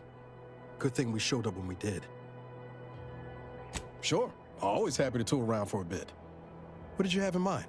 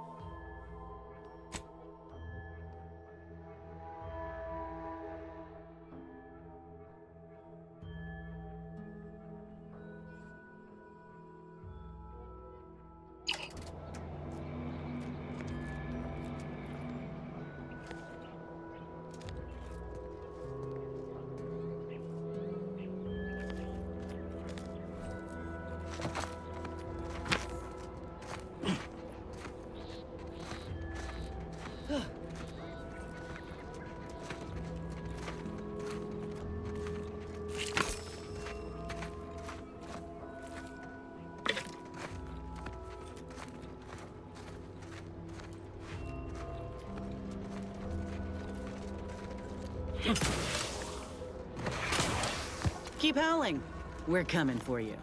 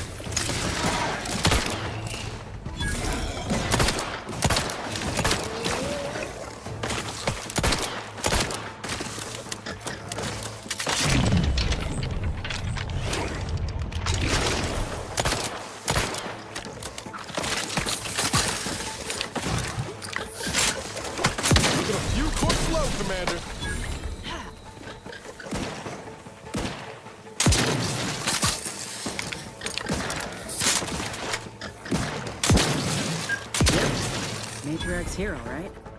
Let's put our heads together. See these half-eaten remains? They're a sign. Matriarchs lose their appetite when they're on the verge of going into a state of torpor. She'll have retreated into hiding to conserve her energy. But I got one way to get her attention. Hey, if I don't celebrate my own stroke of genius, who will? I'm just happy my acquaintance with these creatures counted for something. You know how Doc mentioned pheromones? Well, just so happened that I procured some Raptidon glandular extract in my travels. Should do the trick. A matriarch with 3 full stomachs ain't coming out of hibernation unless she senses a threat to her authority. She hates rivals.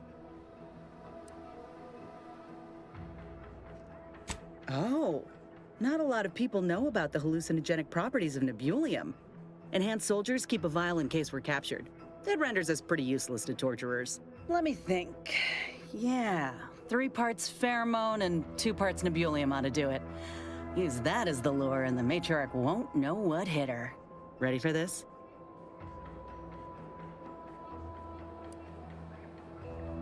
I was inquiring more about your current manner of fortitude, but I'll take it. All right, let's do this. Let me handle this!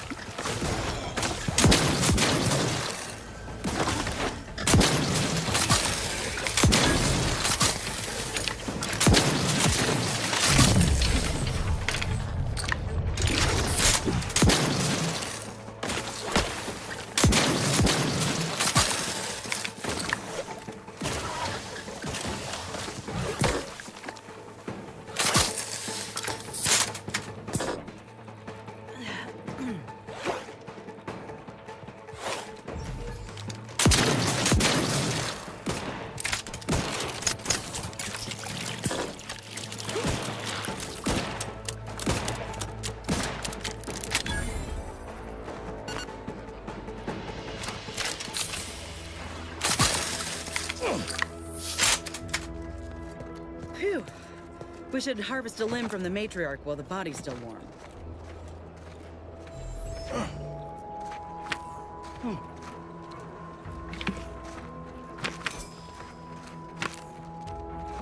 That's the limb. Bring it here, would ya? Law, look at this part. That's twice the muscle mass of a Raptidon hunter. Undamaged nerve endings? Even the coloration's to my liking. Can't ever discount the aesthetics. You're no slouch, you know that? If we had more soldiers with your talent, we would have taken Eden months ago. You earned it. Whenever you're ready, we should head back to Fairfield. Have a word with Doc Tinsley now that I have both the skeleton and matriarch specimens. In honesty, I don't know which one I should ask Doc to patch me up with. Can't go wrong with either, but one could be the better choice. If you've got an opinion, I'm keen to hear it.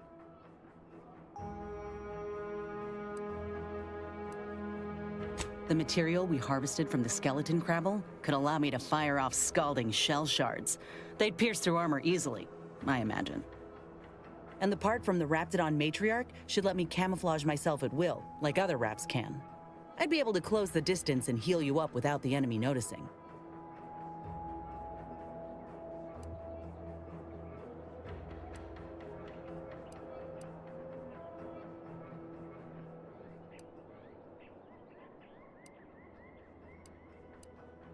All right, But Doc Tinsley will need an answer once we meet with her. Lots to think about.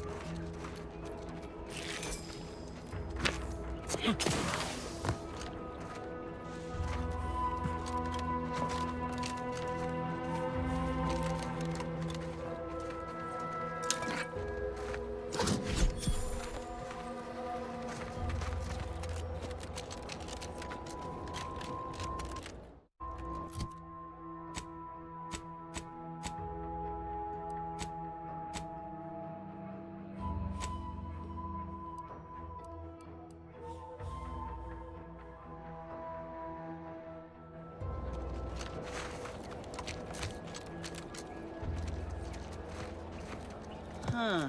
This drainage pipe must be coming right from the Vox relay. They're lucky the Raps ain't chewed their way through yet.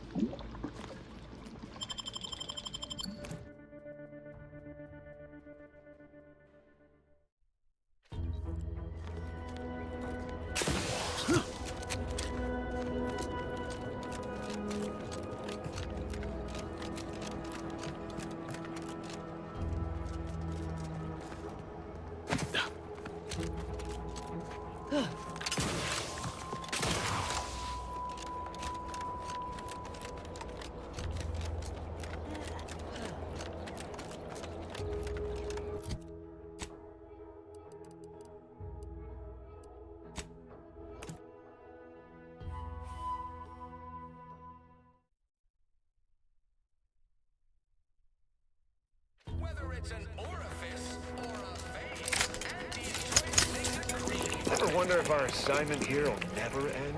Like, our employment contracts will just keep renewing and renewing. We'll stand guard until we're gray and old. That kind of job.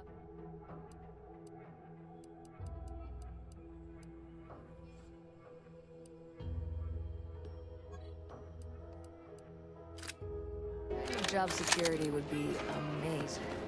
Yeah. We can dare to dream. You ever find yourself with too much disposable income? I got plenty of ideas on how to dispose of it. Freedom of choice. You want Andy's choice.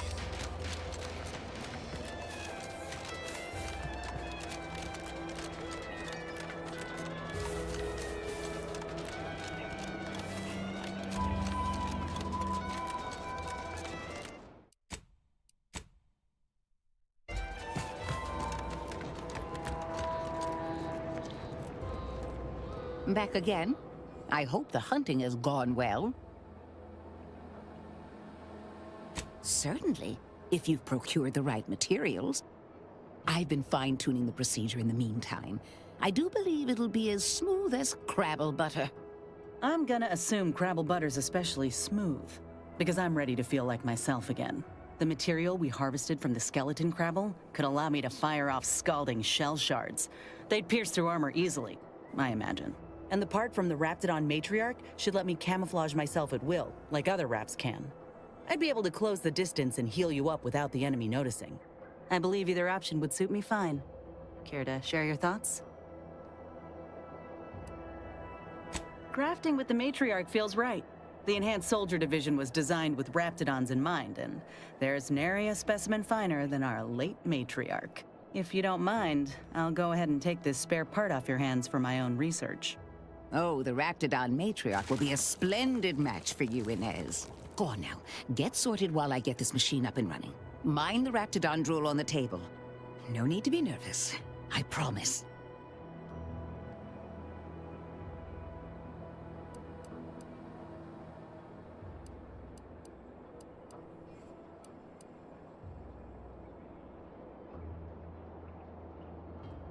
Thank you for the bedside manner, Commander.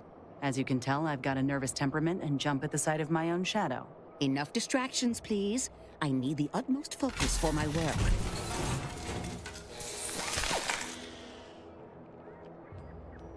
This is beautiful work.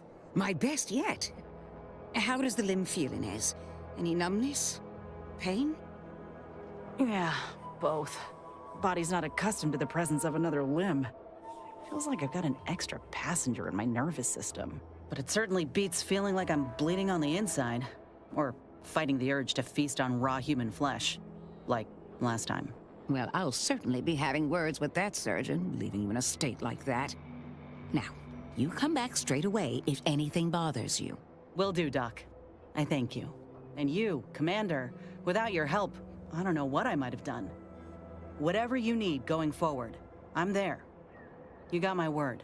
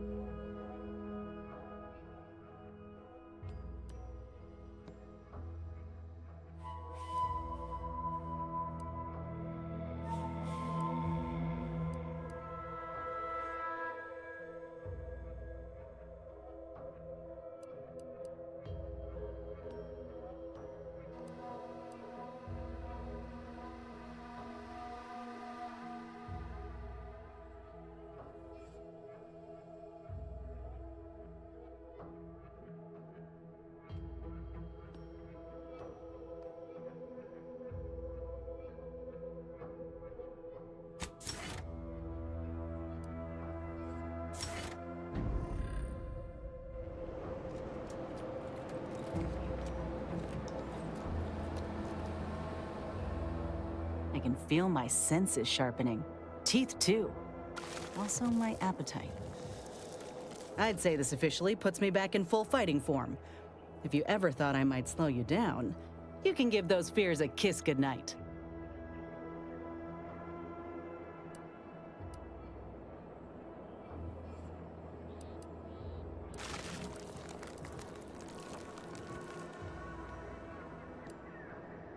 Rather kind of you to say.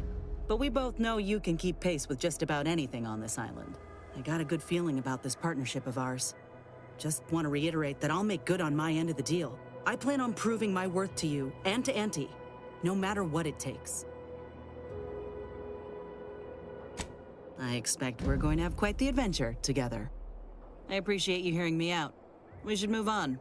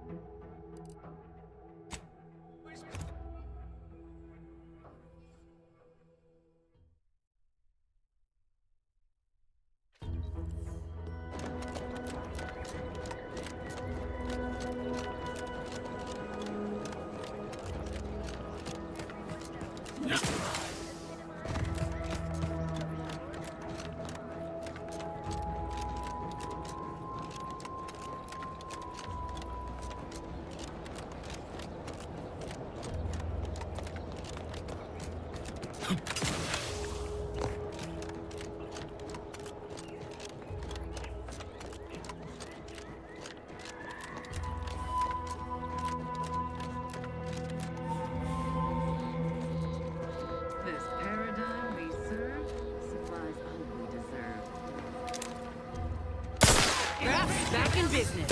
Ready to waste it. On your command.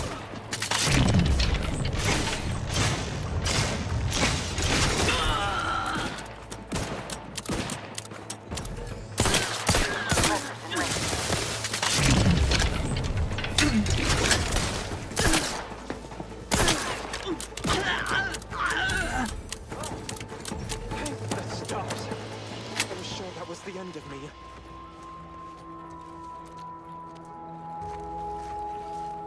Thank you for saving me.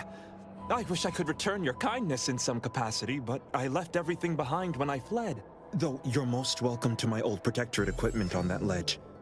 I won't require any of it from here on out. That part of my life is behind me for good, it seems. The commander of the base to the east, Brigadier Montelli, has gone mad. He's executing loyal subjects as traitors on a whim, without even a mention of refreshment. He claims his actions are in the name of the Sovereign, but nothing he does is in alignment with the paradigm. He's obviously ill and needs to be removed. My partner and I are loyal subjects of the Protectorate, but we were forced to flee after pointing out the obvious. Is everyone so oblivious that they can't see what is going on? I was to meet my partner in a cave to the northwest of here. We were going to hide until the current Montelli crisis has been resolved. I fled Montelli, but I'm still loyal. Once I stop shaking, I'll continue on my way. Thank you again, stranger. I owe you my life. Thank you again, stranger. Once I've stopped shaking, I'll head northwest to meet my partner.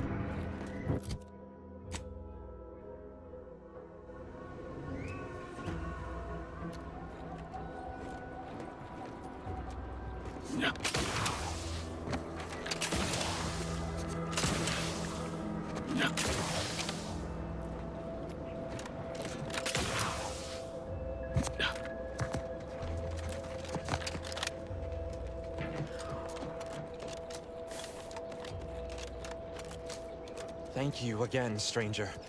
Once I've stopped shaking, I'll head northwest to meet my partner.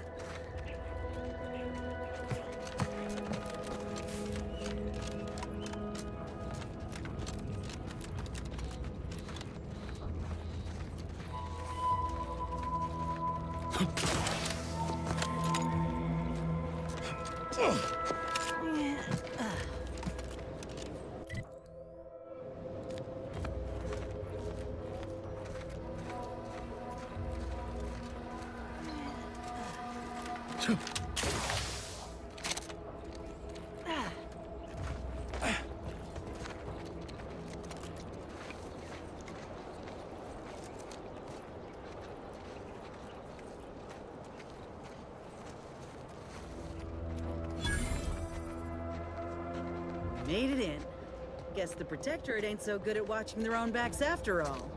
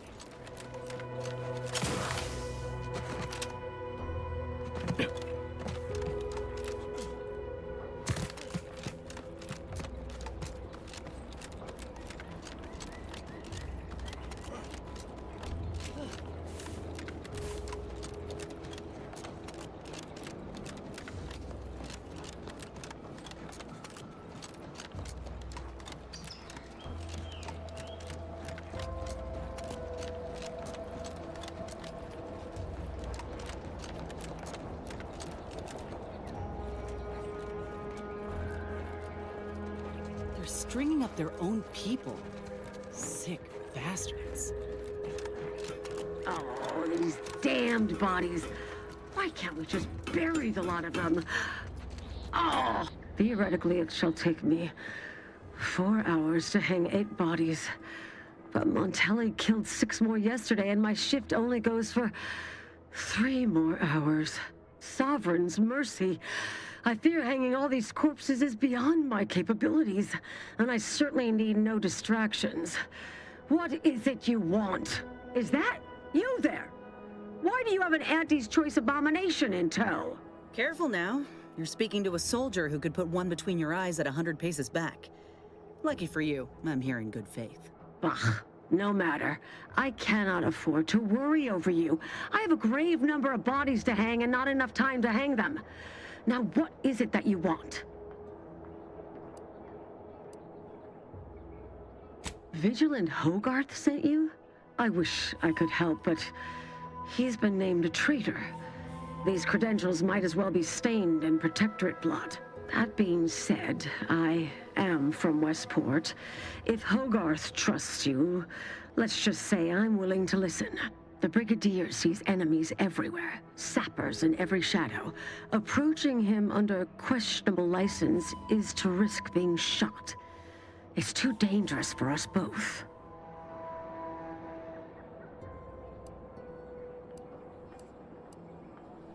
While it pains me to act in what might be contrary to the Brigadier's personal conviction, I do believe the Sovereign would expect me to honor the Vigilance Station. Still, I can't simply have you saunter through the gates. It would cause a terrible stir. Though there must be a way. The gibbets. There is little view of who's within them, so I can use them to haul you into the station without notice. I won't lock them, so you can free yourself once inside.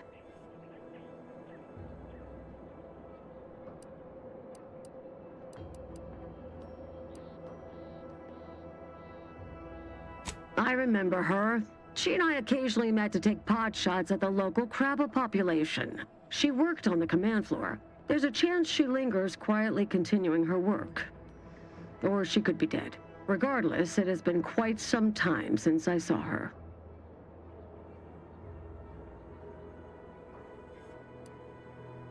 You may leave, or you may be carried within the walls. The choice is yours. Allow me to open them for you and your companions. Getting folks inside can be a little tricky, and try not to move much or they'll start swinging something fierce.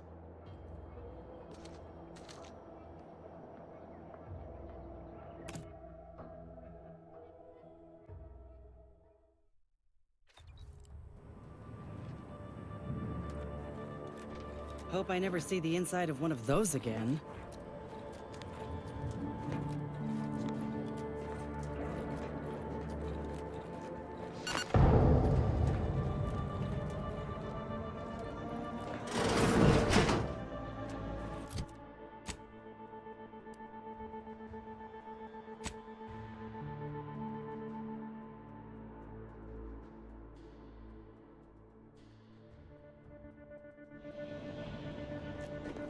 This cannot be happening. Not again.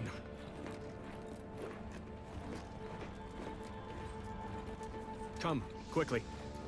We must all bear witness. Technicians Acna and Gastrell, you stand accused of manufacturing a fatal flaw in one of our valued dragoons. Have you any last words to express your shame? That Dragoon was already defective. Oh, we were only rebuilding the logic assembly so that... At last, the truth alights. I hope this belated confession unburdens your conscience, though it will do nothing to commute your sentence. On the charges of sabotage and treason most contemptible, I find you both guilty. No. No, please! This is all a misunderstanding! We're loyal!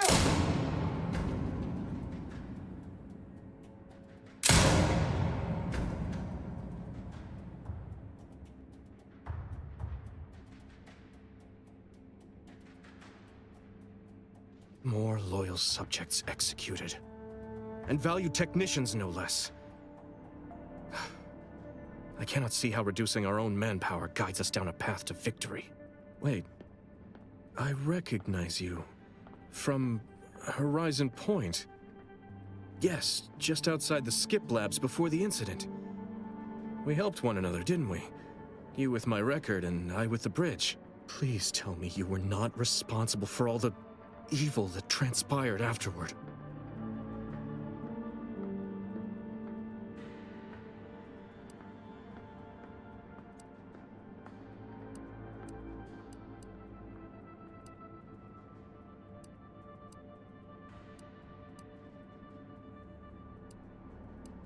That name means nothing to me, and even if it did, how am I to know what you say is even the truth? Others named Hogarth a traitor, but I never believed it. If anything, Montelli is inflicting more injury to the Protectorate right now than the whole of what Hogarth is accused of. In any case, the writ all but obliges me to aid you. Perhaps now we can put an end to all of this lunacy.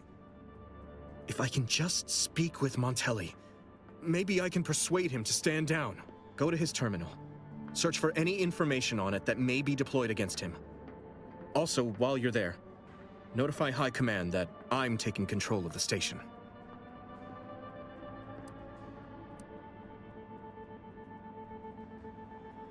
I'll admit there's some risk in having my actions misinterpreted. I could be named a traitor, as Vigilant Hogarth was. Or sent to mental refreshment. No. Surely High Command will understand the need for this transfer of power. What I do now, I do for the Protectorate, not myself. Besides, Montelli is not merely my superior. He's also an old friend. I must make some attempt to get through to him. Remind him of what true service to the Protectorate means.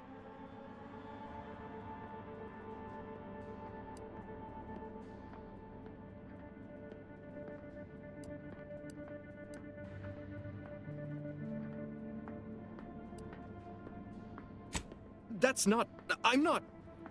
How did you... By the Matriarch. If I'm so transparent to a stranger, Montelli will surely perceive the same weaknesses in my character. Much as I prefer a peaceable solution, you're right. The Protectorate would be made stronger by his... passage. If he cannot serve as a general, he may yet serve as an example. It would still be best to investigate Montelli's terminal, for anything that might unsettle or unbalance him before our confrontation.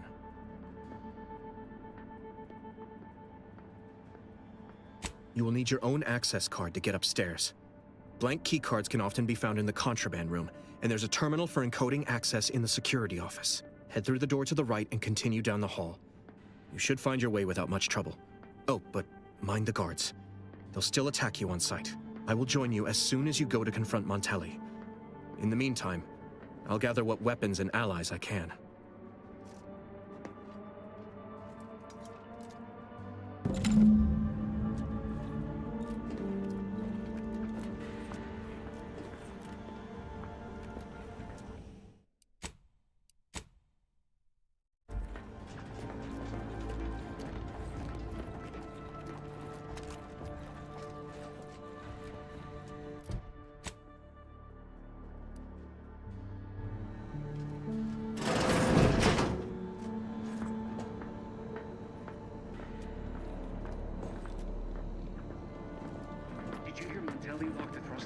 I heard nothing, and neither did you. But if the Vox relay launches, we won't be able to change its trajectory. It could land on one of our towns. Are you questioning the actions of our Brigadier? No, of course not. Good. I was sure I misunderstood you.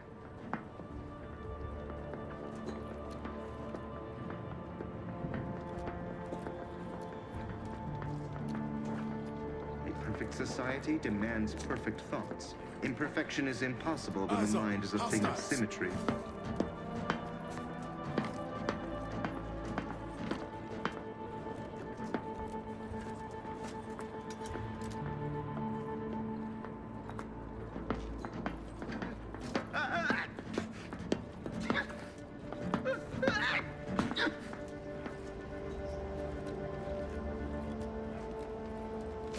to take the heat off you, Commander. Just say when.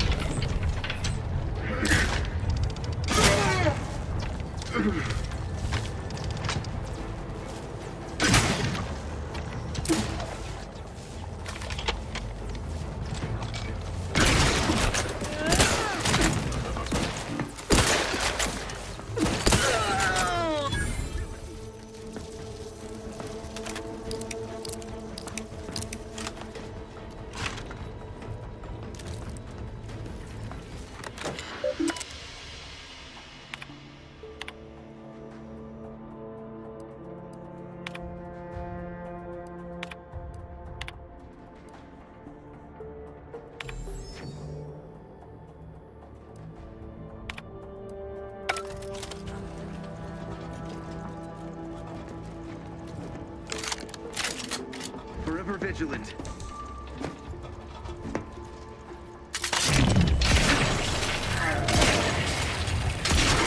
Into the light, Commander. Quarry down!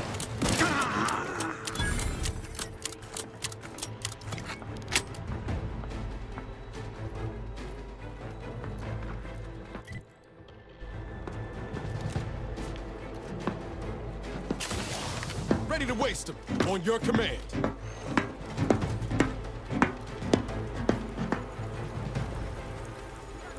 Commander, you're bleeding.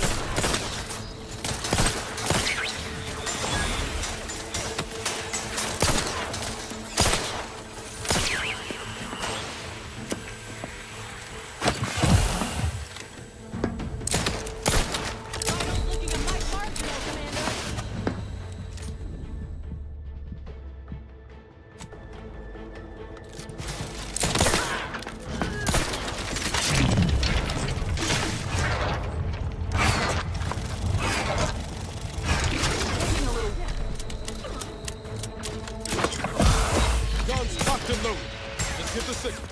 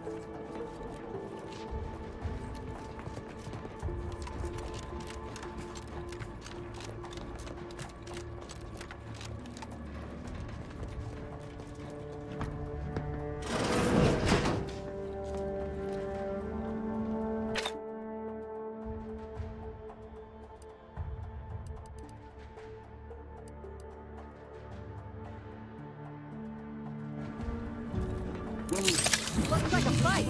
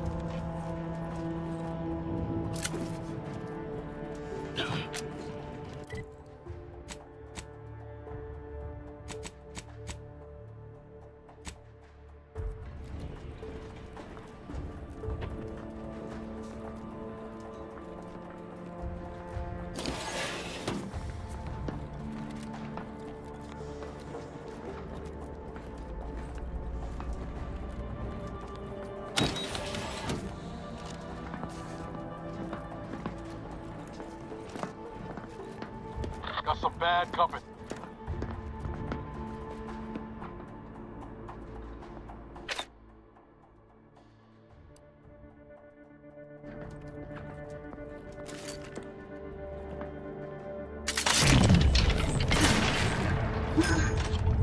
Time to earn my commission.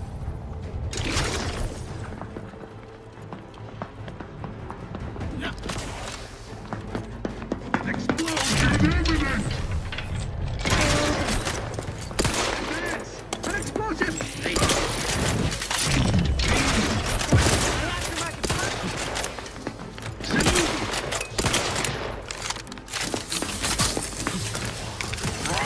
Pretty scathed, Commander.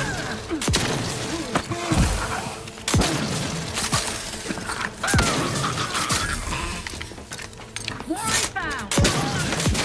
Reload, Commander. Medic orders.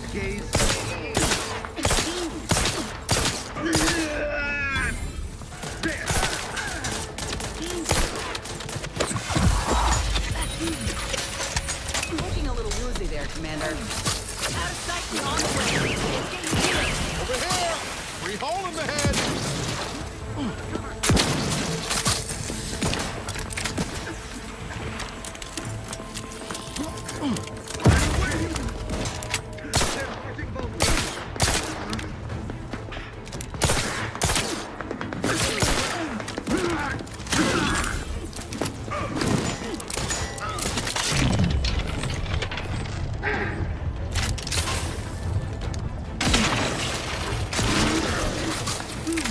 Gas still recharging.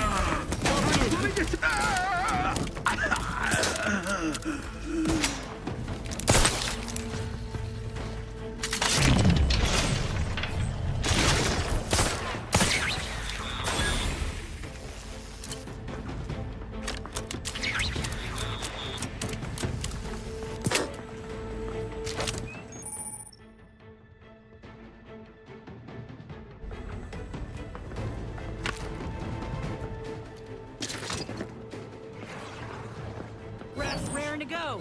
Give the order and I'll take care of him, Commander.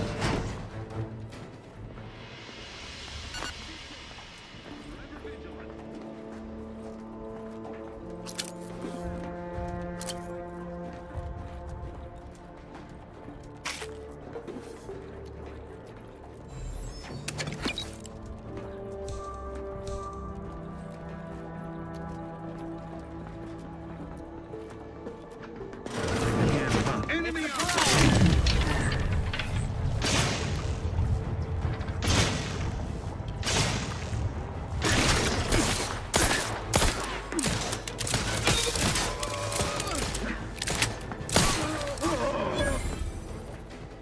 I'm the one you need to worry about. Your lot couldn't hit the broadside of a freighter.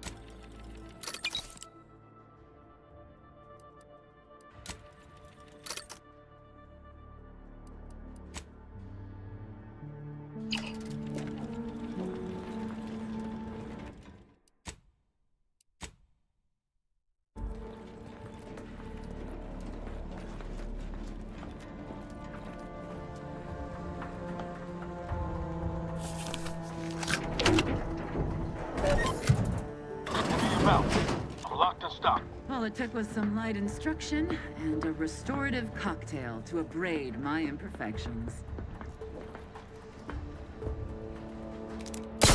Liquidate him!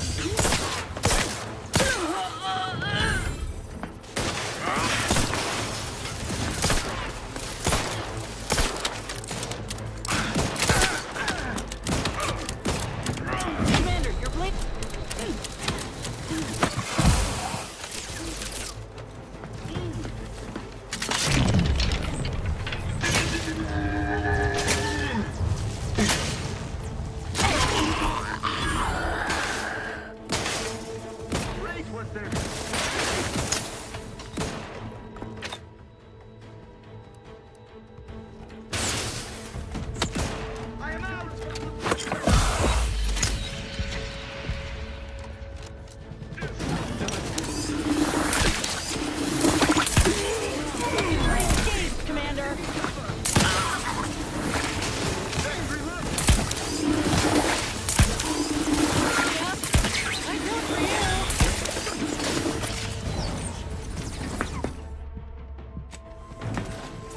Regular duck pop. Inside, we're leaking outside, Commander.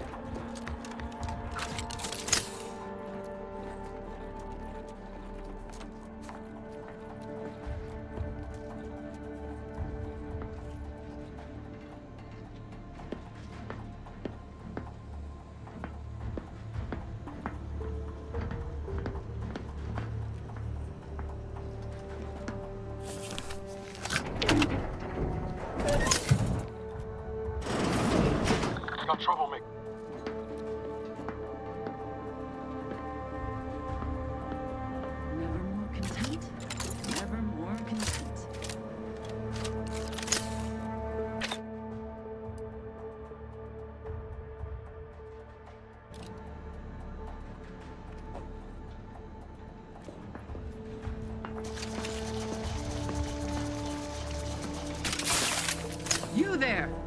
State your business. Let me handle this.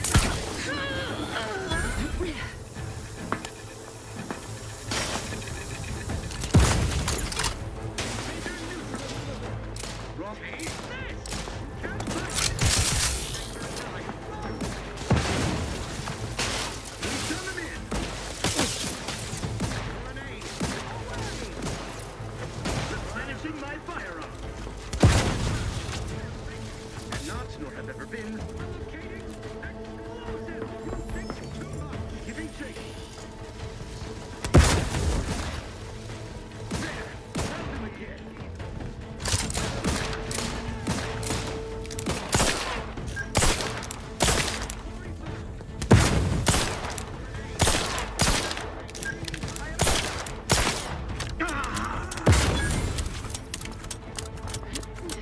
Ready to waste them. On your command. An explosive!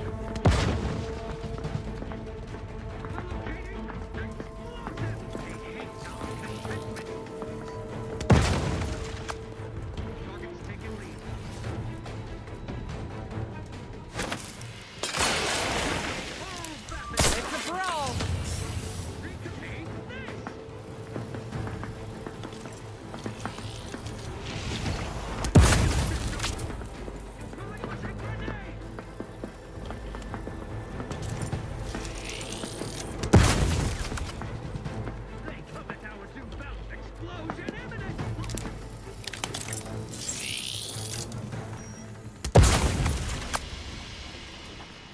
Time to earn my commission. Craft's raring to go.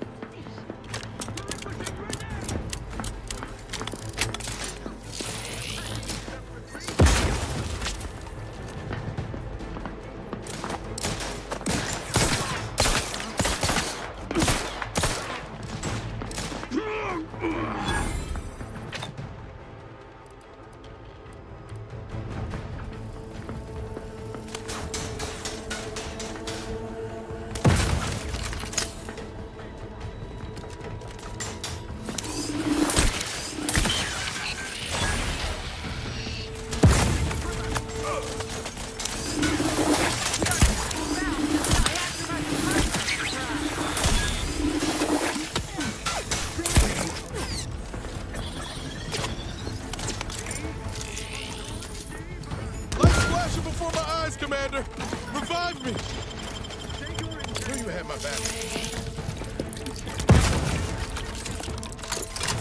Hate to ask for help, but help? Restoring the balance! An explosive!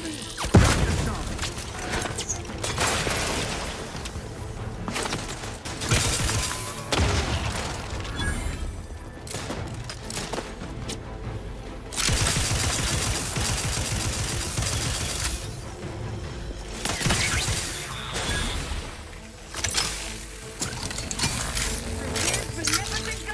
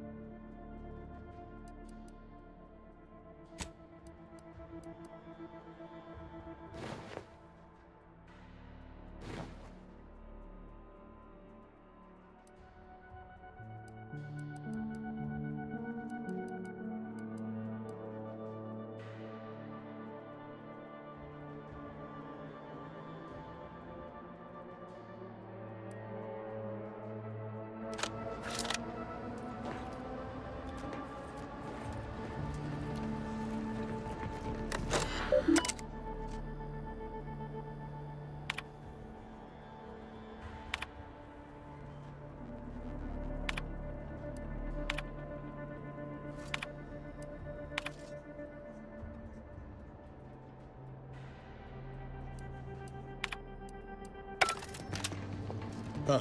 Appears our good brigadier is being guided by someone else's hand. You wager that influence is what pushed him over the edge?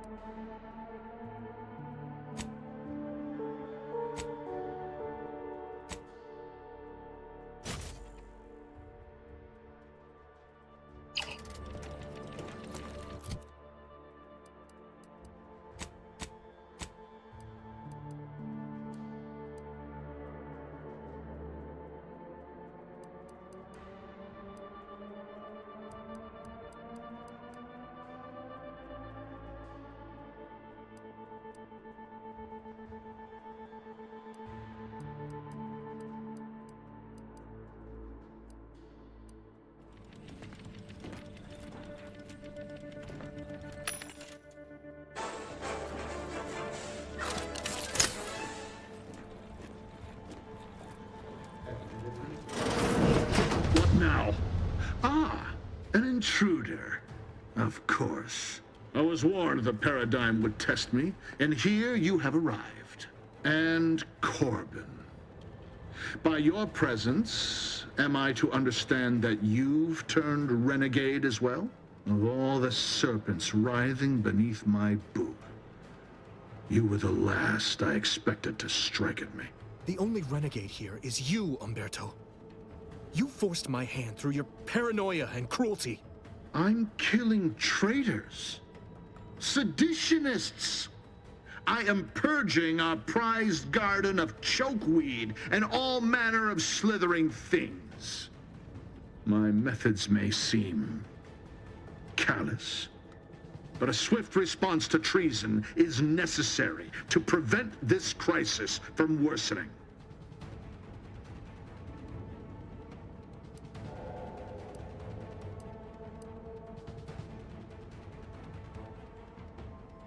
Auntie's choice, bah!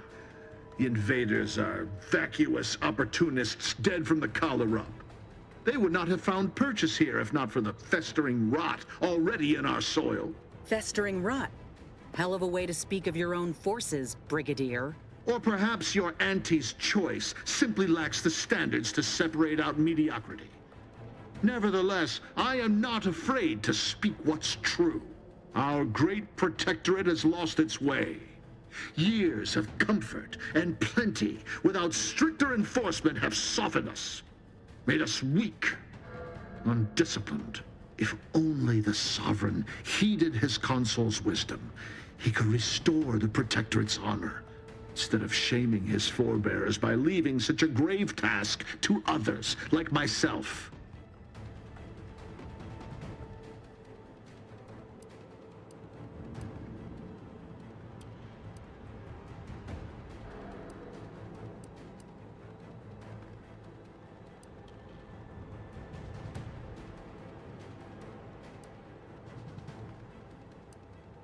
Hardly.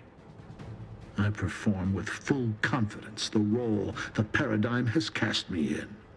A well-honed blade with which to smite the Protectorate's mightiest foes.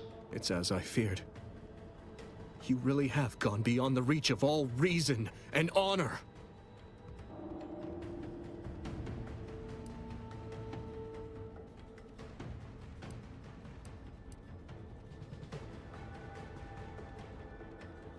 Enough!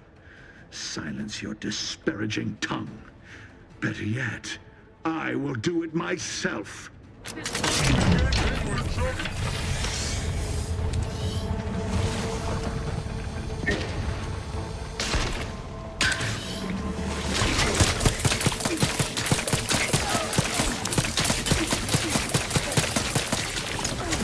Commander,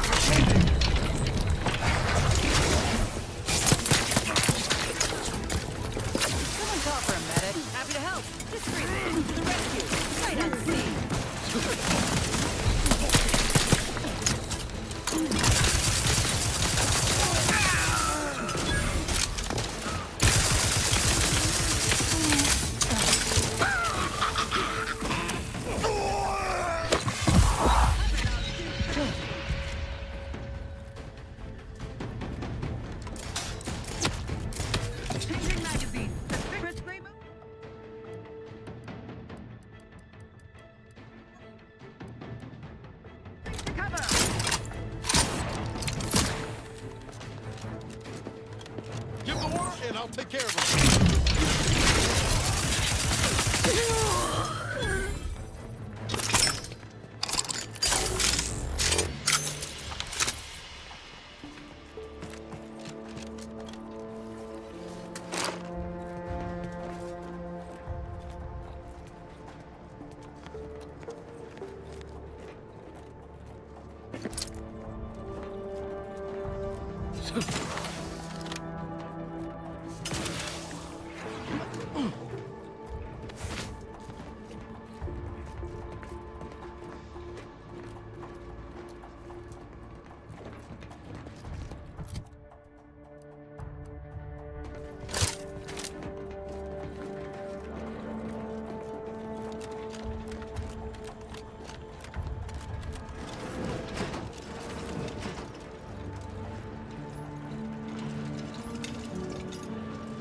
Finally, the control room. The breeze must have left some evidence behind. Let's poke around.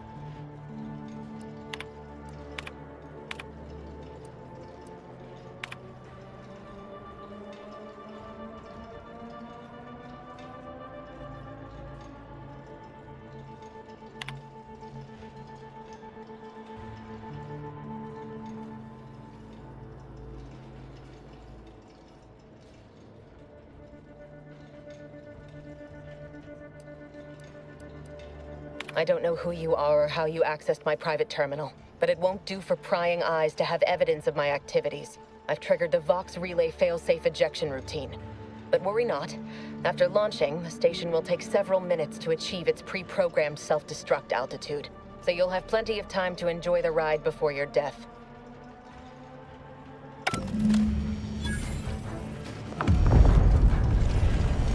We gotta do something. If the Vox crashes into Fairfield, it'll kill a whole lot of my people and innocent civilians. Use the control panel.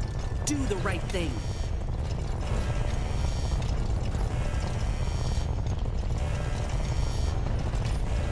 It's a relief to hear you say so. Go on then, Commander. We're short on time as it is.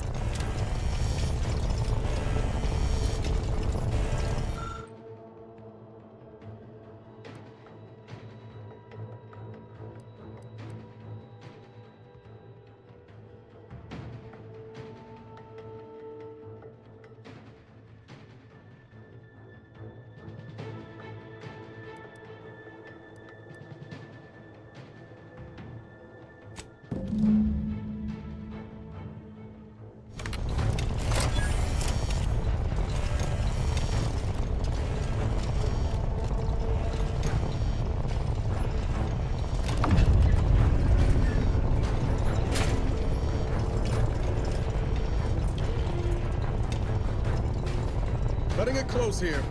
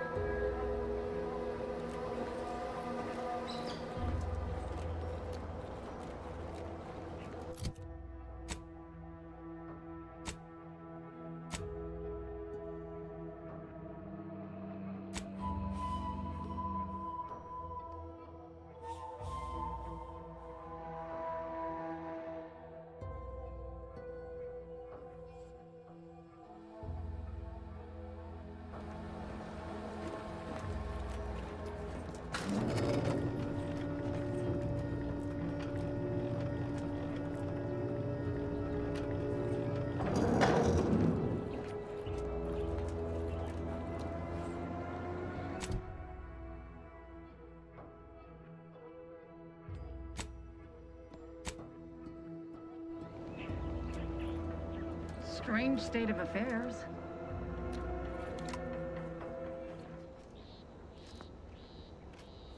Back to it!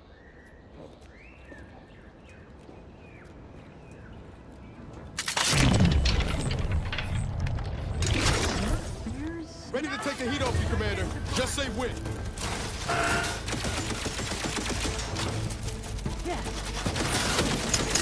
How are you still upright over there?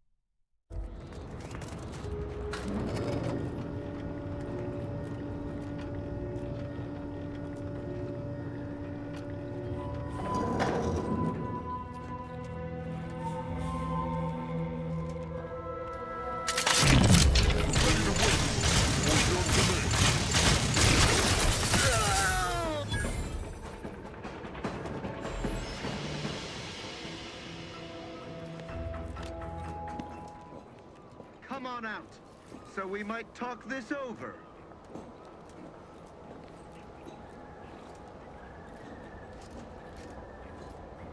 Back to it.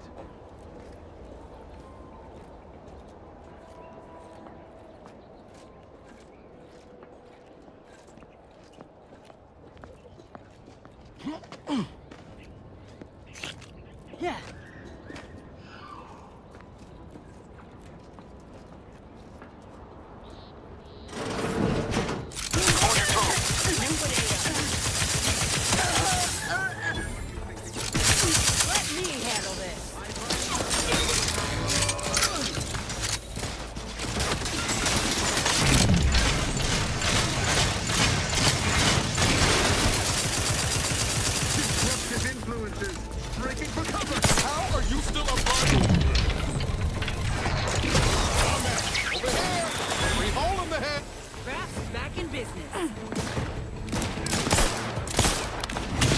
Regain sight!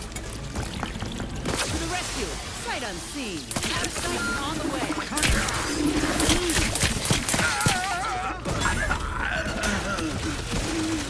Lay low, Commander. Heading for you.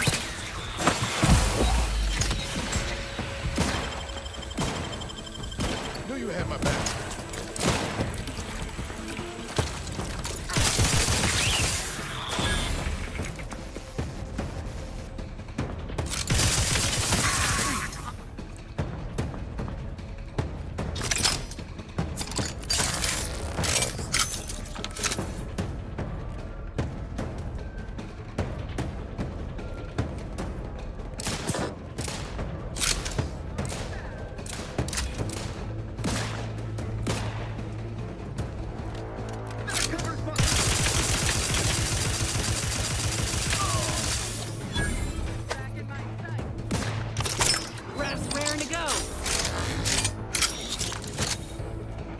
Ready to take the heat off you, Commander. Just say when.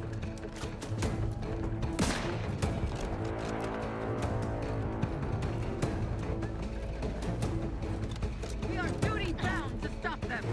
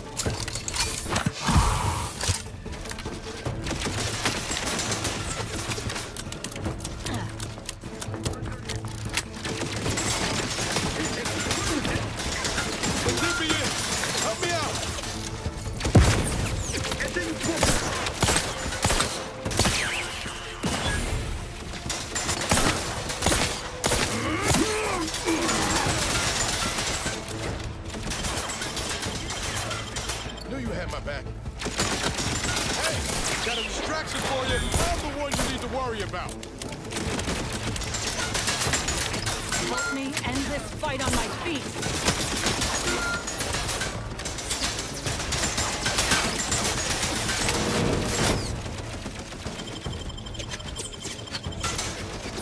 Knew you had my back. Back in business.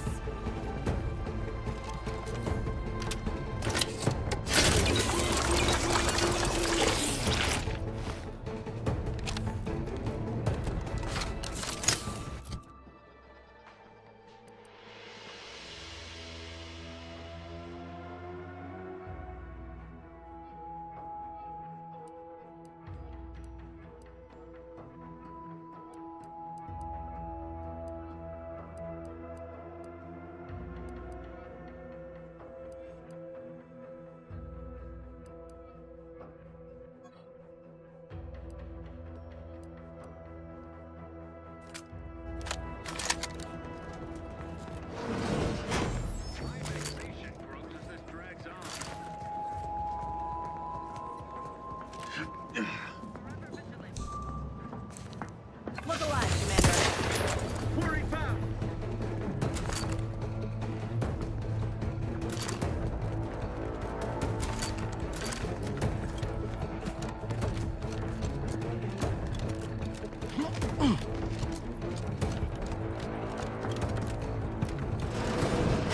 The malefactor has covered our new bounty. Armed and ready.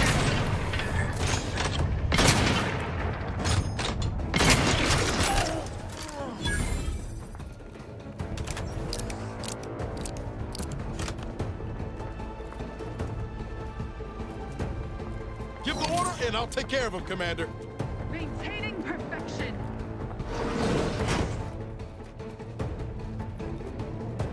Anybody see him? Giving chase.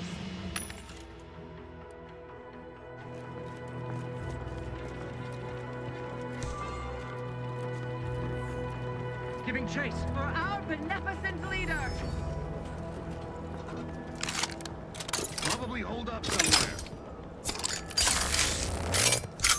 Protectorate endures! Her position unsuccessful.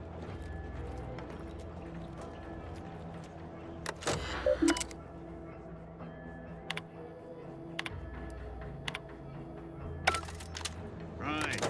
Back to it.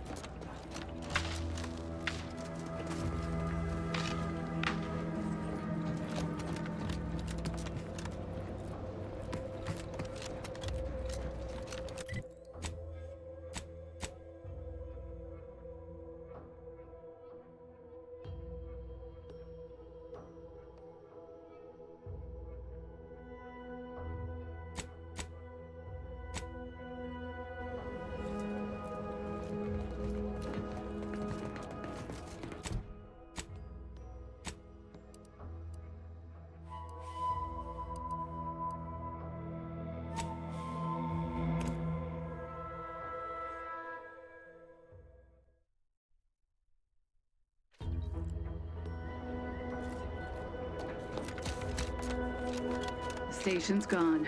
I can scarcely. Let me know when you need a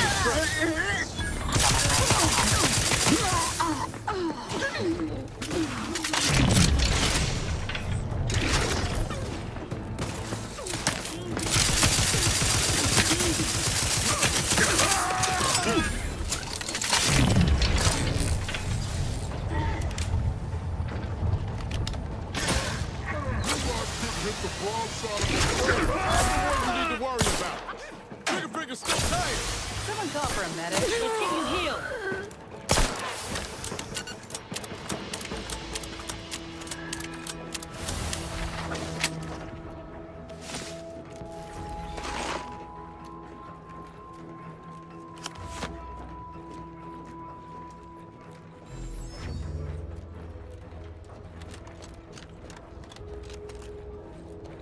Back again. Thought we were done for now. You again. I heard fighting. What's going on? We're not Protectorate. We're your ticket out of this hotbox. Esculepe sent us. Esculepe? Zeb sent you? Wait, you're Niles, aren't you? Count on Zeb to go as far as raising the dead to help. But it's too late.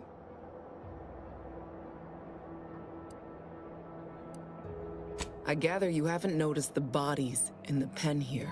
Oh. The others don't look like they suffered easy deaths. What happened? Void-damned Protectorate brutality, that's what. The Consul sent a sentinel to conduct a preliminary interrogation. But it was more like exploratory surgery.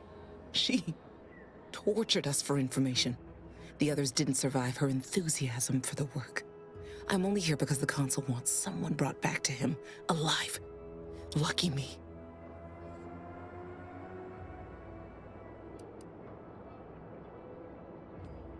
The cipher, right. I managed to memorize it before I was nabbed. 02519W. Should help Zeb decode the intelligence we sent him a whole lot faster. Kind of you to offer, but I'm not going anywhere. If you're too hurt to walk, I'm sure the commander and I could... No, it's not that. I need the Sentinel to take me onto that transport. I want her to think she's won. And then, just as we leave orbit, I'm going to blow her pretty ship to pieces.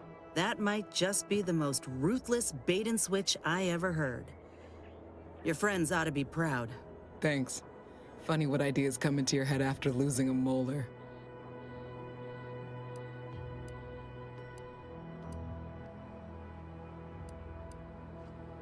I'm no martyr. If there was another way to protect Zebulon and our cell, I'd take it. But if I escape, the Protectorate will pursue me, and everyone I care about will be in danger. I'll make it look like an accident. Mechanical failure. When I was being tortured, I saw some frayed wires near the fuel system. With the right spark, I think I can ignite it.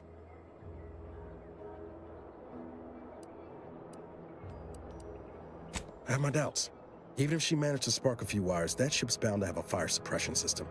It would kick in if there was any real ignition. What do you propose, then? Not blowing yourself up, for starters.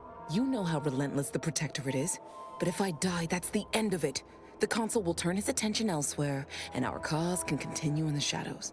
Please, if you can help me sabotage the transport, then help me. We don't have much time. Might be I could sabotage the transport from the outside. Make it look like negligent maintenance. What do you think, Commander?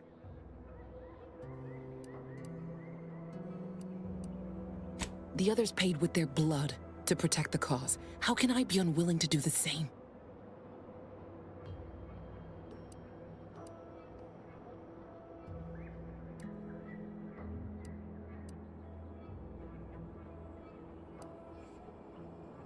All right. I'm going to trust you on this, if only because I don't feel my head screwed on quite right at the moment. I just hope you're not wrong. No point in remaining here then, is there? I'll need you to find a way to unlock the gate to this pen. If you can't unlock it through nimble fingers, one of those freshly made corpses nearby should have a keycard on them. Talk about prepared. Quickly then, unlock the gate.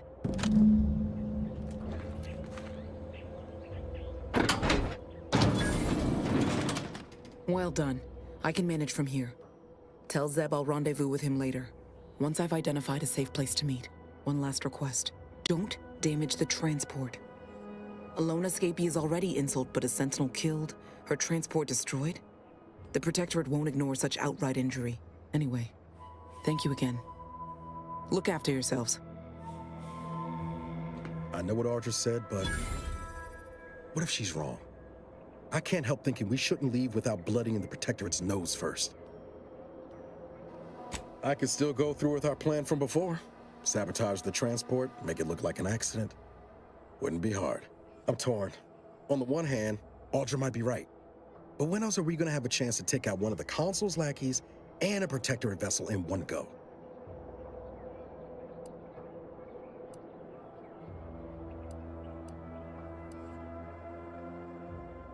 Yeah, you're probably right. Tempting as it be to watch that Sentinel fry. Thanks for helping me sort through it. Let's get back to Zeb. He still needs a cipher, and he'll want to hear about what happened with Audra.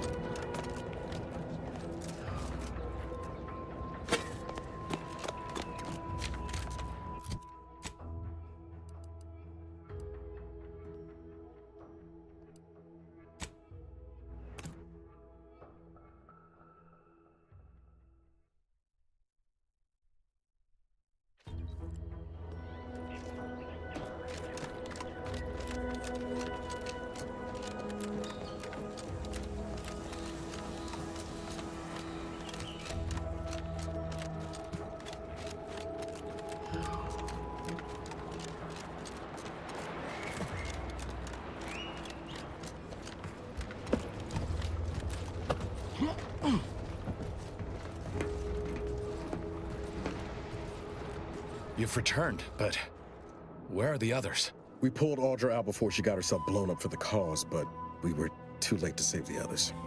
A Sentinel worked them over real bad. I'm sorry, Zeb. Damn the Protectorate! I'm certain you did all you could. And I'm especially grateful you were able to rescue Audra.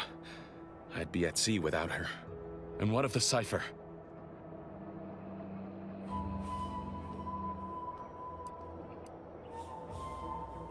Thank you. I was beginning to fear I'd have to decipher this intelligence the hard way. Perhaps I was mistaken about your commitment to making amends, Niles. Thank you for being true. Can't fault you for having doubts. But I have changed. I am changing. I hope you'll both forgive me my earlier disposition. I'm not normally so surly.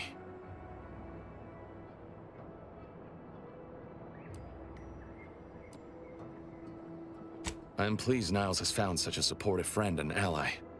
That's a rare thing in this colony. I haven't much to reward you with, but take this. It's something I had started on for Niles long ago. Hopefully it fits. This information came at a steep price, but I'll put it to good use. Expect to hear from me should our cause require further assistance from the Earth Directorate's best.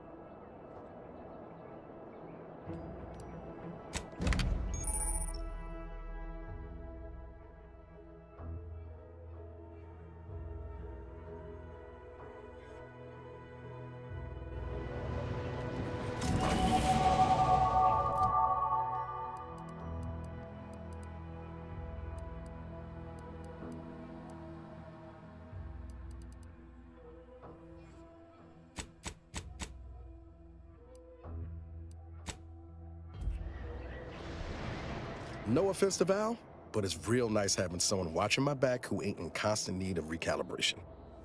Anyway, need something, Commander? Sure, always happy to tool around for a bit. What did you have in mind?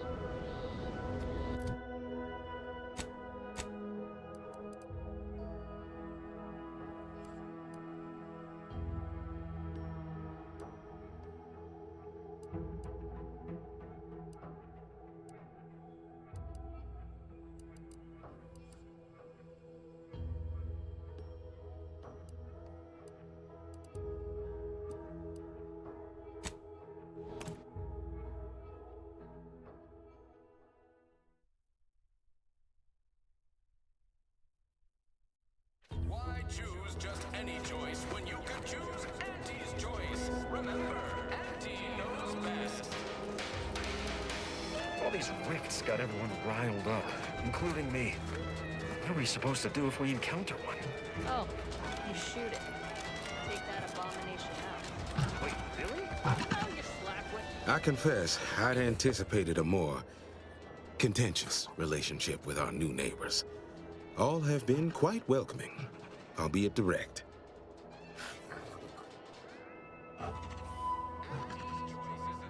Yes, that Milver Street fellow is remarkably kind for a shallow propagandist. I am surprised I can pleasantly converse with those whose worldviews I vehemently oppose. We have spirited debates. In time, I will prove to them the superiority of our beliefs.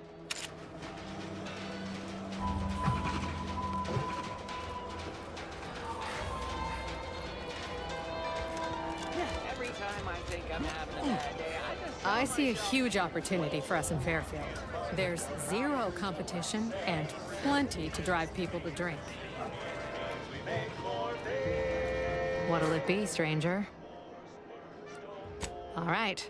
Appreciate you dropping by.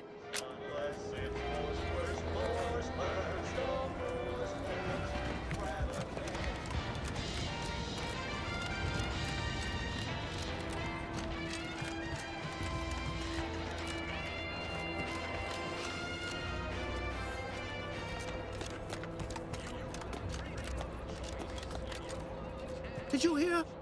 The Vox relay has launched into the stratosphere, and it landed in Westport, turning the whole town into a crater. It's very fortunate I enlisted you when I did, or the town's populace would lie in the city's smoldering remains. We are beyond fortunate that no one was injured. Aside from those in the relay itself, I suppose.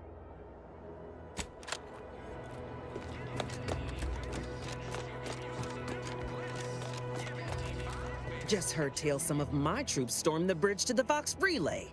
Auntie may be displeased, but the results speak for themselves. Such a shame the troops won't be receiving any promotions for their daring.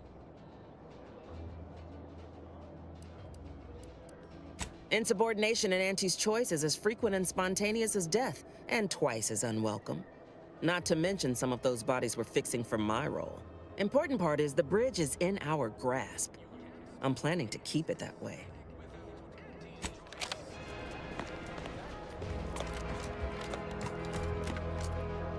Did you know the speakers in the Get Up and Go Getter advertisements weren't real people? I mean, of course they're real, but I somehow presumed they were playing themselves.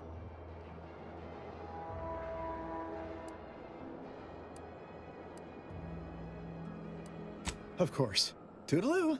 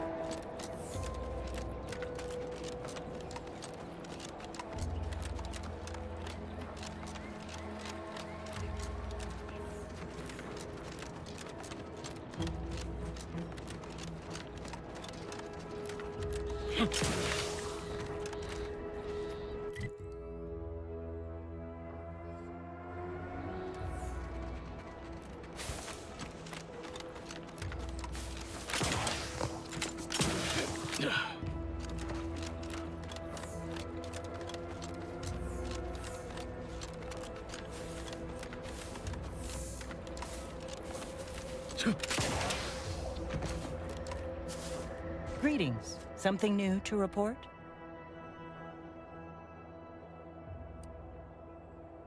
Return again when you have another 4. May safety, amity, and ease be yours.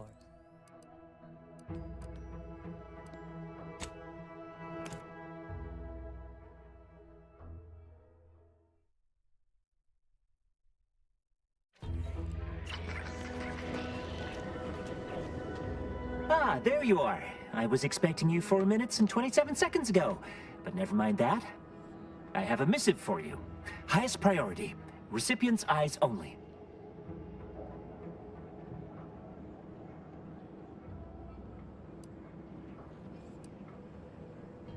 All I can tell you is that it is from Arcadia's most judicious custodians, the Order of the Ascendant.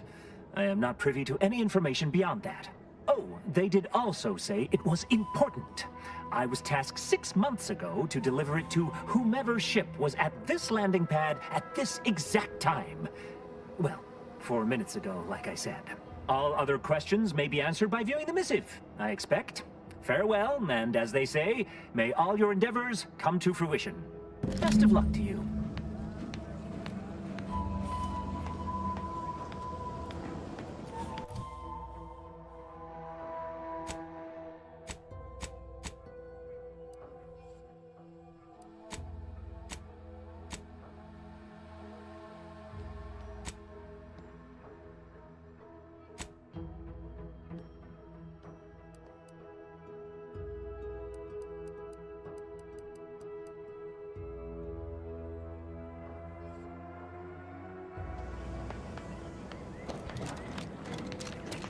Best of luck to you.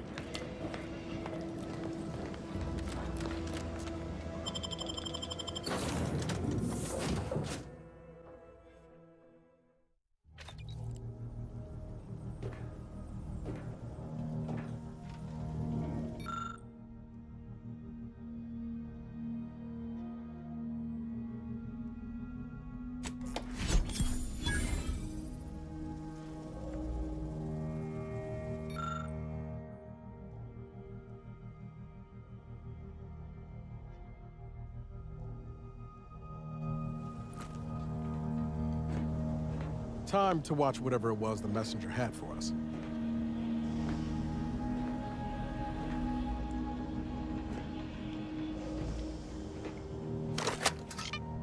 Greetings, Agent of the Earth Directorate. I am Ruth Bassar, presiding Bishop of the Order of the Ascendant. At this time, I can only presume you think us your enemy, directly responsible for your colleague Augustine DeVries' actions way back on Horizon Point. I assure you, we were not. A splinter group was behind that heresy. The collective of scientists and scholars I lead are committed to elevating humanity by pursuing a greater understanding of reality. I believe our goals are not incompatible. We both oppose the Protectorate, and we both wish to preserve Arcadia from ruin. We can help each other. I entreat you to speak with Abbot Newell. He can be found in Golden Ridge at Matriarch's mercy. He will aid you in your mission, and hopefully, you will see fit to aid us in ours.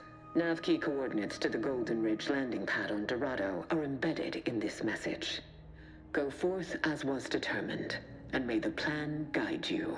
Well, who could turn down an invitation like that? To Golden Ridge, Commander?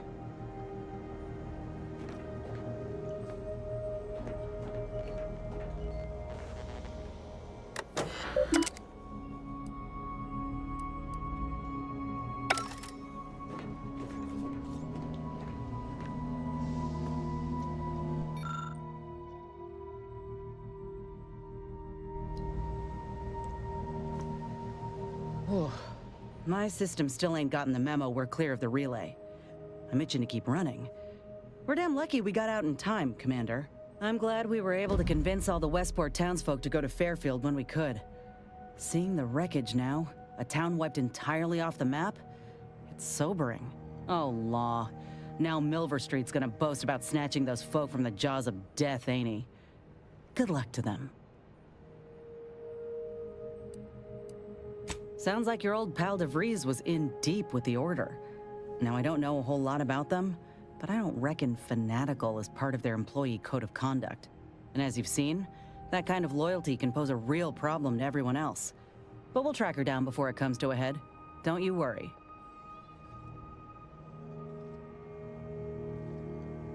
Fine by me. Oh, I see. You're here to gossip. All right, let's hear it. Who do you want to talk about? Seems friendly enough, if a mite guarded and a little thick-headed in his view of Auntie's choice. Regardless, I can assure you I'll treat him with the same respect I show you. Though I reckon he's seen his fair share of struggles over the years, no matter how he tries to hide it. Think he ought to ask for help when he needs it.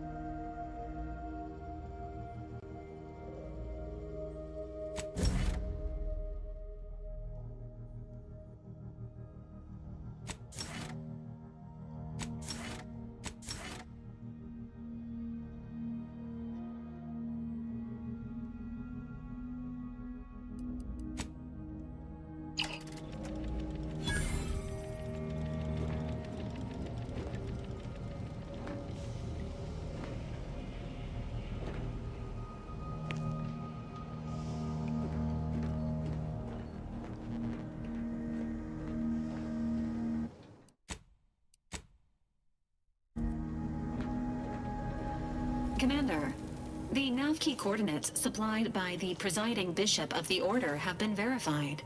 Landing in Golden Ridge is now possible. Additionally, we are also able to land in Free Market Station, due to the Astrogator's progress with the updates necessitated by its rebuild.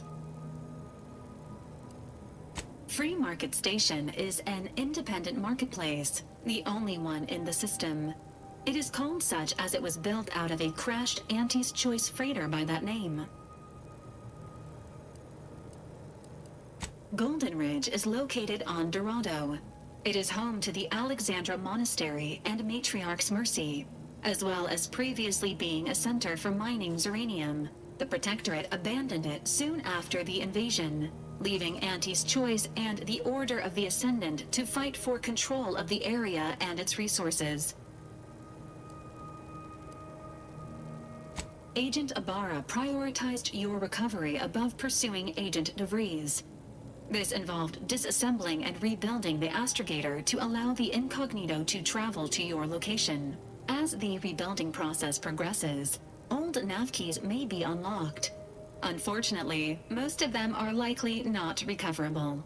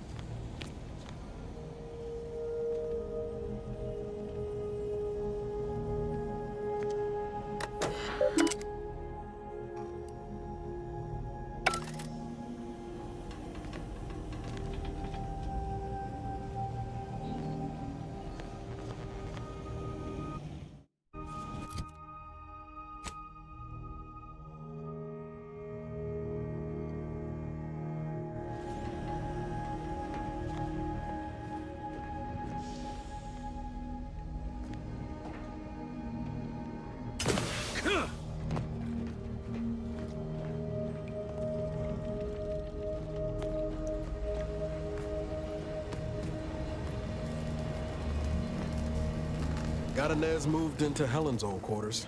I figure, if anyone's unlikely to be vexed by finding fossilized purpleberry crunch in their mattress, it's an Auntie's Choice trooper. You think Helen would approve of us taking on a product pusher?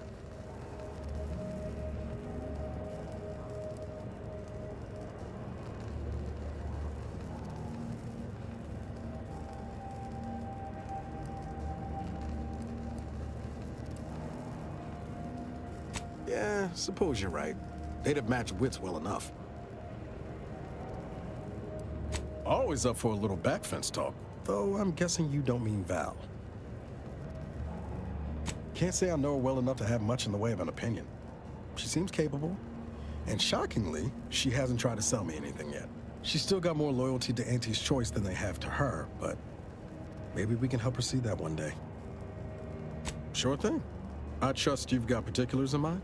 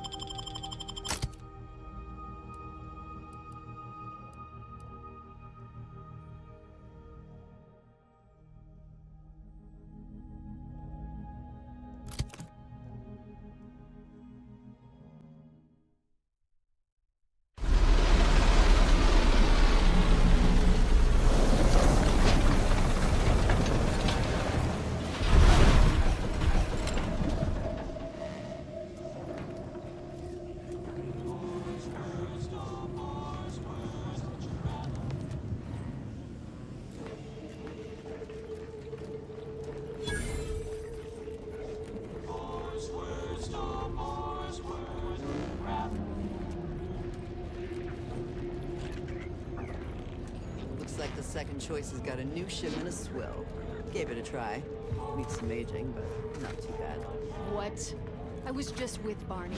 He said we're not getting any new shipments for months. What did he let you try? Well, I, maybe didn't run it by him. It was out of a big metal barrel. Do you mind if I don't pay you no mind? Welcome to the true free market, friend.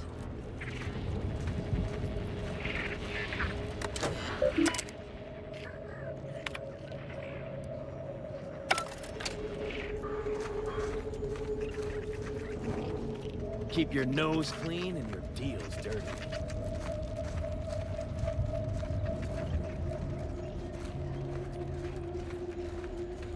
Keep a low profile. We're trying to run a respectable criminal operation here.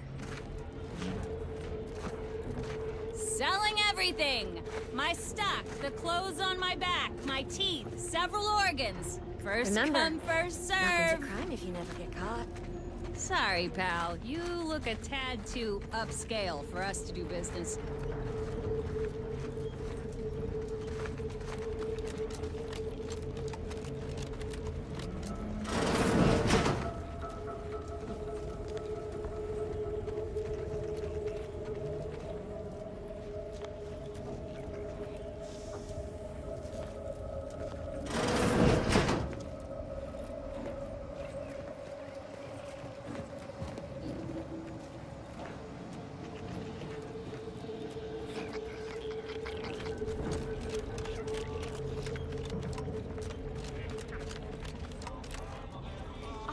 The impression that Free Market Station was open to all. Why am I being accosted? Free Market Station is open to all, except spies. It's awful suspicious how you've been gallivanting about, asking everyone questions. I am not a spy. The information I'm collecting here shall be of historical significance someday. Surely you can appreciate that. Right. And I'm sure that information wouldn't help at all in clearing us out of the station years from now. I'll be watching you.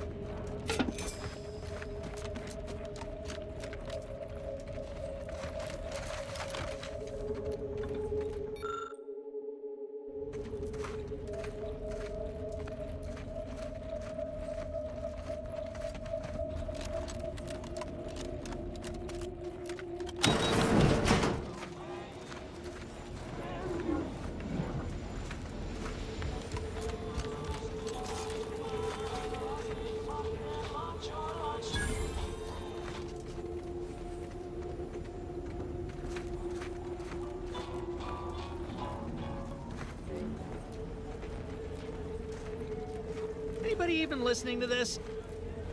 Listen, I know I shouldn't warn you about this, but anything I sell you runs the risk of exploding. I trust you'll appreciate my forthrightness and be all the more willing to buy from me. As it would happen, I'm more engineer than salesman, but only just. I've been having some problems with my machines since I arrived on this planetoid, but that's enough about myself. I'd be happy to show you.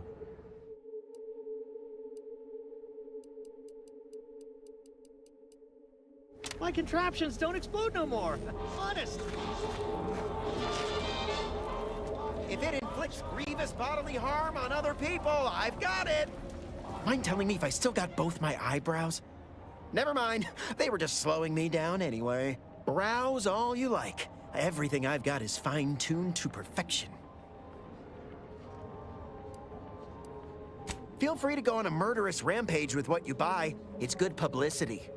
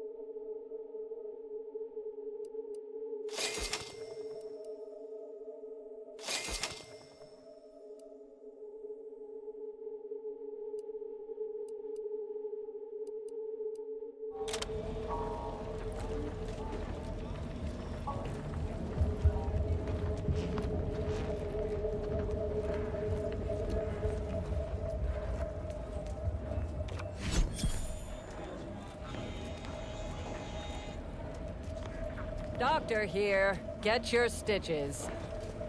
If you're here about a toothache, you've come to the right place. If you're here bleeding from a dozen bullet wounds, I suppose I can help with that too. If you've wounds that need stitching or teeth that need scrutiny, I'm your doctor. Medicaments and more, all sufficiently regulated or thereabouts.